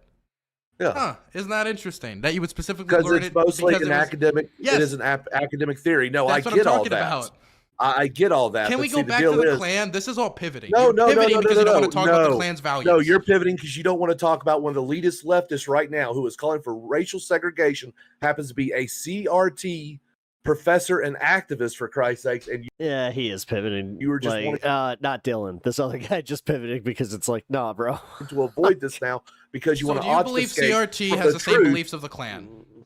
Yes, to a point. How? So, because they actually call for racial segregation. Okay. The people who are actually advocating for it will sit there and say that things like Brown v. Board should not have happened, and So therefore, when in God, I know a guy that thinks like this. CRT, where in CRT kind of have any painful. critical race? I'm not sure if you guys are like experiencing the same thing where you're just picturing one person right now, where you're just like, oh. Theory advocates ever like lynched black people or like gone out and done any of these things? Or as any of them? And what about like the Christian fundamentalist values? Is that part of CRT? Or the hatred of homosexuality? Is that part of CRT? We're talking about the collection of a people's beliefs. Because, for example, I'm a guy who kind of likes guns. You know, that's something that's somewhat considered. We need to go shooting, by the way. That's something that's not considered a left-wing thing, is it? No, not at all. No, it is. Does that Actually, mean now 100 years from now someone could be like, you think Dylan's left-wing? Did you know he liked guns? Checkmate, lib. Like that would be ridiculous. The thing is, if you look at the Klan's belief system, fundamental Christian values, where they believe that the Jews and the Catholics and the homosexuals are disgusting degenerates because of their belief structures, that is not a left-wing thing to believe. That is a far, far, far right belief. Their beliefs on taxation, their beliefs on immigration are most certainly not left-wing. Build the wall. They were huge supporters of Build the Wall. That was not something you could at all associate with the modern left movement. And when you talk about racial segregation, while you can bring up far left theorists, which are widely demonized in media, mind you, widely demonized in media. You talk about also widely revered.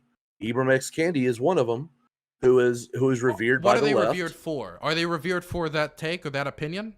No, they're not. Not for that opinion. No, they're not. No, they're not. That opinion is specifically shunned because the vast majority of people don't want that.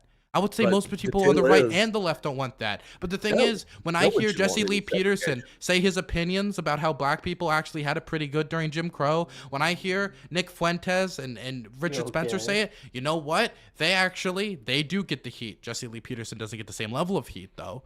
And you want to know what? Man, Jesse Lee Peterson. I haven't heard that name in a while. If you look at the entirety of the Klan and what they believe, the vast majority of it is not right, is not left-wing. You have to acknowledge that.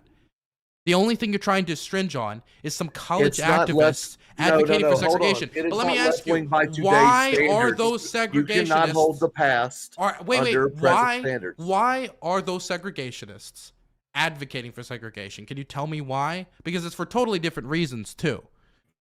So, from what I understand, is so the individuals can quote unquote feel safe in a space around people who look like them, because they're racial identitarians. They're bigots.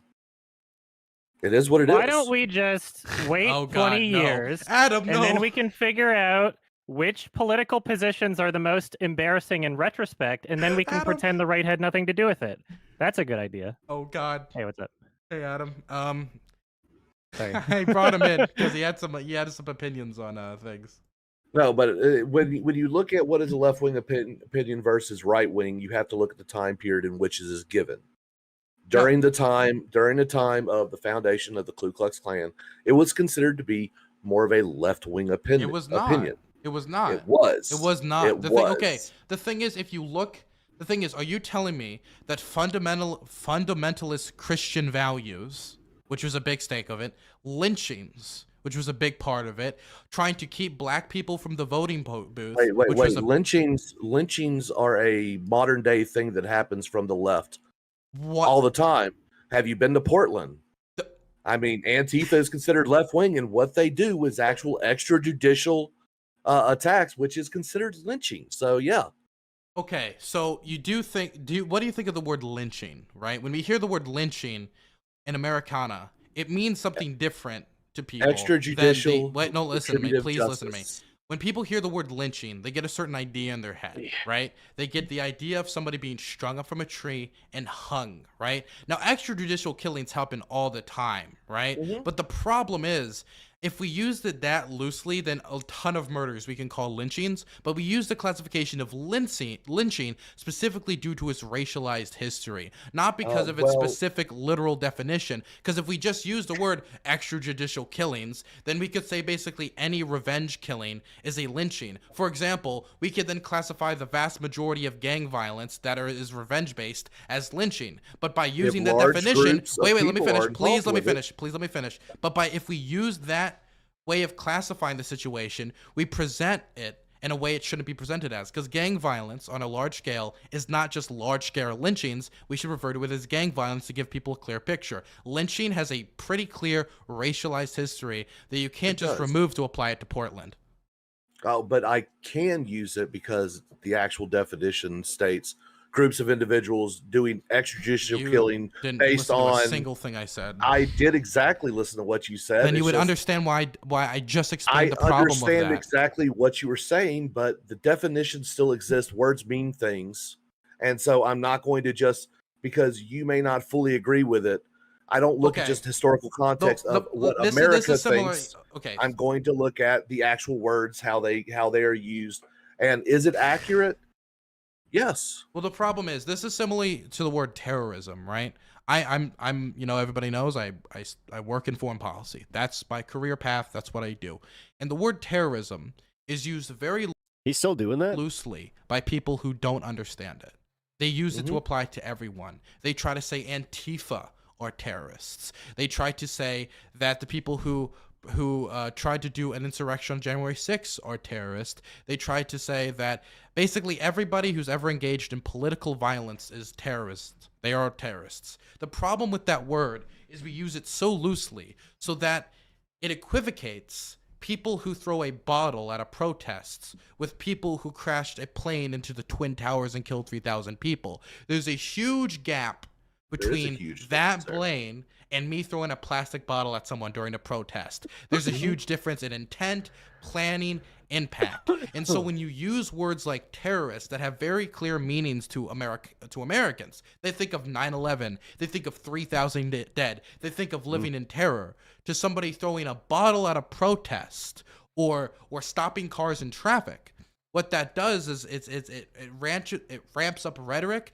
by using imagery that people wouldn't actually associate with what's going on at a protest. That's what they're doing now. Mass killings and murder. And that's why I don't use words like terrorists to explain violent protests. That's why I just call them violent protests. And so when we talk about lynchings, I want to try to use the word lynching in the basis of where it's most historically applied in Americana, not for its hardcore literal definition, but that when I use the word lynching, they think of an actual classical lynching, not just any extrajudicial killing, because if we used it that way, then we could describe so much as a lynching that would do nothing to benefit the conversation.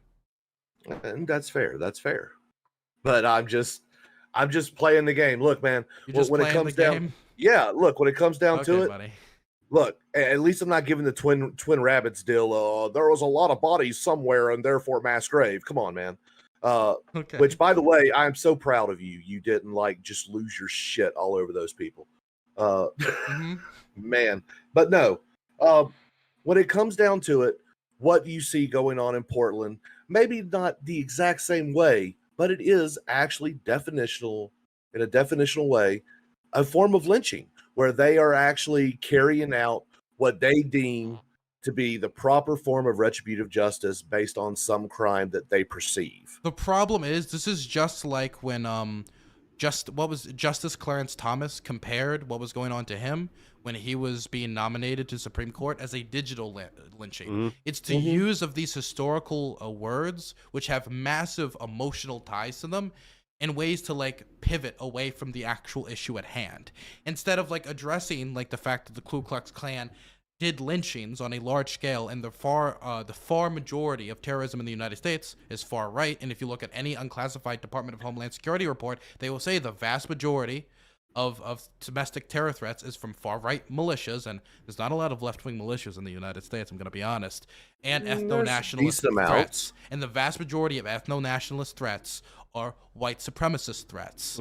Are there few instances of maybe black nationalists here and there? But I would make the case that people like Tariq Nasheed, who are included in that club, are actually far right, not far left, because Tariq Nasheed is a huge hater of socialism. He hates communism. He hates homosexuality. He hates trans people. Right now, I could be describing Nick Fuentes or Tariq Nasheed. I was about to say, I'm like, there's really not a lot like of you're describing the white ethno-nationalist that we were just discussing when it comes earlier. to a lot of the things these people believes. In fact, the same arguments I heard yesterday when Tariq Nasheed's followers came into my replies is the same thing I hear from Groypers, white nationalists, all of it.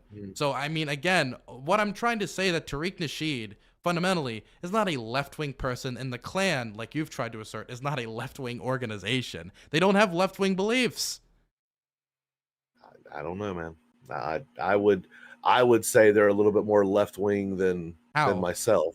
I mean, so would you say you're more right-wing than the Klan? You would say you're more right-wing than the Klan, then? You would say that? Well, there's another person in chat the entire time.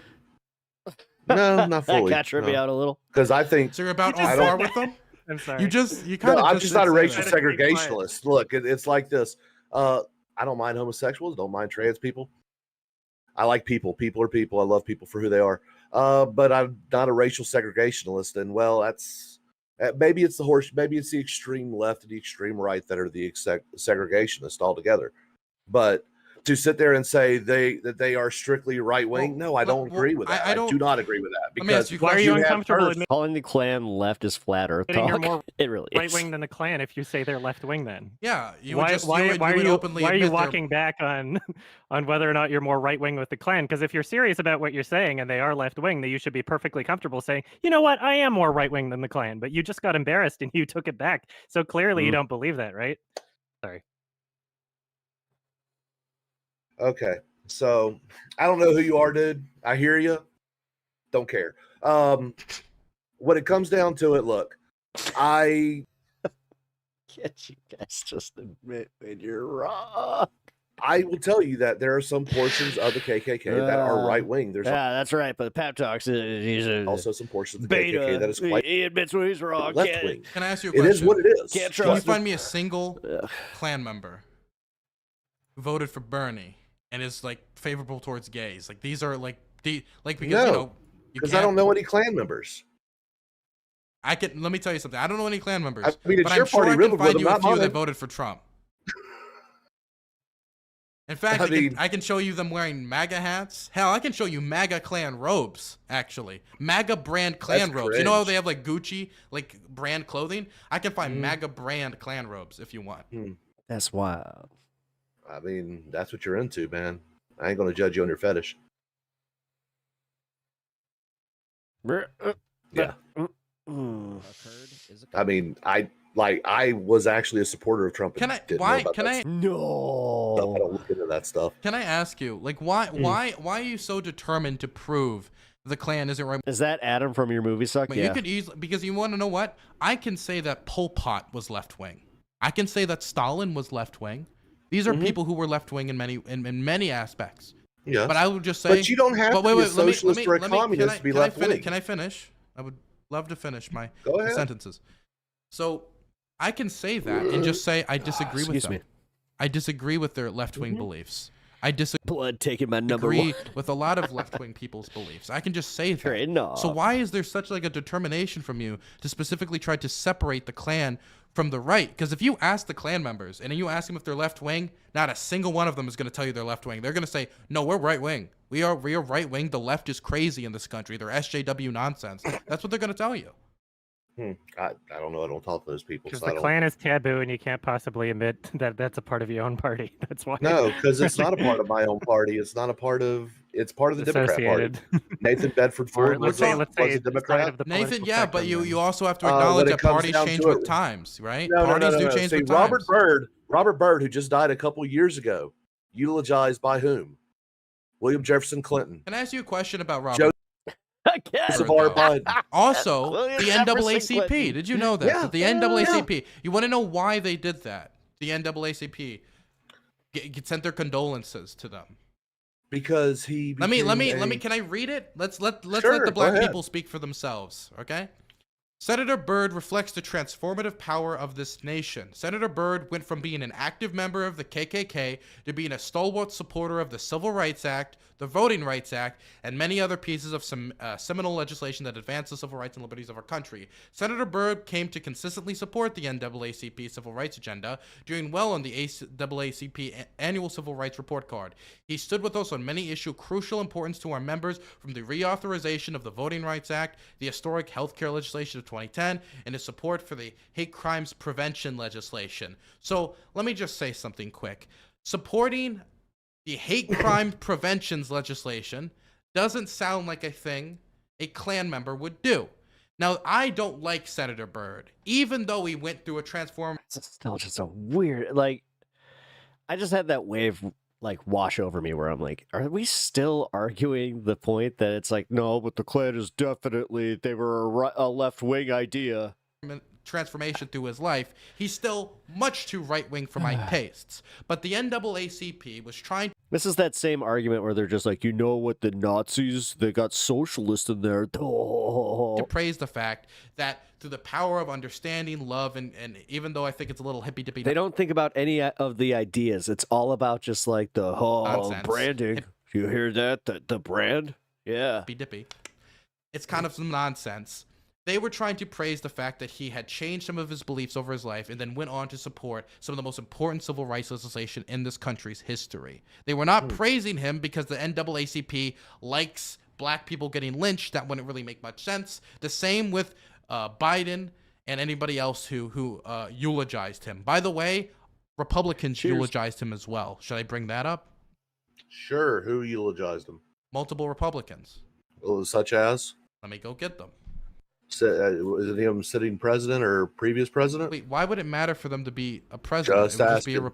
Asking, because high level. I mean, when we talk about Joseph Brown, John Brown Gordon, James Thomas Heffen, Rufus Holman, who was Republican, by the way, and a member of the KKK, Erie Mayfield, Democrat, Rice Means, Democrat, John Tyler Morgan, Edmund Pettus, William Johnson.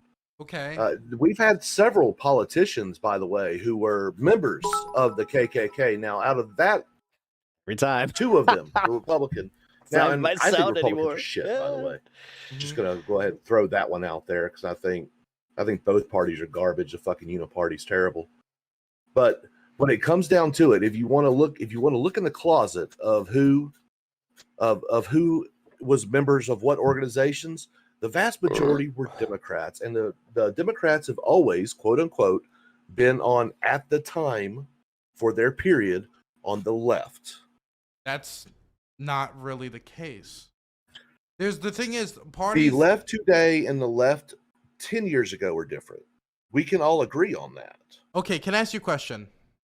Which president had an active correspondence with Karl Marx, who was obviously left-wing? I do not know. Abraham Lincoln. Okay. Now, Abraham Lincoln was a founding member of the Republican Party and was the first Republican president. And he is a president that basically every American likes, unless you're, I guess, a lost causer, right?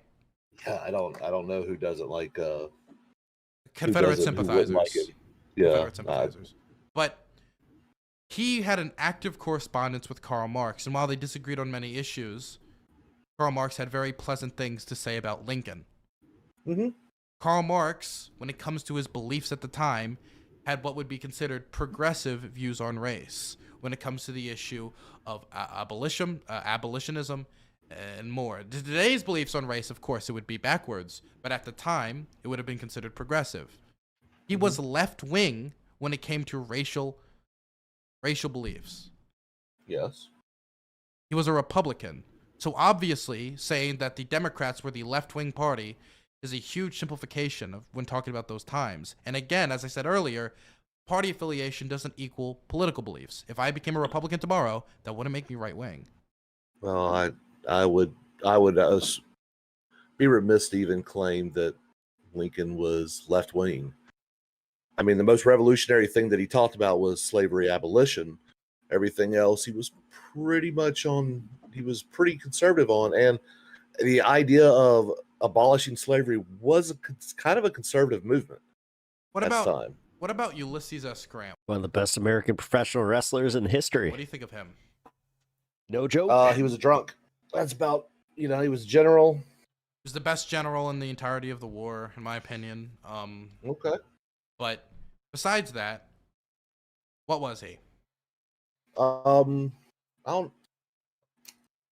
I don't know much about his political views. I really don't. Okay, he was a Republican. Okay.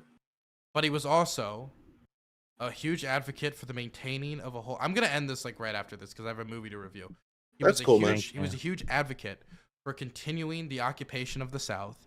He worked with the radical faction of the Republican Party at the time, which were the radical abolitionists, to try to get legislation through. He destroyed the Klan.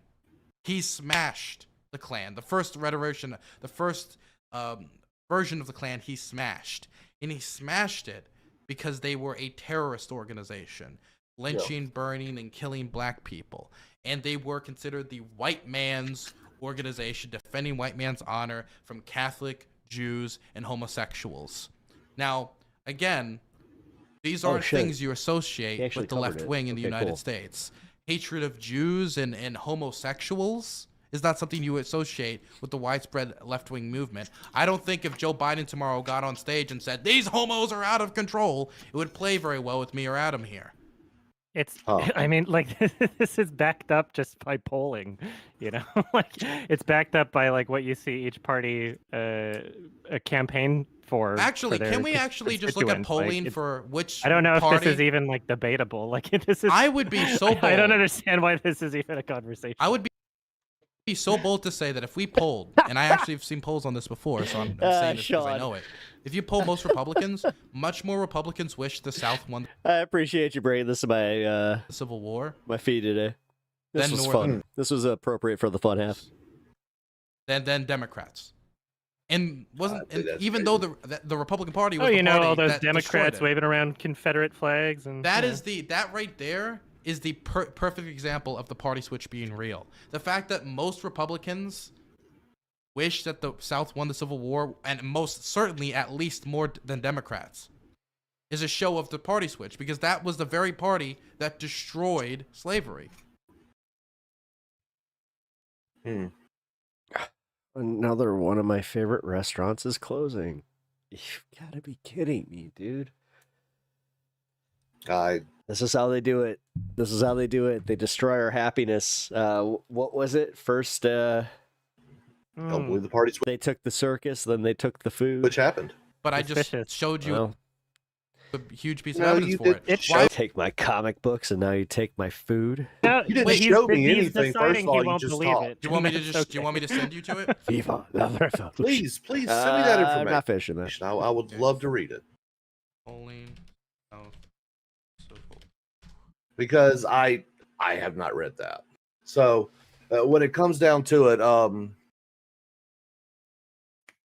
when I see racial identitarianism, I see it mostly on the left. So and it's acceptable on the left. So I mean that it is what it is. What do you think of? Well, here's just one poll right here.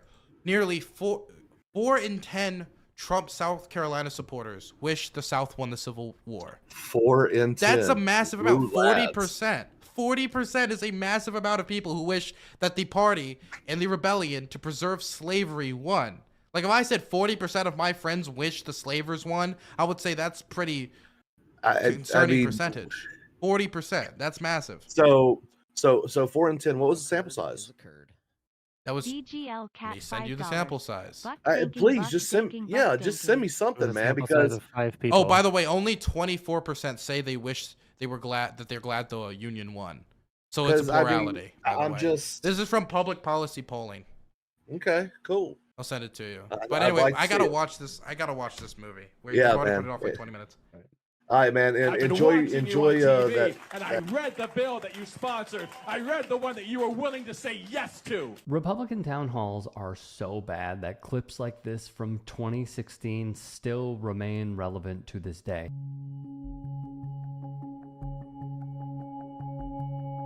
My wife was diagnosed with cancer when she was 40 years old. She beat it. But every day,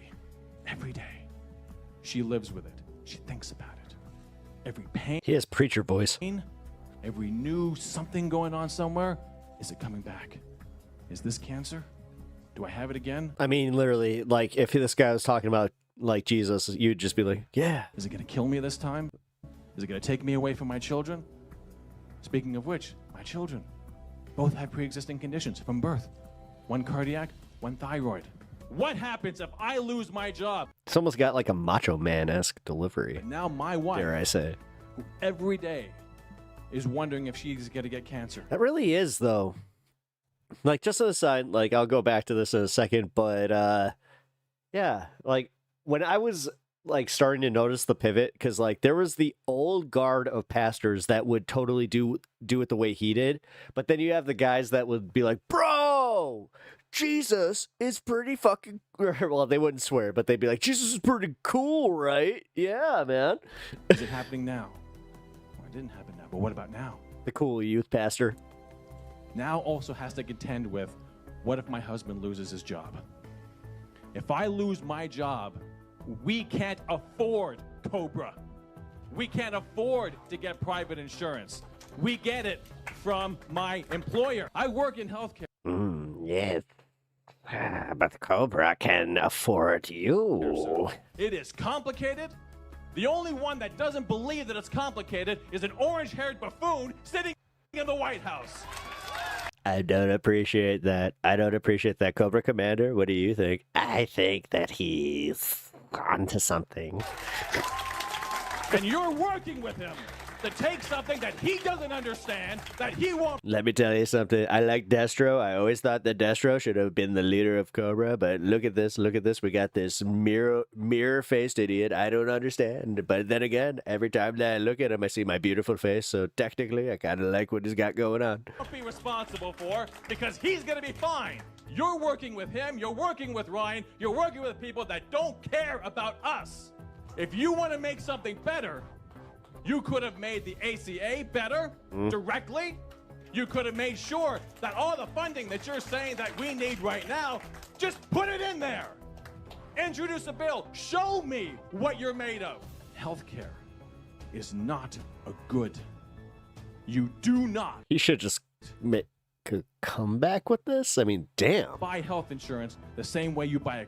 My guy, why aren't you running? Like, you're a really, really, really good public speaker. The same way you buy a house. This is the point. Because health insurance as a for-profit business is immoral. And it's rather eerie seeing this in 2025, knowing Republicans just want us to not exist. That's literally what it is, though. Like, they don't care if they even lose some of their own in this. They're just like, nope, we're going to take them all out. Get what we want from this. More golf courses. I feel bad for the people that think they'll be able to play them.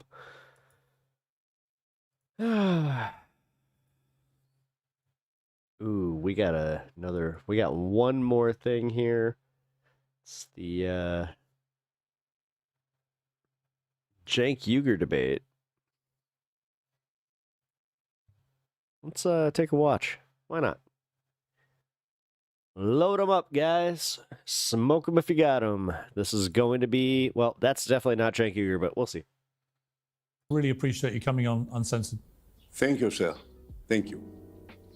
We're listening to what Israel's former Prime Minister had to say. He was retired Lieutenant Colonel and former IDF spokesman, Jonathan Conricus, and the founder and CEO of the Young Turks, Cenk Uygur. Well, welcome to both of you. Jonathan, they're responding. Shit. So we need to actually watch this. And Conricus is such an ass, too. All right, guys. Let's see. What is this, an hour? I got an hour. Let's go. We'll just start right here. Omar accused his country of committing war crimes in damning remarks that made global headlines, and he joins me now. Ehud Omar, thank you very much indeed for joining me on Uncensored.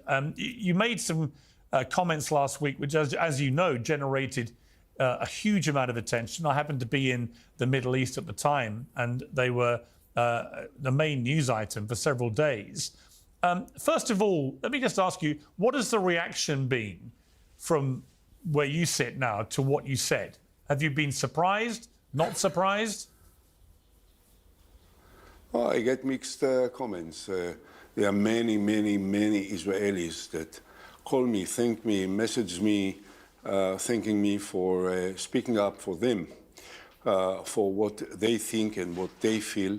And they are anxious that there will be a voice coming from Israel, which will be different from the voice of Ben-Gvir and Smotrich and Netanyahu's and the group of thugs, which is now part of the Israeli cabinet. I think that this is something which I consider to be very important, that the international community, guys everywhere that watch you, that watch other channels, will know that there are many Israelis that were absolutely in favor of the Israeli counteroffensive on the 7th of October, and since then, for a long time, for good reasons, because Hamas murders had to be reached out and eliminated, and we did a great job for almost 20 months. But the time has come to stop it, and this is the time. And the fact that the government continues this operation, when everyone knows that there is not any purpose that can be achieved by an expanded military operation, that Israeli soldiers are going to be killed, that we are going to lose the hostages, which is the primary, the most superior objective that there should be for us to save them, and that also non-involved Palestinians will be killed. This is something which is unacceptable, and this is what I try to say. And I hear the other voices coming from Israel as well. Of course, I'm criticized. The poison machine of Netanyahu is working day and night to oppose me and to slander me, which is expected. I'm not intimidated. So, dumb question. Is this guy like kind of viewed as what like the Democratic rival to Netanyahu would be politically, where he was very popular amongst the general populace?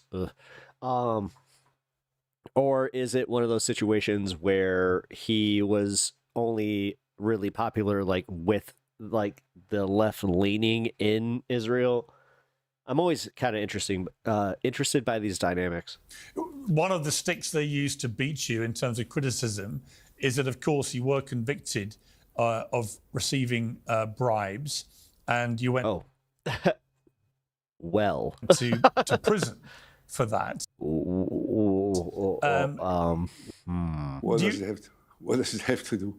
Well, no, I'm just saying that's one of the criticisms that people use against you this week has been, why should... Is it like like Lula from Brazil type of situation where it was like all political slander, or was there merit to it? They use against me this all the time.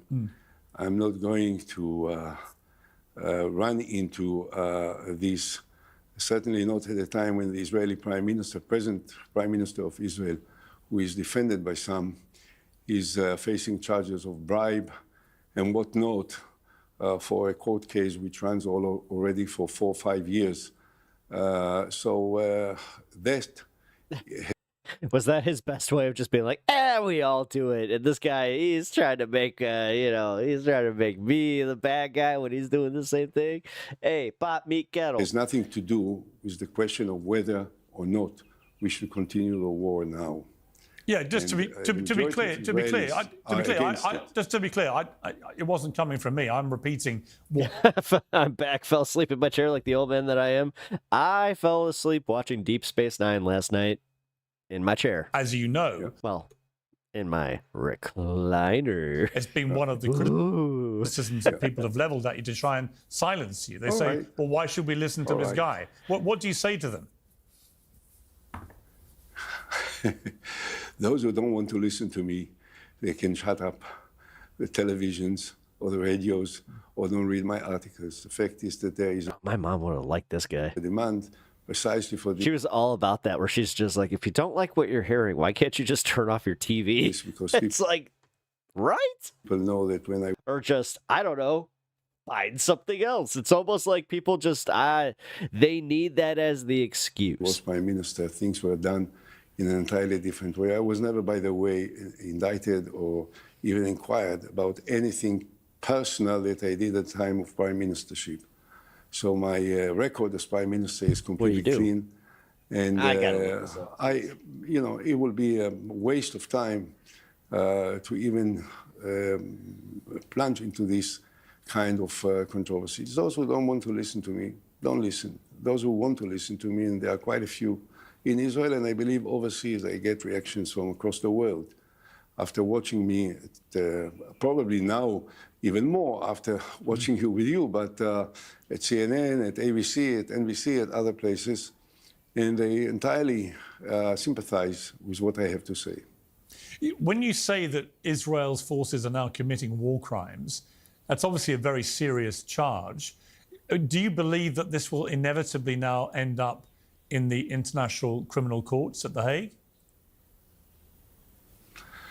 Well, again, up until recently, there was an international consensus that the Israeli operation was inevitable and acceptable and justified. And I entirely subscribe to this, as most of the Israelis did, for obvious reasons, because of what happened on the 7th of October and the continued consistent war of terror that was perpetrated by Hamas for years. What happened is they had a very strong parallel to what happened in America, where post 9/11, and I'm just speaking for what I experienced, where we had a lot of who do we blame for this? That's why people were like, yeah, let's just go after Iraq, even though we didn't know. And trust me, that right afterwards, there weren't many people who weren't about that. So now they're kind of coming into their 03, 04, okay, so where were these weapons of mass destruction that you were talking about? And then there was a bunch of reporting coming out where it's like, wait a minute, did you actually lie to us? And years, which was culminated on the 7th of October by this mass killing of innocent people in their homes, in the living rooms, in the bedrooms, in their safe rooms. I mean, hell, they're even using the same argument now, like Piers Morgan has been bringing up, where he's just like, you guys keep creating the next wave of terrorists. Raping, butchering, beheading people, mothers, children, elderly. Oh, did you go back and read Repentant? People. The Israeli reaction was inevitable and acceptable. I think that I'm not sure if I actually got him to leave, but I did lose a sub, so he may have left. Was endorsed by the international. I'm willing to admit that one, because it's like, dude, I got sick of his shit tonight. Leadership, Joe Biden, Rishi Sunak, President Macron, Chancellor Scholz, and so many others. But 20 months passed since then. Everything that can be achieved by a military operation has been achieved. And tens of thousands of Palestinians were killed.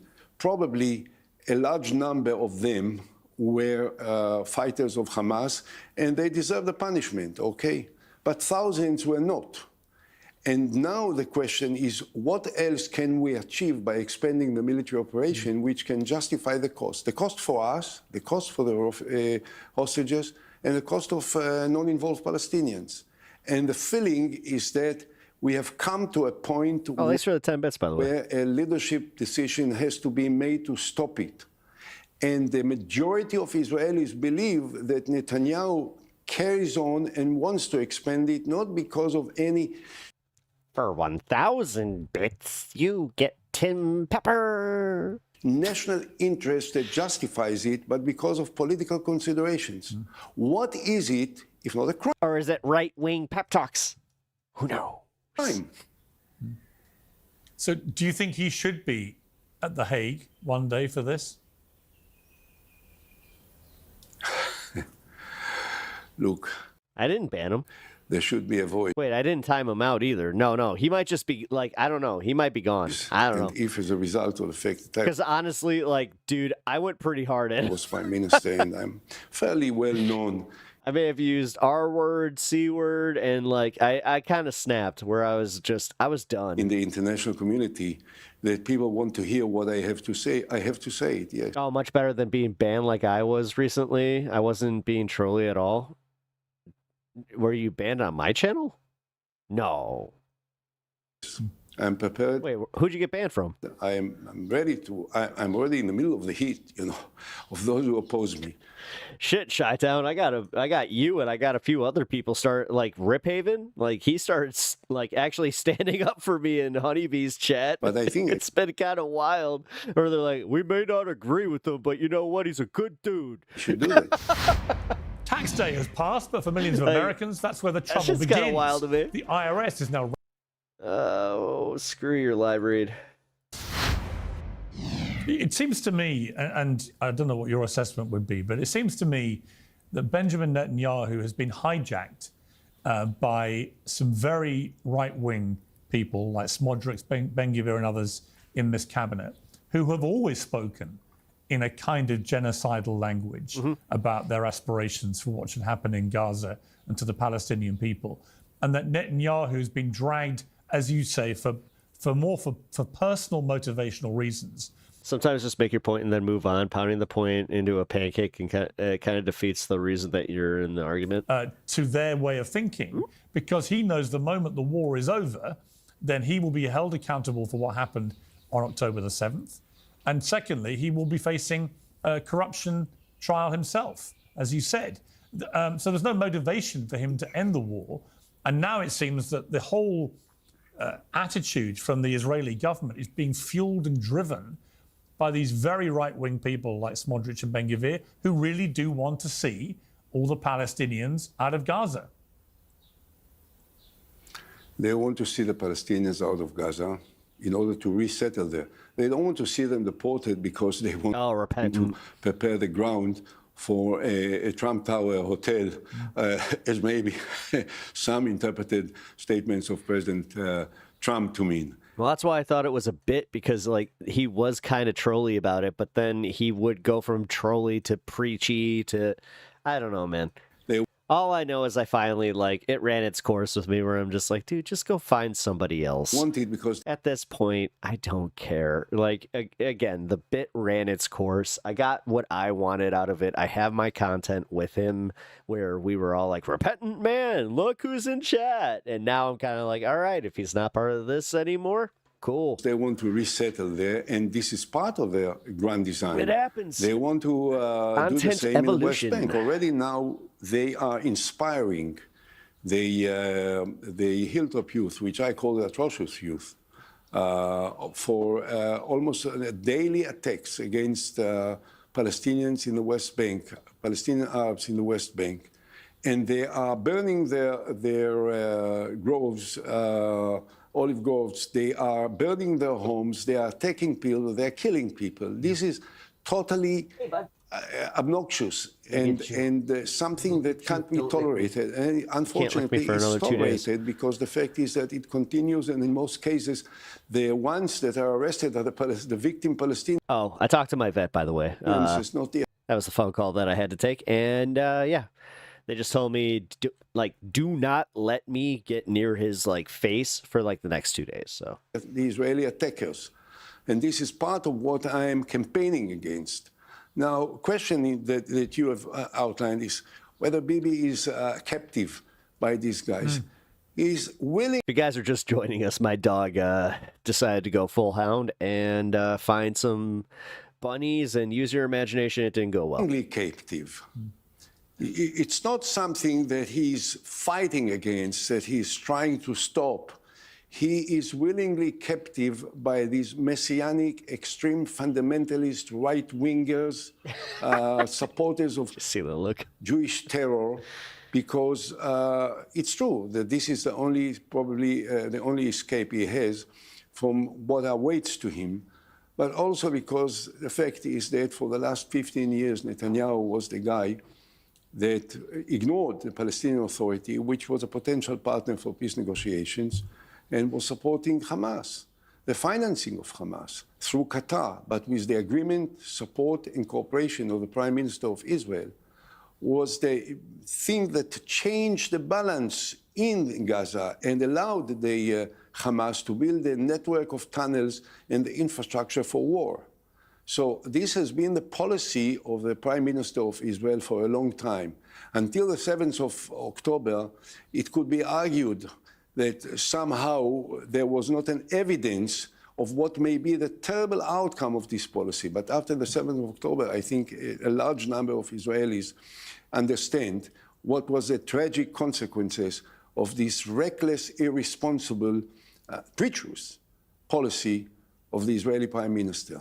And finally, I have to say on this point that it's true that he is presently, because he is captive by the right-wing Messianic sometimes the line says, you know, do it. groups, and he still entertains a majority in parliament, he can carry on.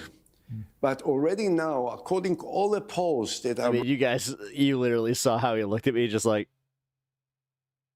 run almost on a daily basis, the majority of the Israelis, not only that they don't support him... So one of my favorite parts about him is how emotive he is.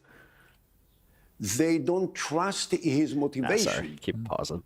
They say explicitly and loudly that they think that he prefers personal considerations over the national interest of the State of Israel. And that's precisely why people like me, in spite of the possible reactions by all kinds of oppositioners, are prepared to step up, come forward, and call it out by its name, because it's a time that the international community Again, will I'm know glad that he keeps having people like this guy on to finally just be like, no, guys, like there's a bunch of Israelis that are not on board with this. Can we please stop? There are different voices from Israel, the voices of compassion, the voices of compromise, the voices of peace, the voices of dignity, the voices of care for human lives, also when they are not Israeli human lives, but also non-involved Palestinians. Netanyahu won't do this, but should he resign? Should have resigned long ago. He should resign any moment. Oh, no, Rabbit is safe. Should resign now. Last year, he got 2 possums, which played possum, and I'm glad they did. At least possums, he's too dumb where he won't kill them. While we speak. Like, I'll just say that. He won't do that, but rabbits? I think... those rascally rabbits. The only contribution that he can make to the well-being of the State of Israel, and perhaps also across the board for the Jewish... It's literally the bitch about getting any hunting like dog. ...people, is for him not only to resign, but to disappear from the landscape of our political and public life. Finally, obviously America still holds a lot of sway with Netanyahu and the Israeli government. Should Donald Trump be doing more to stop him? Is he the only person that can actually stop Netanyahu now? Mr. Morgan, I have to say, I entirely agree with your judgment. And I want to add something. You know, it is entirely irrelevant what people may have thought about Trump as a president, whatever. I think that at this point, he is the voice of restraint. Oh my God, no, don't do this. No. You're so close. Reason. You're so close. And the impression that I... Oh my God, they're totally doing it. They're totally doing it. Trump is more like this is it. This is it. They're trying to do like the media landscape thing. Pierce is his media man, and he's like, look, I need you to put it out there. Maybe put it out there that I'm probably gonna bring some peace to the Middle East. You know, at least it's going to be we're gonna make a deal with Hamas, and it's gonna be a great thing. I have. And make Palestine the 51st state. I must say, I know all the previous presidents of the United States. I've known them for years.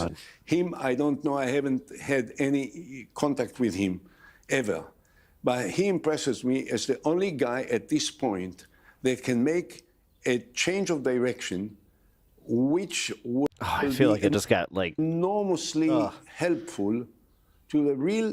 You ever watch a movie where you're like, this is a great movie, and then all of a sudden, they'd make a hard pivot where it's like an M. Night Shyamalan, where it's like, what a twist! National interest of the State of Israel. He has to understand at this point that the most significant expression of support for the State of Israel and the Jewish people is by him summoning Netanyahu into the Oval Office, put him on a seat that Netanyahu likes very much, together with him in front. He likes the high chair. He likes to be on the high chair. Everybody likes the high chair. I like the high chair. I use the high chair when I go and eat my meatloaf. Onto the cameras. Otherwise, I throw the ketchup against the wall, if you know what I'm saying. And tell him, Netanyahu, enough is enough. He can do it, and it will be supported by the entire international community. President Macron, Prime Minister Starmer. I mean, yeah, pep talks. Pep talks would be all about, like, yeah, if it brings, like, literal, like, again, man, there's a fine line between, like, oh, I don't care about his corruption, like Hassan was saying, like, I'm not going that far.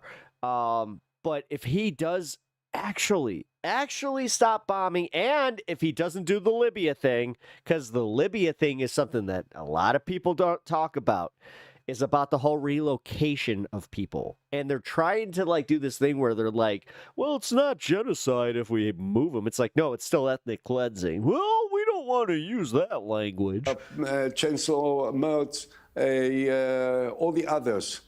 Prime Minister Carney from Canada. I mean, shit, we just completely ignored the West Bank, and I think they just raised like 12 new settlements. All of them already spelled it out. It's now time for President Trump, with the enormous power of persuasion that he possesses, to say to Netanyahu, you know it, buddy. That's all. Enough is enough. For the suck a little harder, you might actually get some Cheetos dust. Good of the people of I know. It ain't easy being cheesy. Israel, for the good of the chances for peace with the Palestinians. Ehud Olmert, thank you very much indeed. I really appreciate you coming on Uncensored. Thank you, sir. Thank you. We're listening to what Israel's former Prime Minister had to say. He was retired Lieutenant Colonel. I'm glad that we did that, by the way. I was gonna initially listen to just Jake's response, but that would have been dumb. And former IDF spokesman Jonathan Conricus. And Conricus. the founder and CEO of the Young Turks, Cenk Uygur. Well, welcome. They both look like Lego men. To both of you. Jonathan, we've talked a lot. Lego men fight. Since October the 7th on this show. And I've always click, click, click, click, click, click, click, click, click, click. Admire the fact that you come on and you will sometimes, to my eye, oh no, my head's stuck to yours. Oh no. Is defend the indefensible, but you my head is stuck to your foot. Wait. You give it a good go. Can you, in all conscience, defend what has been happening since the implementation, particularly of the blockade, which was effectively a sanctioned starvation program of many innocent Palestinians? Yeah. Hello again, Piers. Nice to be on. I will, of course, answer that, but I think I would like with my man's forgot to take the security tag off his shirt. Your permission to reflect. So I'm pretty sure that he reflect on what is that a mic? No, for real. If that's a mic, said, because there are very grave accusations, and I think the most important part of his politically motivated accusations, which many Israelis probably would agree with some or other parts of it, but the substance of it, and basically his ticket to the show, is saying Israel is committing war crimes. And when you asked him what his evidence for this is and why he says such a grave thing, he brushed it by and he didn't substantiate it with everything. And I think that's worthy of pause. And if we want to be serious in the discussion here and not only have a internal Israeli political debate between two former political rivals, which is the context of Ehud Olmert and Netanyahu, then I think we have to be serious. And I clearly today believe that while the IDF for sure has made mistakes on the battlefield, categorically has not been conducting war crimes, and all the talk and hyperbole and nonsense and false claims and allegations and Hamas's media propaganda that we see up until this minute as we're speaking, I think are fueled not by the pursuit of truth and not by anything that is something that we should it's a lav mic taped into place espouse to, but really motivated a lav mic at trying to force Israel to its knees and to stop Israel from fighting and for Israel not to be able to defeat its enemies. I'm not wrong though. It does kind of look like he like stole the shirt and he forgot to take that the tag off, and now he's just kind of like fuck it. All right, but Jonathan, let me jump in. The problem you have is that if this was all coming from the pro-Palestinian lobby, then okay, fine, you could respond the way you just have. But you don't just have one former Israeli prime minister saying all this. You have two. You've got Ehud Barak as well, who's come out very powerfully denouncing what this government is doing. Jake's like, Piers, they're making this easy for me. They're not even the same politics, the two Ehuds. So you've got two recent former prime ministers of Israel who are condemning in the most strong language imaginable what your country's government is doing. That is the problem. It's not outside voices. What's popping? It's not me. It's not Palestinians. It's not change. I'm sure in a moment or you might be in a minute. in this normal, inimitable fashion. This is two former Israeli prime ministers.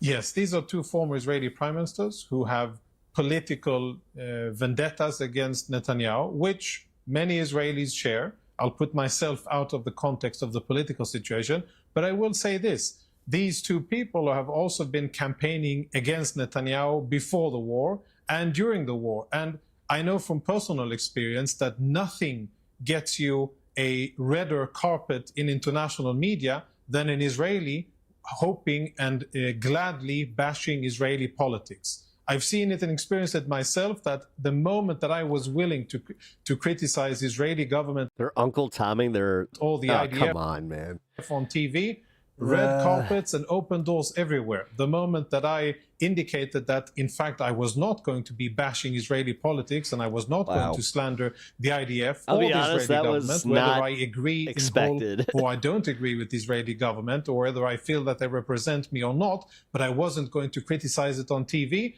then doors started closing. And I think that what Ehud Olmert is enjoying is that very warm embrace of the so-called international community, which is happy to have an Israeli of importance, critical of Israel, and to give him a point of view. And I think that is not entirely fair. And yes, there are points that Ehud Olmert and Barak are making that are valid. I, as an Israeli, have questions, and I am not happy with how long this war has been going on. I would have wanted for us to decide the war a long time ago, to have defeated Hamas a long time ago, to have started to distribute food and to do what we're doing now, to have done that half a year or a year ago. That would have hastened the demise of Hamas, that would have pulled the rug underneath the feet, and that would have alleviated civilian suffering in Gaza. And I think that is what we should have been doing. And my criticism to my government is, what took you so long? Why didn't we do this earlier? And why didn't you, Prime Minister, and the cabinet create the conditions, the international conditions necessary to do this earlier? Why have my fellow countrymen been in Hamas captivity for more than 600 days? And I think that I feel like TK is like part of the CIA or some shit with the way that they just keep deleting their messages from chat. There's a lot of criticism in Israel towards the decisions by the Israeli government. It's like the CIA agent just chilling in his favorite chair where he forgets for half a second. Then he's just like, oh yeah. But I think that Ehud Olmert and Ehud Barak are politically motivated, and they should be taken into the context of political rivals of Netanyahu. Okay, Cenk Uygur, you've been waiting very patiently, albeit your facial expressions have revealed you're not entirely agreeing with everything you've just heard. So over to you. Yeah, of course, what he's saying is total nonsense. I mean, if I understood him correctly, he said that he would have started starving the Palestinians a year and a half ago. What a humanitarian. All right, I agree completely with Ehud Olmert. I saw him in Europe a couple of months ago. He's actually working on a peace plan that I think is very, very workable and doable. They could probably get it done immediately if they actually wanted peace. And in fact, Olmert was also the only person who offered a real and decent peace plan back in 2008. So currently, the real question here, and you touched on it a little bit in your interview, Piers, but we really don't talk about it nearly enough, is what is the goal of the Israeli government? So the goal, I don't think, is just genocide for genocide's sake. They're doing the genocide and the ethnic cleansing to steal Gaza. So you can call it a different word. You can say acquisition, conquest, as they have in their Knesset and in their cabinet meetings. They say, we're going to conquer Gaza. They have a map of greater Israel. And right now, by the way, they're in southern Lebanon and western Syria. So they keep attacking, conquering, killing, starving, and all the while, by the way, in the West, saying, we're the victims. I mean, look at all these Arab countries we invaded and took their land and subjugated their people for 58 straight years. But you see how we're the victims. And this brother over here is claiming that the red carpet rolls out for you if you criticize Israel. Well, brother, I got news for you. That's not what happens in America at all. You potentially get arrested, deported, canceled. Your job career prospects are nullified. And people like Bill Ackman proudly say, I have a blacklist of anyone who dared to oppose Israel, and I will make sure they never get a job on Wall Street. It's disgusting. It's the exact opposite of what he claims. And of course, if you ever dare to support innocent Palestinians, you'll get smeared in 8 different ways. Yeah. And so, look, are they going to conquer Gaza and take it for themselves? And this was never about self-defense. Or are they, so worried about terrorism and they can't wait to get out and get to peace? No, get real. I hate that we're like this far in and we're still having this conversation like it's not obvious. The Israeli government has no interest in peace. They have blocked every single ceasefire deal on the... No, they can't justify it. They have so many people that, like, within their own country can't justify it. But then you have the people that are just like, no, they are so set in their goal where they just want complete extinction of the Palestinian people so they can just have all of the land and then not have to worry about any of this. That's what their end goal is. Premise that, no, we will continue the war after the ceasefire.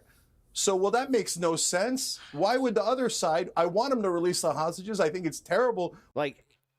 And they don't care if they wipe them out, or just send them to Libya. But either way, they want to expel these people quickly as quickly as possible. What Hamas did on that's realistically what this is all about. That's why they just don't give a shit. That's why they're making this unlivable. October. And then you have Donald Trump out there acting like the fucking savior, but he's like, listen, it's all wiped out. We just gotta totally rebuild. It's almost like I have to build a hotel or something. 7th and terrible that they took hostages. But if you're being realistic, why would the other side say, yes, I'll give you the hostages back so that you could go back to murdering and slaughtering and conquering Gaza 60 days later? That makes no sense at all. So we have to resolve, and the Israeli government must be asked over and over again because they've already declared it publicly. So there's actually no question about it whatsoever. This is not a war of defense. This is a war of conquest. I didn't say that. The Israeli government said that. Okay. So let's call them out for who they are. They're an imperial empire who has done terrorism to seize land, and they've starved people to death. It's like the Germans going into the Sudetenland. Let's be honest about it for once in our lives. Jesus. Beam's creatine is America's number... No. Kidneys like living. 30% off. Yeah, I mean, Jonathan, I'll get you to respond, but, when you look at what Smodrich said last week that was on camera, the intent is crystal clear as far as he's concerned. And when I put to the Israeli ambassador to the UK in a very heated interview that we did last week, that he was effectively articulating a form of genocide, indisputably, because he wanted to clear out every Palestinian from Gaza and take it for Israel. She emphatically denied what we'd all heard with our own ears. She then emphatically denied that Israel had killed any children. She then told me exactly how many Hamas terrorists the IDF had killed, 30,000, but she couldn't tell me even a ballpark figure of how many children had been killed in the process, which I found a quite extraordinary response, where she knew one figure very precisely. Almost like the IDF only count the Hamas terrorists they kill. They don't count any of the civilians they kill, which I just do not believe. And if it is true, that seems despicable to me. But she was in complete denial. And, my original question for you before you responded to what the former Prime Minister said was, when you see a policy of a blockade which can only be construed for what it is, which is a policy of starving the people of Gaza. And we're now seeing these terrible scenes where food arrives and thousands of Palestinians race and fight each other to try and get it. And I don't know who killed them and wounded them the other day. I know it was reported by Reuters and others that it was IDF. The IDF emphatically denied it.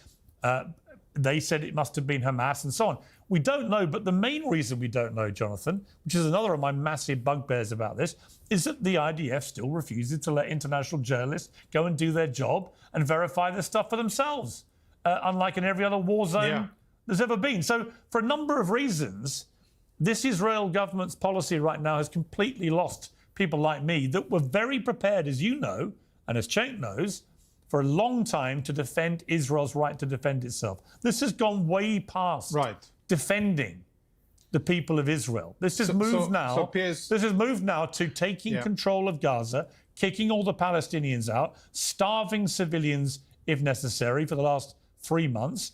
And when it comes to the killing of children, there have been an estimated, I don't know the exact number, but an estimated 20,000 or more children have been killed in this war so far. For Israel to deny that is to deny the obvious, isn't it?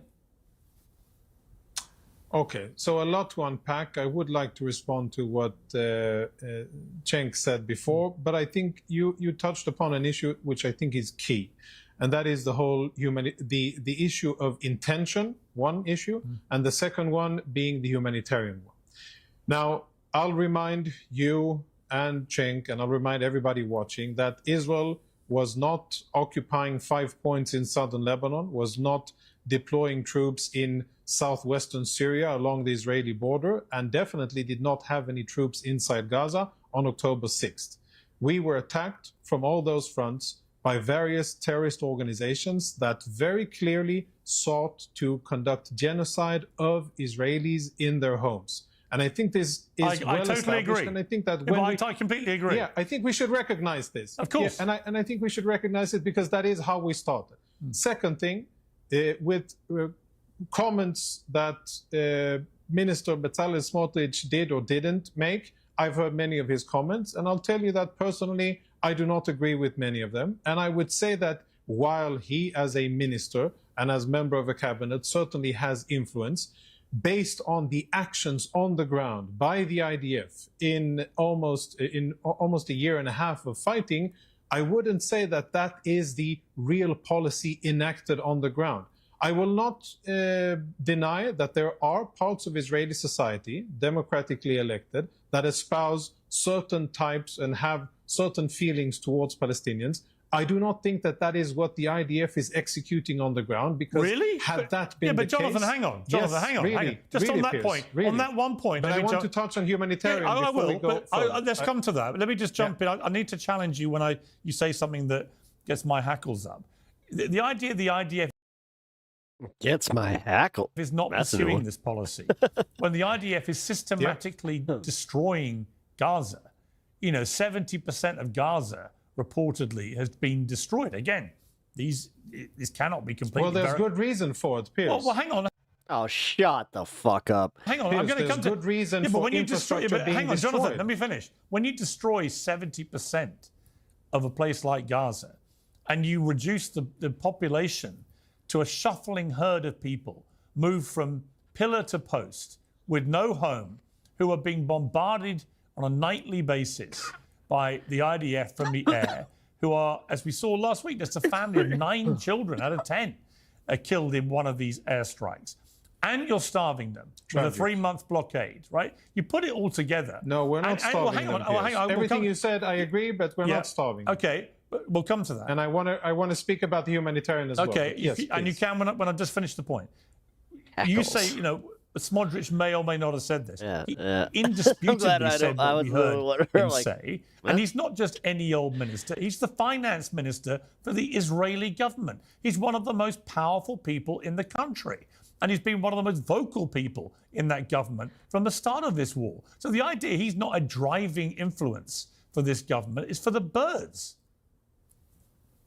No, I don't think so. And I think that, yes, as I said and acknowledge, he definitely has influence, and I will agree with you. I'll correct myself. He has significant influence over Israeli politics and over the stability of the Israeli coalition. Having said that, when I judge and when I analyze what the IDF has been doing on the ground, I can explain and justify very easily why so many structures in Gaza have been destroyed. And it is directly linked to military necessity.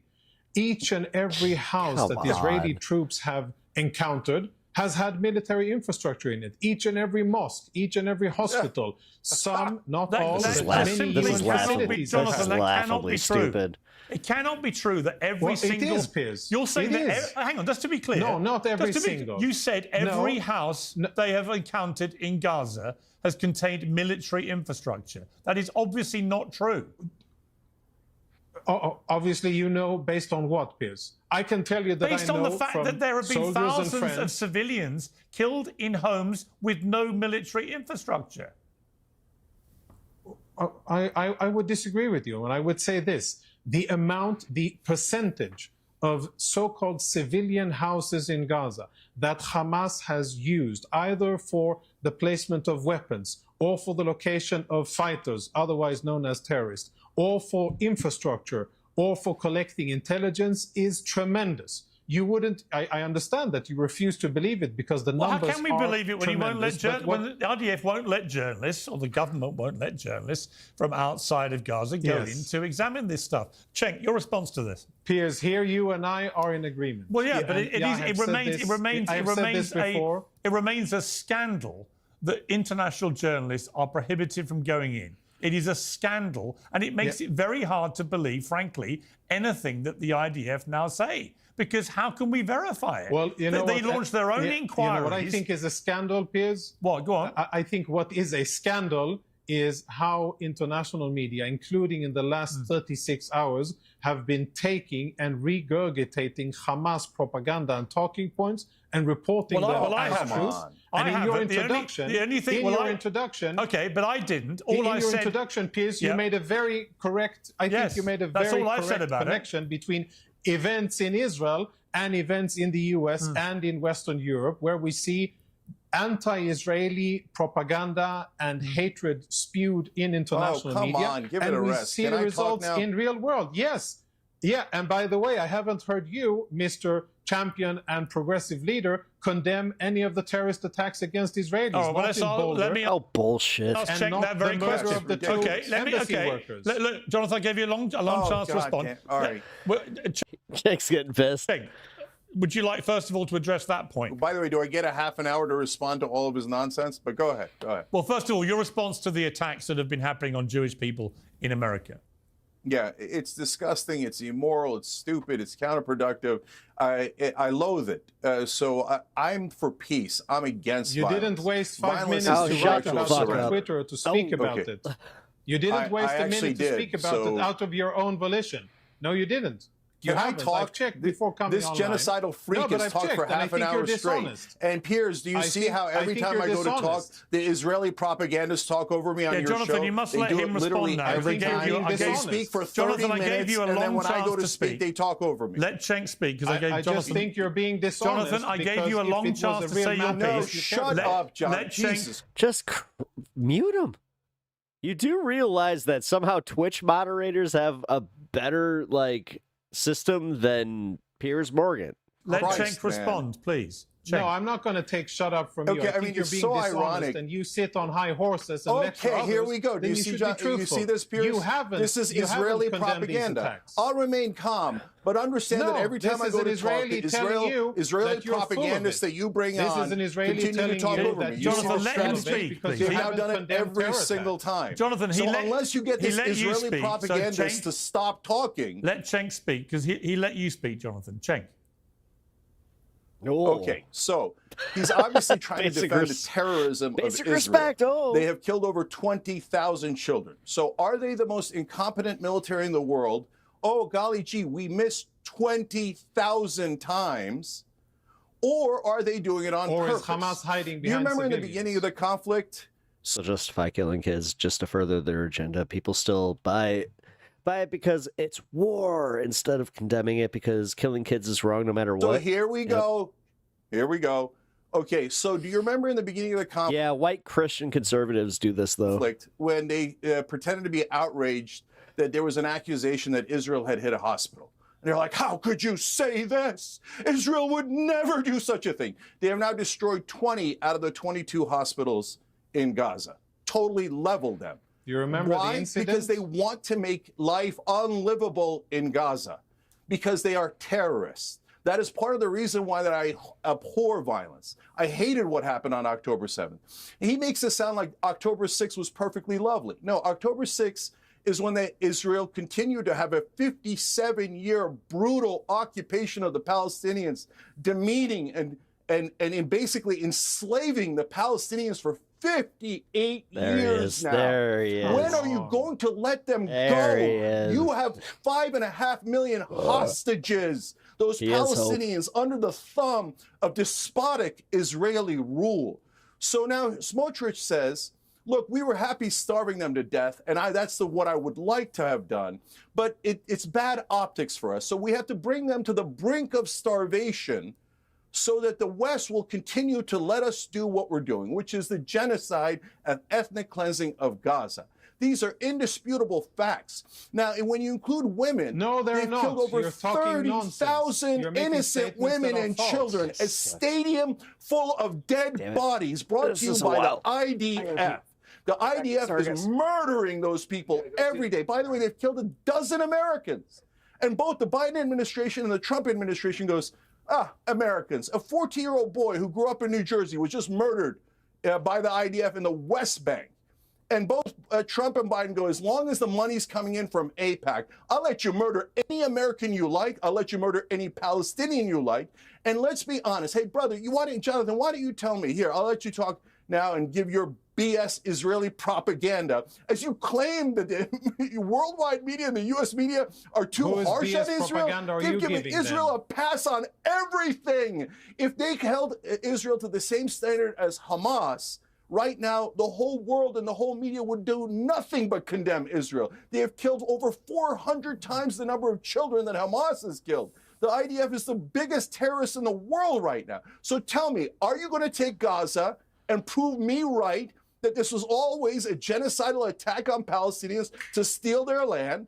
Or are you going to withdraw from Gaza and go to a two-state solution? I want a safe and peaceful Israel. I want a safe and peaceful and independent Palestine. Somehow I doubt that. Somehow I doubt that you want to see a peaceful and safe Israel. Do you plan to steal Gaza? Answer the question. Do you want to steal Gaza, or are you going to give Gaza back to the Palestinians? Somehow I doubt that you want to see a peaceful and safe Israel of Jews living in their ancestral homeland where they have 3,500 years of documented archaeological history. I doubt that this is your real motivation because, as I said, I think you are untruthful. If you would have cared about the lives of Americans, you would have condemned the terror attack on a Christian American who happened to be working at the Israeli embassy, and you would have said that these Palestinian terrorists or Palestinian-induced terrorists are horrible and despicable and harmful and all of the other window dressing words that you use now, but you would have done it out of your own vocation, and you didn't because you don't believe in it. I did. And because you, sir, are Actually, he has condemned it. You're full of it. I don't know whether you've been reading Cenk's... Look on X right now. I don't know whether you've checked his X feed, but Jonathan, he has condemned all of these attacks. I've seen it. Cenk has condemned them all. That's simply not true. I've actually checked before I came online, and I haven't seen X right now. You didn't check long enough. You asked about Gaza. Yeah. You asked about Gaza. What I think will happen in Gaza, and I'll tell you now, we're in June 2025. I think that for the coming months, maybe a year or two, my assessment is, based on military logic, is that the IDF will indeed conquer and hold the Gaza Strip.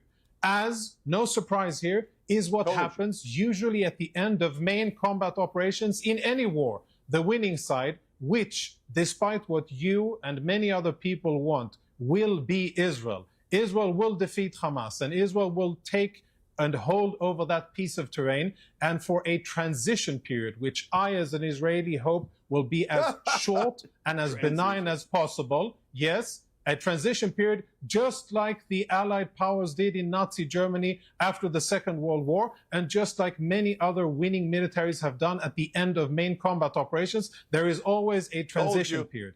at the end of that transition period, I hope they're going for to there keep to it. be independent. Yes, I hope for there to be independent Palestinian governance that isn't Hamas and that isn't the PA that supports and funds terrorists and give them stipends, but other type of Palestinian government that says our goal in life is to care about Palestinian children. Our goal in life is the future and the future prospects of us as a people and the region. That is what I hope that this war will bring about. I fear that it will take many months and probably years until we see the early signs of that happening. But I hope, and I'm pretty confident that we will not see any Israeli. No, because I want to. I'm truthful, what up? And I want to. You're going to keep it forever. As well. Your transition for years and years and years. Not at all. And your standard is until they love all Israelis. By the way, Anna, I hope you are ready for an epic D&D three-parter coming up with the Discord game, because I've been writing this. That's what I spent my weekend to do. So we will enslave. I'm not going to be around long. Had a long day, but want to stop by and say hi. Oh, I'm going to be ending stream soon. We're just on the back end of this debate. So. I'm glad you stopped by, though. Not at all. That's the Israeli answer at all times. The only ones that had genocidal attacks. You just said it. You're going to take Gaza. I'm going to just say this. I put a little bit of my interests into this one. I hope you guys like kaijus. You just said it. You're going to take Gaza, and you're going to keep it for years and years. You said it. Yes, you just said it. Your whole point was always an offensive war to take Gaza and slaughter the Palestinians so you can take more land. How much land are we going to let Israel take with our money? With our money. Hey, Jonathan, why don't you give us the $300 billion back? Give me the $300 billion back. I don't want to fund Genesis. Oh, by the way, Anna, you guys are starting at level 5. So anybody that wants to build their characters, start building them now, because I'm going to be making the announcement next week. I'm an American taxpayer. Give me the goddamn money back. You're not funding anything. If you're doing anything, you're not funding. Yes, I am. I'm not trying to make it a race to like get in, but hey. Unfortunately, funding the genocide that you're sick. We got 8 open spots. 6 brothers and You sisters are giving carrying air out in cover, Gaza, and you are facilitating terror attacks against Jews. But if you're new to D&D, please let me know. That's the only thing that you could be held accountable Nonsense. for. But I don't think that you're literally murdering Palestinians and cheering it on as we speak. You love violence. You're absolutely. So it's a one-shot broken down into 3 different campaigns because the combat is going to be insane. As I said, I hope you like kaiju. Violence. Not at all. Not at all. Let's put it this way: I'm trying to figure out how to do vehicles and get a little bit of extra, hit points. For like single offs. I've been talking to my buddy who's like really big into this, so he's just like, dude, I have some ideas for you. Hell yeah! I live Who causes attacks like Boulder, Colorado? All right, let me ask you a question. All right, time out. I mean, full disclosure, this is going to be my first, literally my first game. I keep advocating against violence. Time out. I want to ask Jonathan a question. Jonathan, oh, you know what you're going to do? Jonathan, from a military perspective, because I know that's an area of expertise for you. From a military perspective, it seems to me that the mission statement, I mean, you say you think this is all going well and they're going to win the war and they're going to take over Gaza and so on. I didn't say it's going well, Piers, and I was very I don't think it's going well at all. Apart from anything else, the most powerful military in the Middle East has been incapable of dismantling a bunch of terrorists now for 20 months. Hamas is still very much alive and well. The remaining hostages have not been freed, which of course is disgraceful. And of course they should be. But the bombardment continues.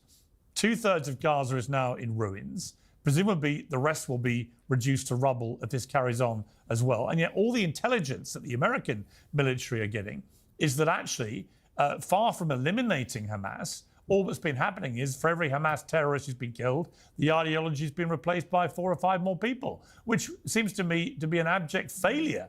If that is even happening at half the rate, then you're creating more of a problem going forward for Israel's security than you had at the start of this. How can any of this be construed as a military success? Well, as I said before, I am not happy, and so are many other Israelis, with the pace and the actions of this war and in how long it has taken for Israel to defeat Hamas. And I've heard reports, and I've seen them circulated by all kinds of people with political interest, usually not those aligned with Israel, who quote those reports. And I've seen conflicting reports. I'd say this. I would have wanted for this war against Hamas to be swifter, for less Israelis to I just had a sick-ass idea. I cannot wait. have been wounded, for us to have been much more successful in releasing and rescuing our hostages earlier, and for Bloodstone, I think you said you were in, right? our negotiations to have been much better and prioritizing the release of hostages faster. And I would have wanted Hamas defeated at a Mitesh is part of this because, oh my God, lower cost for the civilian population in Gaza. If this goes well, we're going to do this again, by the way. Sadly, we are 600 days after Hamas's attack on Israel, where my people have been held as hostages. And yes, people in Gaza have been suffering. And I would like to see that suffering. Thanks for saying that so passively, douche. And quicker than it has been going on. But if you ask me, what do I want to see more? What I want to see is for Israel to emerge victorious and to defeat Hamas. To defeat Hamas and to protect Israelis living around the Gaza area, and for that area to be safe. As long as Hamas exists, it won't be safe for Israelis, and Israel cannot stop until Hamas is defeated. And what I think is so extremely sad and cynical is that there's such a big chorus and an alignment of organizations and countries who claim to be supporting the Palestinians, but by supporting Hamas. The only thing that I will say that you really need to know is that it's about combined skills. What they do. That's the. I don't want to give too much away right now. Is that they're because if I do that, I'll like literally give away like where we're going with extending the war. They're extending the suffering. Instead of helping Israel distribute food, they're obfuscating it. Instead of helping Israel crush Hamas. The first game is definitely going to be what kind of time commitment will it be? It's going to be 3 sessions. I would like to make each session about 3, maybe 4 hours long if we can. Hamas and defeat them and get I can make it shorter if we need to. The war done and over with. They're forcing Israel to work slower and like realistically I could probably get this done in 2 hours per session for 3 sessions. To take longer time in order to defeat them. I'll have to streamline some stuff because like I took all weekend to write it out. So end of the day, the truth. Let's just say that it's essentially like an amalgamation of everything that you can see in this room is that Hamas has to be defeated. Hamas has to be defeated for there to be any kind of hey, if we're gonna make a pep talks game, we're gonna make a pep talks game. Positive future for Israelis and also for Palestinians in Gaza. There is no future for Palestinians in Gaza as long as Hamas is there. And the sooner. And I got my DM from my D&D games to help me kind of like plan out like the battles. Organizations and he said my story sounds so cool that he might be joining the Discord just to fucking watch it. Leaders and media pundits and self-appointed humanitarians understand this and get with supporting Israel instead of indirectly supporting Hamas, the better it will be for Palestinians. All right, Cenk, your response. Yes. So, if you remember, Piers, a long time ago, you asked me, right? I also have somebody that showed me how to do like a digital map type of thing. So you might even be able to have your character. I'm not like, I don't know how that works. Like he made it sound like you guys get like a token or something, but beginning of the conflict, like, what would I do? I want instead? it to be like, I don't know. I talked about. I want you guys to have like character representation. About sending in special forces into Gaza, but then you make a peace deal with the Palestinian Authority and use them to drive out Hamas from Gaza. So nobody wants Hamas in Gaza. So that's just pure Israeli propaganda, right? So, and is there a way to do that? Now, actually, over 50 countries in the Arab League have said, we will help to do that, drive out Hamas from Gaza, and we will pay for the reconstruction of Gaza. And Israel doesn't want it. They say no to every single peace deal. Why? Because they don't want peace. So this brother admitted that, yes, they plan on taking Gaza. That was the point all along. And then he says this absurdity about maybe many years later, if the Palestinians are good boys and girls and have now declared their love and allegiance for their occupiers, then we will give it back. That's obviously a joke. They're never, ever going to take it back. I'll interrupt you because you're falsifying the whole what point I of say. this was to steal I'll that interrupt land. because you're falsifying what I say, Ching. I didn't say that. I told you that from day one. I didn't say any of that. And when I said they were going to take Gaza, people said, oh, no, that's ridiculous. They're not going to take Gaza. Now they admit we are going to take Gaza. But the most important part of this, I've been saying this since January they say 24, they set up this undoable standard. It's no news. Okay, Jonathan, let me finish. So they say until we finish Gaza, we have to keep going and we have to take more of their land and ethnically cleanse them more. So, but how do we know? It's a purposely undoable standard. How do we know if all of Hamas is dead? First of all, they don't allow any journalists in, as you pointed out. In fact, they've murdered more journalists than all other conflicts in the world combined. And it's not an accident. There's Oh, Ruben, I hope you're part of this. sniper shots. By the way, against the Palestinians. I'm telling you, man, like, I had a lot of fun writing this out. Like, I didn't do any politics this weekend. I just went full nerdum. And then I was like, I had that spark where I'm like, ooh, I think I got the idea for the game. And like, literally, I called my DM and I'm just like, hey, what do you think about this? He's like, you got a game. So I was just like, yeah, American citizen journalist, a sniper shot from hundreds of yards away, shot her in the neck to murder her. So they murdered. Honestly, that was the pat on the back I needed. Journalists, they don't allow international journalists in because they don't want you to know this has nothing to do with self-defense. We were right all along. And Jonathan, the whole and you know aim was what? to take Okay. Gaza, and their excuse is Hamas is never finished. Since Hamas is never finished, Right. and we never agreed to a ceasefire or a peace deal that would push Hamas out, we have to keep murdering Palestinians, and Hamas made us do it. Hamas didn't make you do it. You are morally responsible for the genocide, the terrorism, and the ethnic cleansing that you celebrate now, Jonathan. And you're talking about taking. Do you think this guy actually believes that there's like literally hundreds of Hamas fighters killed like in every operation that happened? So he's just like, you know what? I can rest easy. Taking that land, and you're doing it When we all know that's not the case. for greed and your empire. And you know are what? not doing it to I help will Israeli let- citizens and keep them safe. And in fact, it makes Israel so much less safe. No, so he's just a reprehensible piece of shit. Cool. Okay. Because guys like this go, no, I want more Who stole his shirt from Nordstrom Rack? land and I Okay. want conquest, as he's got blood dripping from the corner of his mouth, and then telling us about how he's against terrorism. You're supporting Piers, mass. Yeah, I kind of brought that up before you popped in, Anna. Like, I was saying, like, they totally have been coming off like they know exactly what they're doing. think I should put a sock And in you're his saying it mouth doesn't because count. now he's And they really are pissed off that American news is not covering this, like with the pro IDF swing that they initially had. It's just Muslim lies. Okay, listen, It's just listen, hang on, Palestinian hang children. on. These are Hang on, Jonathan, hang blood on. libels. We've run out of time. The beginning of this interview was the ex-prime minister that is anti-Netanyahu, but they keep bringing up that he was like arrested on like extortion or some shit. I will let you just respond quickly to Yeah, one but these thing. are anti-Semitic tropes. Okay, These are but blood hang on. libels. Here we go. Exactly. Let me just ask you one question, Jonathan. And then you missed what I said about the new thing going on in Boulder. Ugh.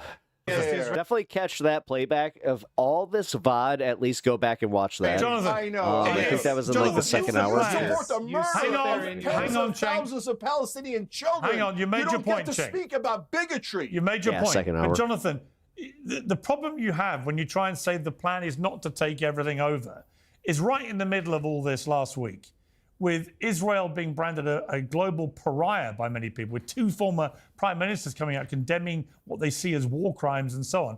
Right in the middle of this, a story comes out of nowhere that the Israeli government has sanctioned 22 new settlements in the West Bank. Yep, there it is. Settlement. Oh wow, I said what? I think I said 12. Are widely considered by the international I was way off. community to be illegal. If that isn't a a land grab, then what is it? I'll tell you what I think many Israelis believe that it is, and I think this crosses a few political divides in Israel, and I'm sure that viewers will find this quite interesting. What many Israelis believe that is a response to terror attacks. Oh my God. I'm so sick of the T word being back. I feel like I'm in fucking high school again. Against Israelis. Terrorists. These terrorists. We have to go after these radical terrorists. Many Israelis feel, yeah, here we go. Always using it as October excuse. 7. He's not wrong.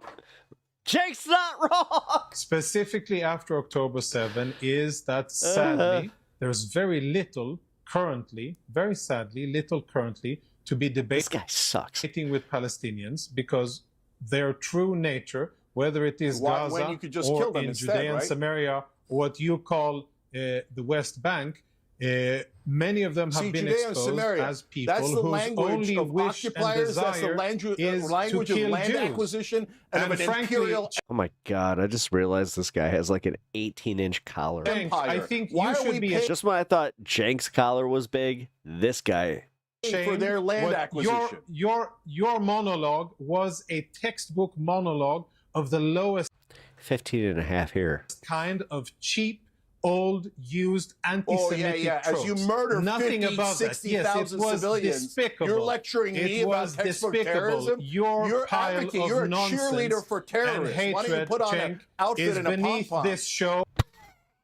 It is beneath any respectable show. You're And beneath the fact this that show. you continue to say You that, shouldn't have no, terrorists what like you this on. said, what you said is despicable. I think IDF, they're our man. If they can't do it, great. you should be held accountable. Oh, what I along said with is many others despicable. for You conquering Gaza giving and murdering a all those Palestinian conducive children. Aladdin joke. Not environment despicable. for terrorists But me all around pointing the out world that you're to murdering attack children, Jews. you're murdering When you a stadium repeat full of women and such children. Instead of recognizing that the whole project is It's taken. despicable. Oh, that's anti-Semitic to point out what Israel's actually doing. If you're factual No, it's just wild that Jake is making so much sense lately. about Israel, it's anti-Semitic. What you are doing No, it's not. is that No, you it's are not. You're fueling driving up I'm going to bring anti-Semitism. this to an end And now. you are innocent. Is he coming back to us? I don't know. virtually have blood Anti-Semitic this, anti-Semitic that. Like, bro, pick on something your else. Yeah. hands when All right. you repeat these things. Okay. No, you have, That is no, what you are have. You have literally blood on drenched your in hands. blood, brother. You're drenched from head to toe. I am not in drenched in anything. Palestinian If blood. anything, I And you're- defend and my I'm for country.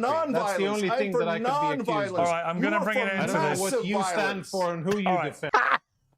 Oh, see, now the comedian, that's probably not that funny, would have just been like, brother, I'm drenched in cum. That's it. Listen, But you guys shouting at definitely each I other. stand for inciting peace. violence against Jews. All right, I'm going to have to end it there. Yeah, peace, right. I'm going to end it there, but thank you. As I said, was it good? Nah. This guy wants to kill as many Palestinians as humanly possible. Well, he's a not at terrorist, all, and and you I've should never not have him said on your such show. Again, I can't get over that mic. Like, I know what it is. It's a mic, but it looks like he took that shirt from a store and forgot to remove the security tag. Joe, he's totally The only one covered who- in, his, the in only the one blood who of is Palestinian espousing Him and his Lou Ferrigno 18-inch neck. violence and and women that facilitating he has Okay. happily anti-Semitism is murdered. you. or Gentlemen, helped I'm going to have to advocate leave for it their there. 'cause murder. And he we wants have to murder literally, more Palestinians. Cenk, we've run out of time. I wish we had longer. We don't, but I appreciate you both coming on Uncensored. Thank you very much. Thank God. Sorry. Guys. Today has been fun. Getting back into the politics. I swore that I would do a bunch of stories and just make a huge catch up from the weekend that I didn't get to really be part of because I did it. I actually didn't follow politics this weekend, so be proud of me, please. All the pats on the back, I will take them. Here, we got this to watch real quick. Let's go, Jank. Drenched in blood. It goes hard. The thing is, I'm starting to feel like Jank is finding his way back. I don't want to be overly optimistic, but let's put it this way. I'm willing to check out a little bit of TYT. based on these appearances. So I don't know if he makes a comeback. I'm good. All right, let's see. No, she did not. That is not what happened. That is not what happened. Department of Homeland Security. These assholes. What? Hold on a second. You have your contact information, right? No, I'm going to give you some speak to you. Hey. That's what I'm going to do. We got you. No. I got you. You're You're okay. I don't have to. You're okay. You're okay. You're going to be okay. I'm a federal officer. We're here checking on something. Oh, I'm a federal officer. You can't do that. You can't put your hands on me. Yep. You have the right to check. I'm giving you a warrant. I'm not resisting. Stop resisting. Do you don't need a warrant? Oh, right there, guys. All right. Just be prepared. You harboring rioters in the office. So there's not a problem. Let's walk inside. Let's walk in. For what? Let me see what's in here. This politics stuff is bad news. Charlie Kirk is scum. It's the only part of the title I like. Let's go. I'm a stoner who follows this stuff just because I like current events. But if you're looking to chill and just have a good time, I'm also part of that. I was just talking about the D&D game we're about to do as a community. I'm really excited about that.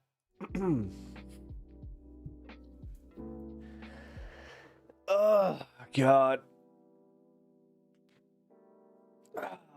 All right. Oh, yeah. Check it out. Again, if you missed it, I have the sickest shirt ever.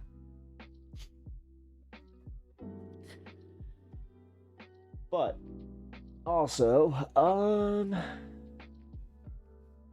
still need to do the Jordan Peterson thing. So, Today in Culture. Wait, your name's Today in Culture, but you don't like talking politics?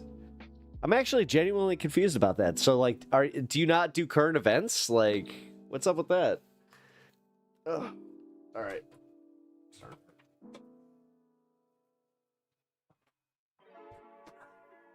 Also, welcome to the stream. Appreciate you stopping by. But yeah, you got a cool name. So, based on that,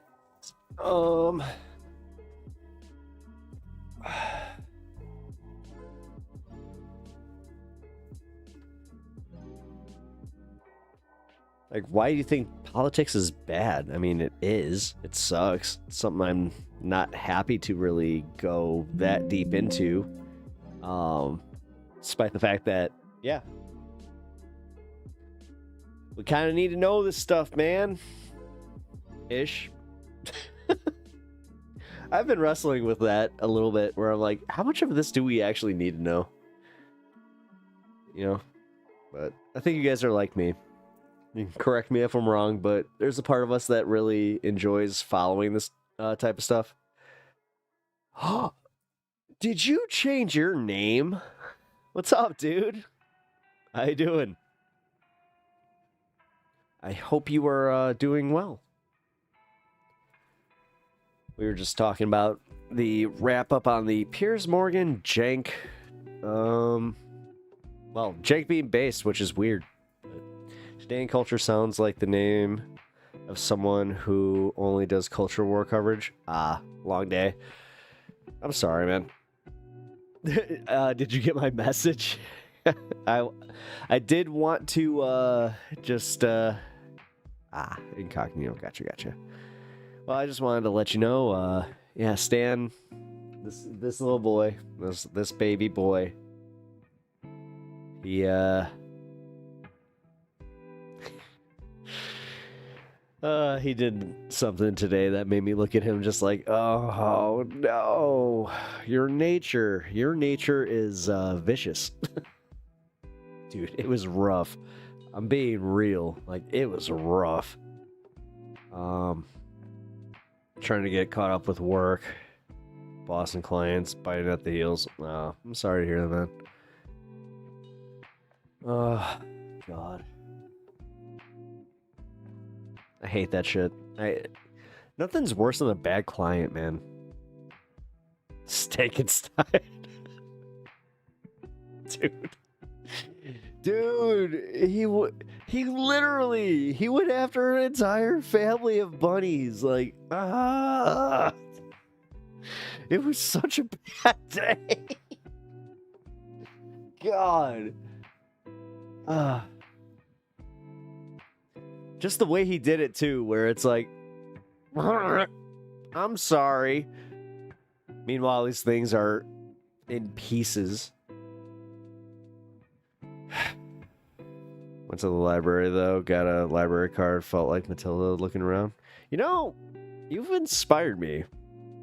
Like, after my whole little comic debacle, yeah. I was talking to my buddy. He happens to live like 3 doors down away from our local library. He's like, bro, yeah, let's go. I'm like, all right, cool. So, have a library date. It's weird. We're gonna go check it out. We're gonna go possibly get some library cards. And yeah, this just sucks. I gotta find a new comic shop. Boo. Not even just that. Fuck. Alright, so here's the thing. I need some advice. Do with this what you will. But you know what book you're gonna get? I have an idea. I was gonna actually do some small theory. No, I actually had a the first book I'm gonna get is on grief. It's like a nice little 100-page book. Yeah, so I'm gonna go through that first, but yeah, you know what? Fuck it. But no, you're also gonna be super disappointed in me. I'm going because they have comic books. Like, I found out that they have like so like comic books are released by week. They get the ones that are from last week, and honestly, buying them at that cheap price might be kind of better for me. But no, for real,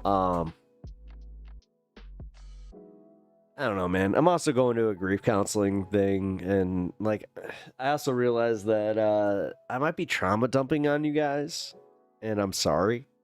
So I know that that might be part of like the appeal of my stream and everything, but at the same time, like, somebody like even, all right, no, I'll just be real. Somebody in chat accused me of trauma dumping on Friday, and honestly, it got to me. I've been thinking about it for like pretty much all weekend, where I'm like, you know what? It could be. Try to talk to my therapist about it. They don't necessarily get the whole, like, how that could necessarily be a thing. Like, because I want to be as open as possible. You know, you guys know me. I'm an open book, but I don't want to trauma dump on you. Like, when somebody used the term trauma dump, I was like, oh, I don't want to do that. But yeah.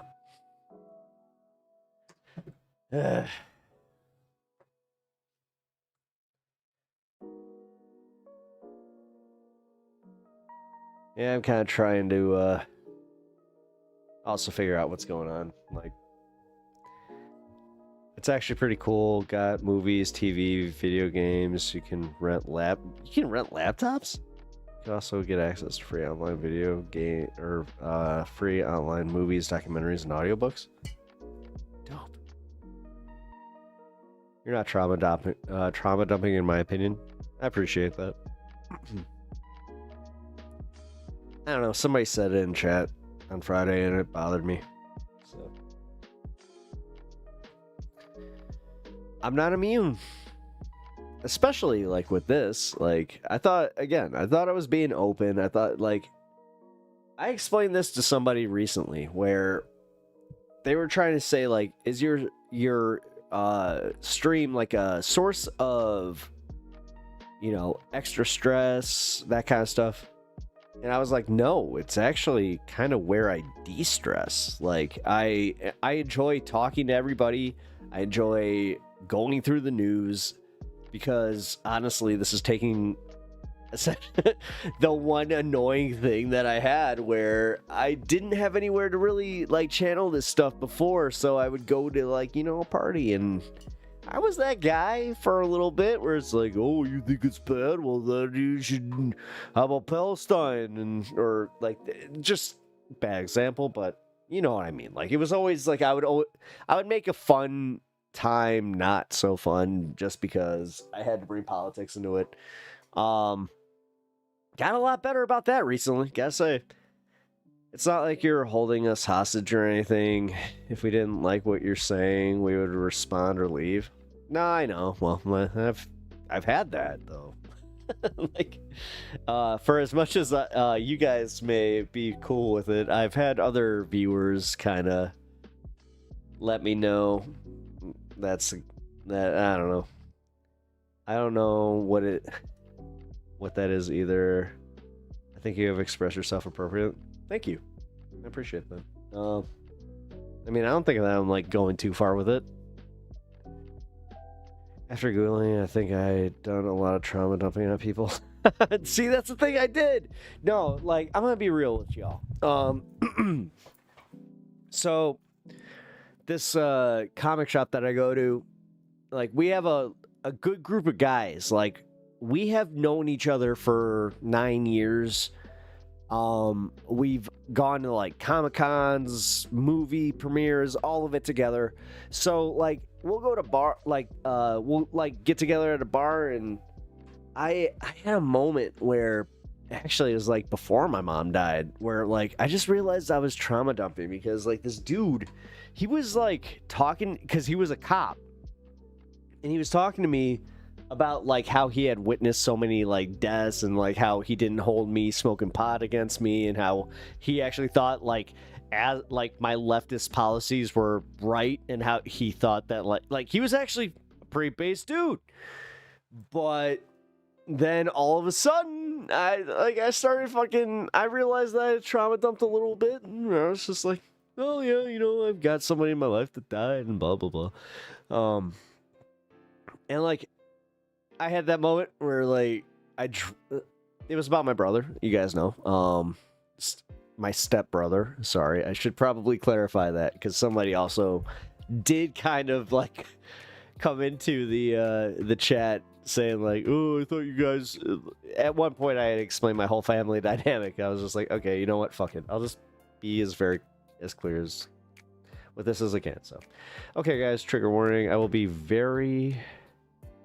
talking about some very emotional stuff the next 30 minutes, so does anyone do that? Yes. Yeah. No, I've seen trigger warnings, that kind of stuff. Like, I'm not necessarily like looking to do empaths seek trauma. Oh shit, really? I like understanding, but I don't know, when you say seeking trauma, that seems unhealthy. I was there. That was in context. That was asked about. That was not dumping. Okay. Well, I'm glad that you, thank you, Sylvie. No, I appreciate it, because I'm trying not to take that shit, like, listen. What I like streaming, I don't take a lot personally, but when it comes to trauma dumping and then dealing with my mom and like everything that I'm going through, I am trying to, like, I'm a little sensitive about that one, I'll admit it, where it's like, hey, you know what, yeah, like I could see where I could totally do that. And I don't know, man, like I've had situations with friends that they're not necessarily empathetic. Like they're not cold, you know what I mean? But like they're also like, can we not? So, which isn't great, but it was weird to explain this to somebody recently, where they thought that the stream was like so stressful on me. I was like, no. Don't get too therapy brained. I'm trying not to. Now, my therapist is pretty cool. Like, as much as she could, like, get me to be therapy brain, she really has had me embrace the fact that, like, the way, like, I think the way I do, where I'm very open to feeling everything. Like, I think that's what sucks, is, like, realistically with this whole process, I have felt everything. Do I do it on stream? Not necessarily. Have I almost cried on stream? Absolutely. You know, but, and I'm not just glazing you or anything. There are times when you would be considered dumping that you speak about your traumas. Well, that's what I mean. Like, no, and that's Sylvia, I appreciate that. But no, that's where I think some people may have even, like, they either misconstrued it or they just saw those parts and they were like, yeah, no, you seem like a trauma dumper. It's like, well, it's not what I'm doing here. Like, I have a very rare situation where I started streaming and then my mom, like, passed randomly while doing this with you guys, and she was a big part, like, she's a big part of my life. She was actually part of the stream without being part of the stream. You guys all know the story at this point. And if you don't, she used to text me because she didn't know how chat worked. So, no, I appreciate that, guys. Because, yeah, it's not easy. To the point where my therapist is just like, hey, you know, like, that's why she even told me. She's like, you need to feel these things. I'm like, I do. I 1000% do. It's like, I do it on my own time. But then I talk about it because it's just how I feel. Everything has been very recent for you. Getting a book about grief will help. Understanding how we as humans grieve helped me a lot from when my mom passed. I appreciate that, Robin. Thank you. Yeah, no, it's helping. I also found some, like, a support group that, yeah, you know, they're, it's a lot, man. Grief is a lot. And then this is what scared me.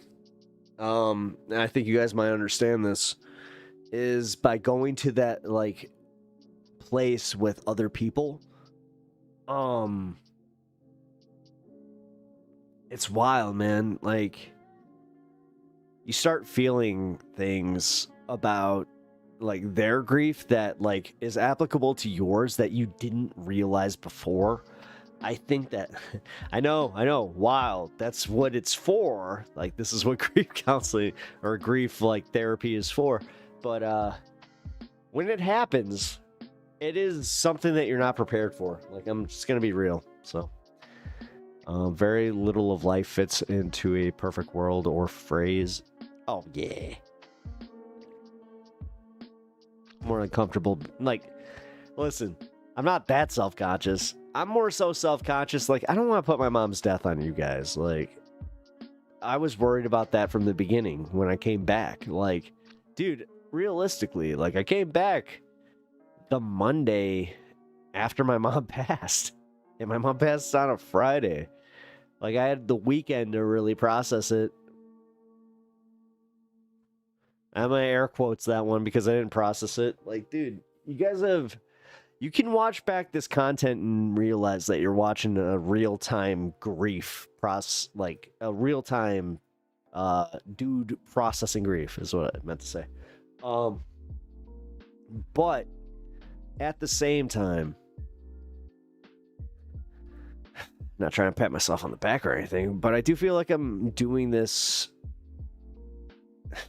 in the best way I possibly can, or the best way that, like, we possibly can, like, as a human. Like, I don't know, man. Like, I've seen some really, really bad fucking ways of processing grief. Like, I had a friend bury the fact that his mom was dead for almost 10 years, and then on that night, like, it was actually 9 years, and I watched him just break. See, and, like, I learned that that's... I never wanted to do that, and I'm glad, like... I'm sad that I saw that happen to a friend, but I'm glad that I had that happen in a like time in my life that I could learn from it. You know what I mean? And like, it wasn't like a traumatic point in my life, but it prepared me for more traumatic points in my life. So I don't know, man. My problem is I'm an open book. Like, I really am. I try to let it, like, it's not that I try even. Like, I don't care. Like, I'm here once, you know, at least in my belief system or whatever the fuck. Like, I'm here once. I don't care. Like, if I can help you guys, great. If I can get this out, great. Like, I don't know, man. Sharing grief is therapeutic. Some religions got these things figured out where they have pre-funeral stuff where the community comes together to grieve. I really, you know, thank you for saying that. My biggest thing is that I didn't get that, and I still haven't gotten that. Because no matter what, when I do my mom's memorial, so fucked up. So her and her husband were part of this church that was very, not culty, but they were weird. Like, they were weird, like, is the best way I can put this, where they had this whole thing about not, like, grieving, right? When somebody dies. So when I talked to him about doing like a service for her, where I'm just like, hey, do you want to do a service? Do you want to bring her friends from church? And like, it was really weird to see these people just go like, no, we don't believe in that, and we think that she'd be better off, you know, just kind of going with God. I'm like, what? Like, that's weird. Like, it's weird. And I'll just say this. Her husband was a Seventh-day Adventist, which she was not. But he was. And he never denounced his faith. And as far as, like, being part of that group. And yeah, man, like, they were into subservience, like, of their wives. But, like, they were also into, like, that shit. Like, just bury and forget and move on type of shit, where I'm like, I don't know. I gotta say, it was a little odd. But no, thank you guys. I appreciate y'all. Like, Ruben, Anna, Bandit, TK, Robin, Sylvie, all you guys. You guys rule. You've made it easier on me. I hope you guys know that. Like, every day has been this is what I do. Like, I answered a question for a can I say this? Yeah, I can say it. It was for like a Illinois Department of Health survey type of thing. And they were asking, like, do I have something that makes me happy that I can de-stress with? And it was funny. I said stream. You know, so I don't know, guys. I appreciate y'all. I'm not trying to put y'all on the weird spot, but it has also been like weirdly, like, you guys have been really cool about this. Also, Robin, I did not know that about your mother, and thank you. It's a special thing when you lose your mom, man. I've had, like, it's kind of weird when you have, like, more in common with, like, 50, 60-year-olds, because they're talking about how their mom just passed, and I'm just like,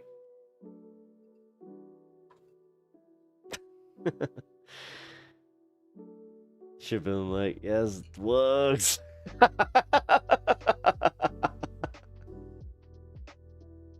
Hey, Bandit, you missed me blowing the fuck up on Repentant Man earlier. Dude, I had it with his bullshit.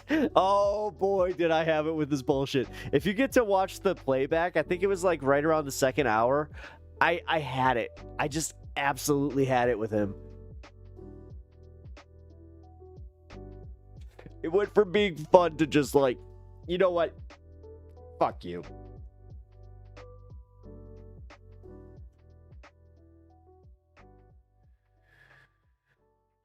Asshole. I like how I still have that where I was like, what an... Because he totally unfollowed me, guys. What you gonna do? I don't think Repentant Man's coming back.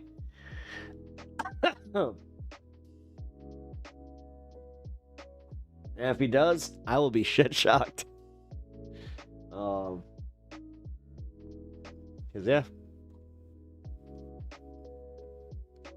we never found out what he's repentant for.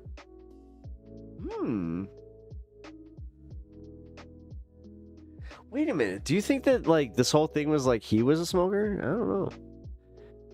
It is different than any other death you will ever experience, or you will experience. I was a long time ago, and I feel that when you are younger and say it.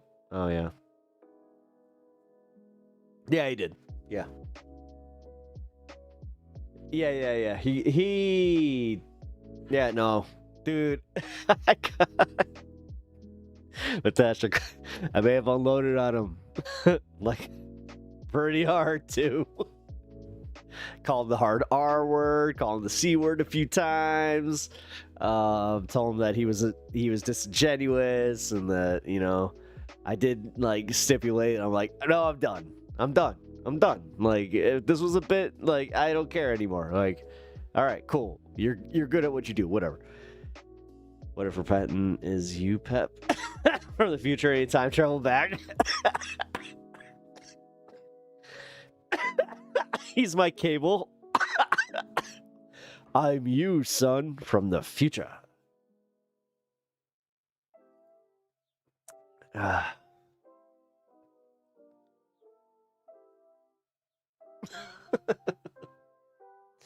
don't know. I just don't understand it. Like, why doesn't he, like, go after alcohol? Like, I brought this up to him. Like, why doesn't he go after alcohol? Why doesn't he go after, you know, smoking? Like Alexander from TNG, yeah. God, I'm still watching Deep Space Nine. I'm almost finished with season 1. I forgot how good it is, man. I really did.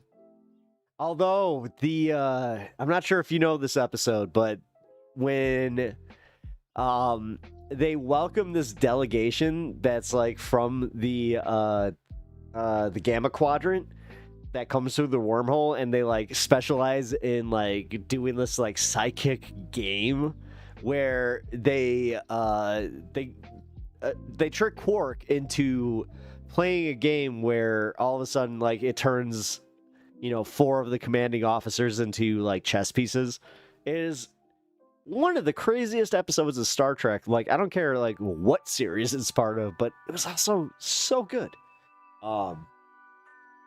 Just gonna say, like, but there's a specific scene in there where they have the main alien dude, like, he does this like weird, like, maybe it's because I was kind of hot, like too high to really process what was going on, but holy shit, like, he does this weird, like, ha ha, you can't find me, ha ha ha ha ha, and just like runs through this corridor. Is like, I was not prepared for that.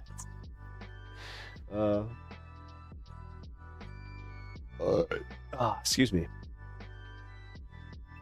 But yeah, realistically, B, not call it the hard word R slur is better.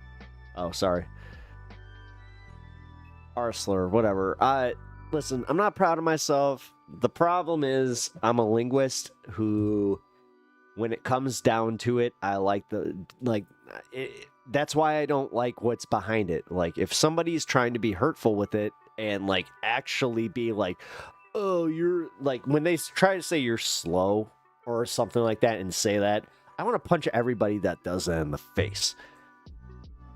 It's just the fact that they took it from us. They took it from us. It's got that. It's like, it's like, return it. You know, like, it's got that, like, you can just got a little oomph behind it, but I don't know. Maybe that's on us. We just need to like get a new word for stupid. But I don't think I've seen all of these episodes of Deep Space Nine. Kind of EPS here and there. Yeah. Yeah. So I'm watching season 1 like consecutively all the way through. I think it's season 5 or 6. Because I finally had it brought to my attention that Deep Space Nine was kind of written in a way that most Star Trek episodes were not, where like it actually like each episode affects every other episode. So it's episodic, if you will. All I'm saying is hard R. Oh yeah, sorry. No. Sylvie, I appreciate that. Good call. Good call. And that's where I got it from. I mean,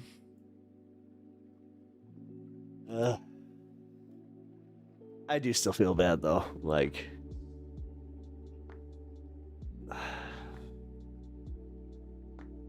do I? No. I just feel bad that I was mean. He deserved it. Like, he totally deserved it. He deserved every site. Like, nah, he deserved it. I'm replaying it back where I'm just like, I said this. Yeah, you know, that was a little rough.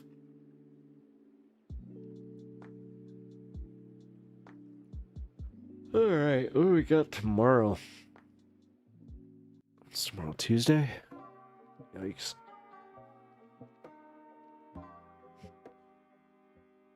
Oh, right. You know what? Right, so I need to... We're going to cover this Jordan Peterson thing. That will be... Probably make that work for after the 4:20 hour tomorrow.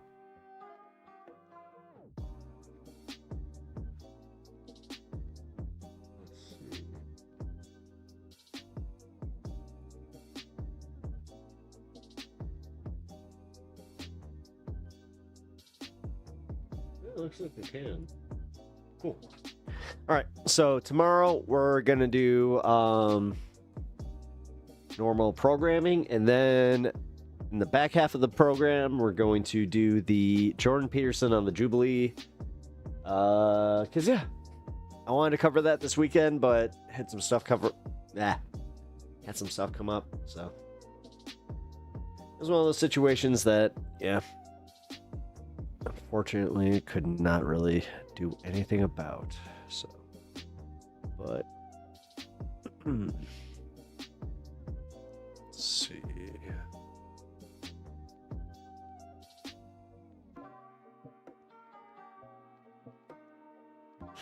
Sorry, I've been really curious if he unfollowed me. He did.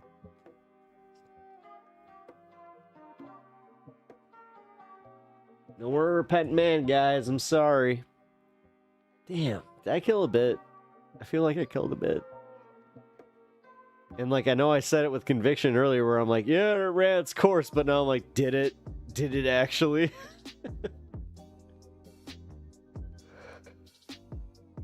Oh.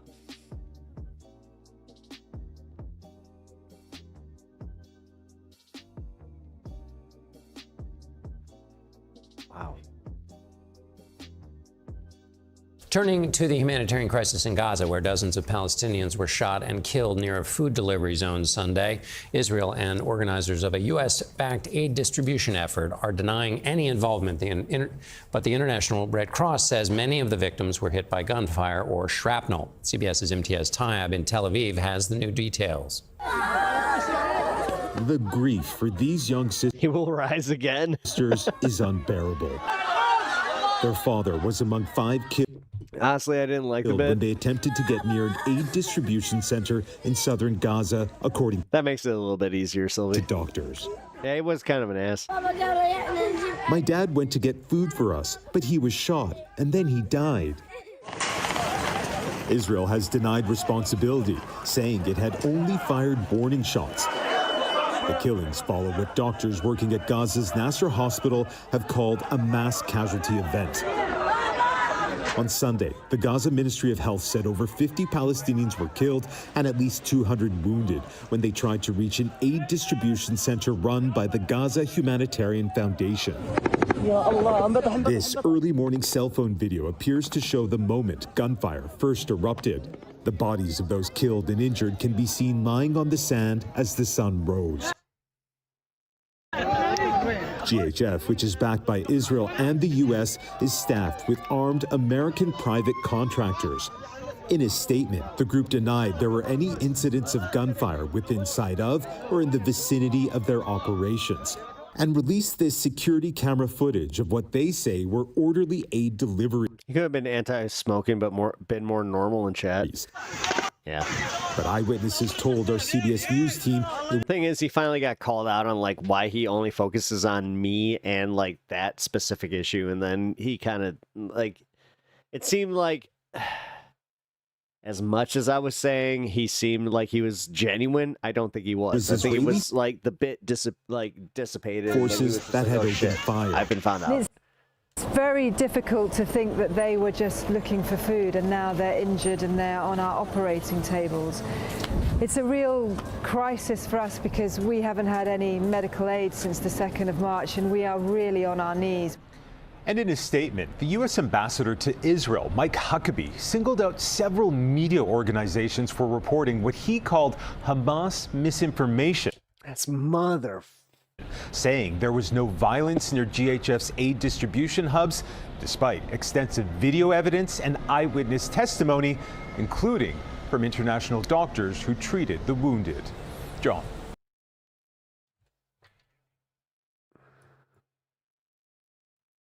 Yeah, for anybody that's glazing Trump right now, just remember that's his guy, so. That pisses me off, but. All right, guys, we are 7 hours into the program. I have got to go eat. It's that time. So I appreciate y'all. I will be here tomorrow at 4 o'clock sharp. Sorry again for being late today. Yeah, that was a dark and dingy cleanup. But, you know, Stanley, he did his thing. So I insinuated he had ED. I'm repenting for that. Don't. Do not repent for that, sir. For he deserved everything he had in that moment. Because, yeah, that was bullshit. Like, dude, he's whatever, dude. He's such an asshole. And he can't be consistent, so. All right, guys. I appreciate y'all. I love y'all. I will see you guys tomorrow, okay? I was trying to be smoother about that. All right. I'll see y'all. Who the heck is Pep Talks? I'm not gay, but I fantasize about Marco Rubio. Pep Talks. Pep Talks. Pep Talks. Let's eradicate the Kung Flu. I'm literally coming. Pep Talks. Pep Talks. Who the heck is Pep Talk? They want our women. They want our children. Pep Talk. Sometimes no means yes. Grab them by the pep talk. Grab them by the Marco Rubio. Obama is a racist. Pep Talk. I'm literally coming. I'm literally coming. Pep Talks. We found weapons of mass destruction. My fellow Americans, It has been confirmed today from Pep Talks that we are indeed all high on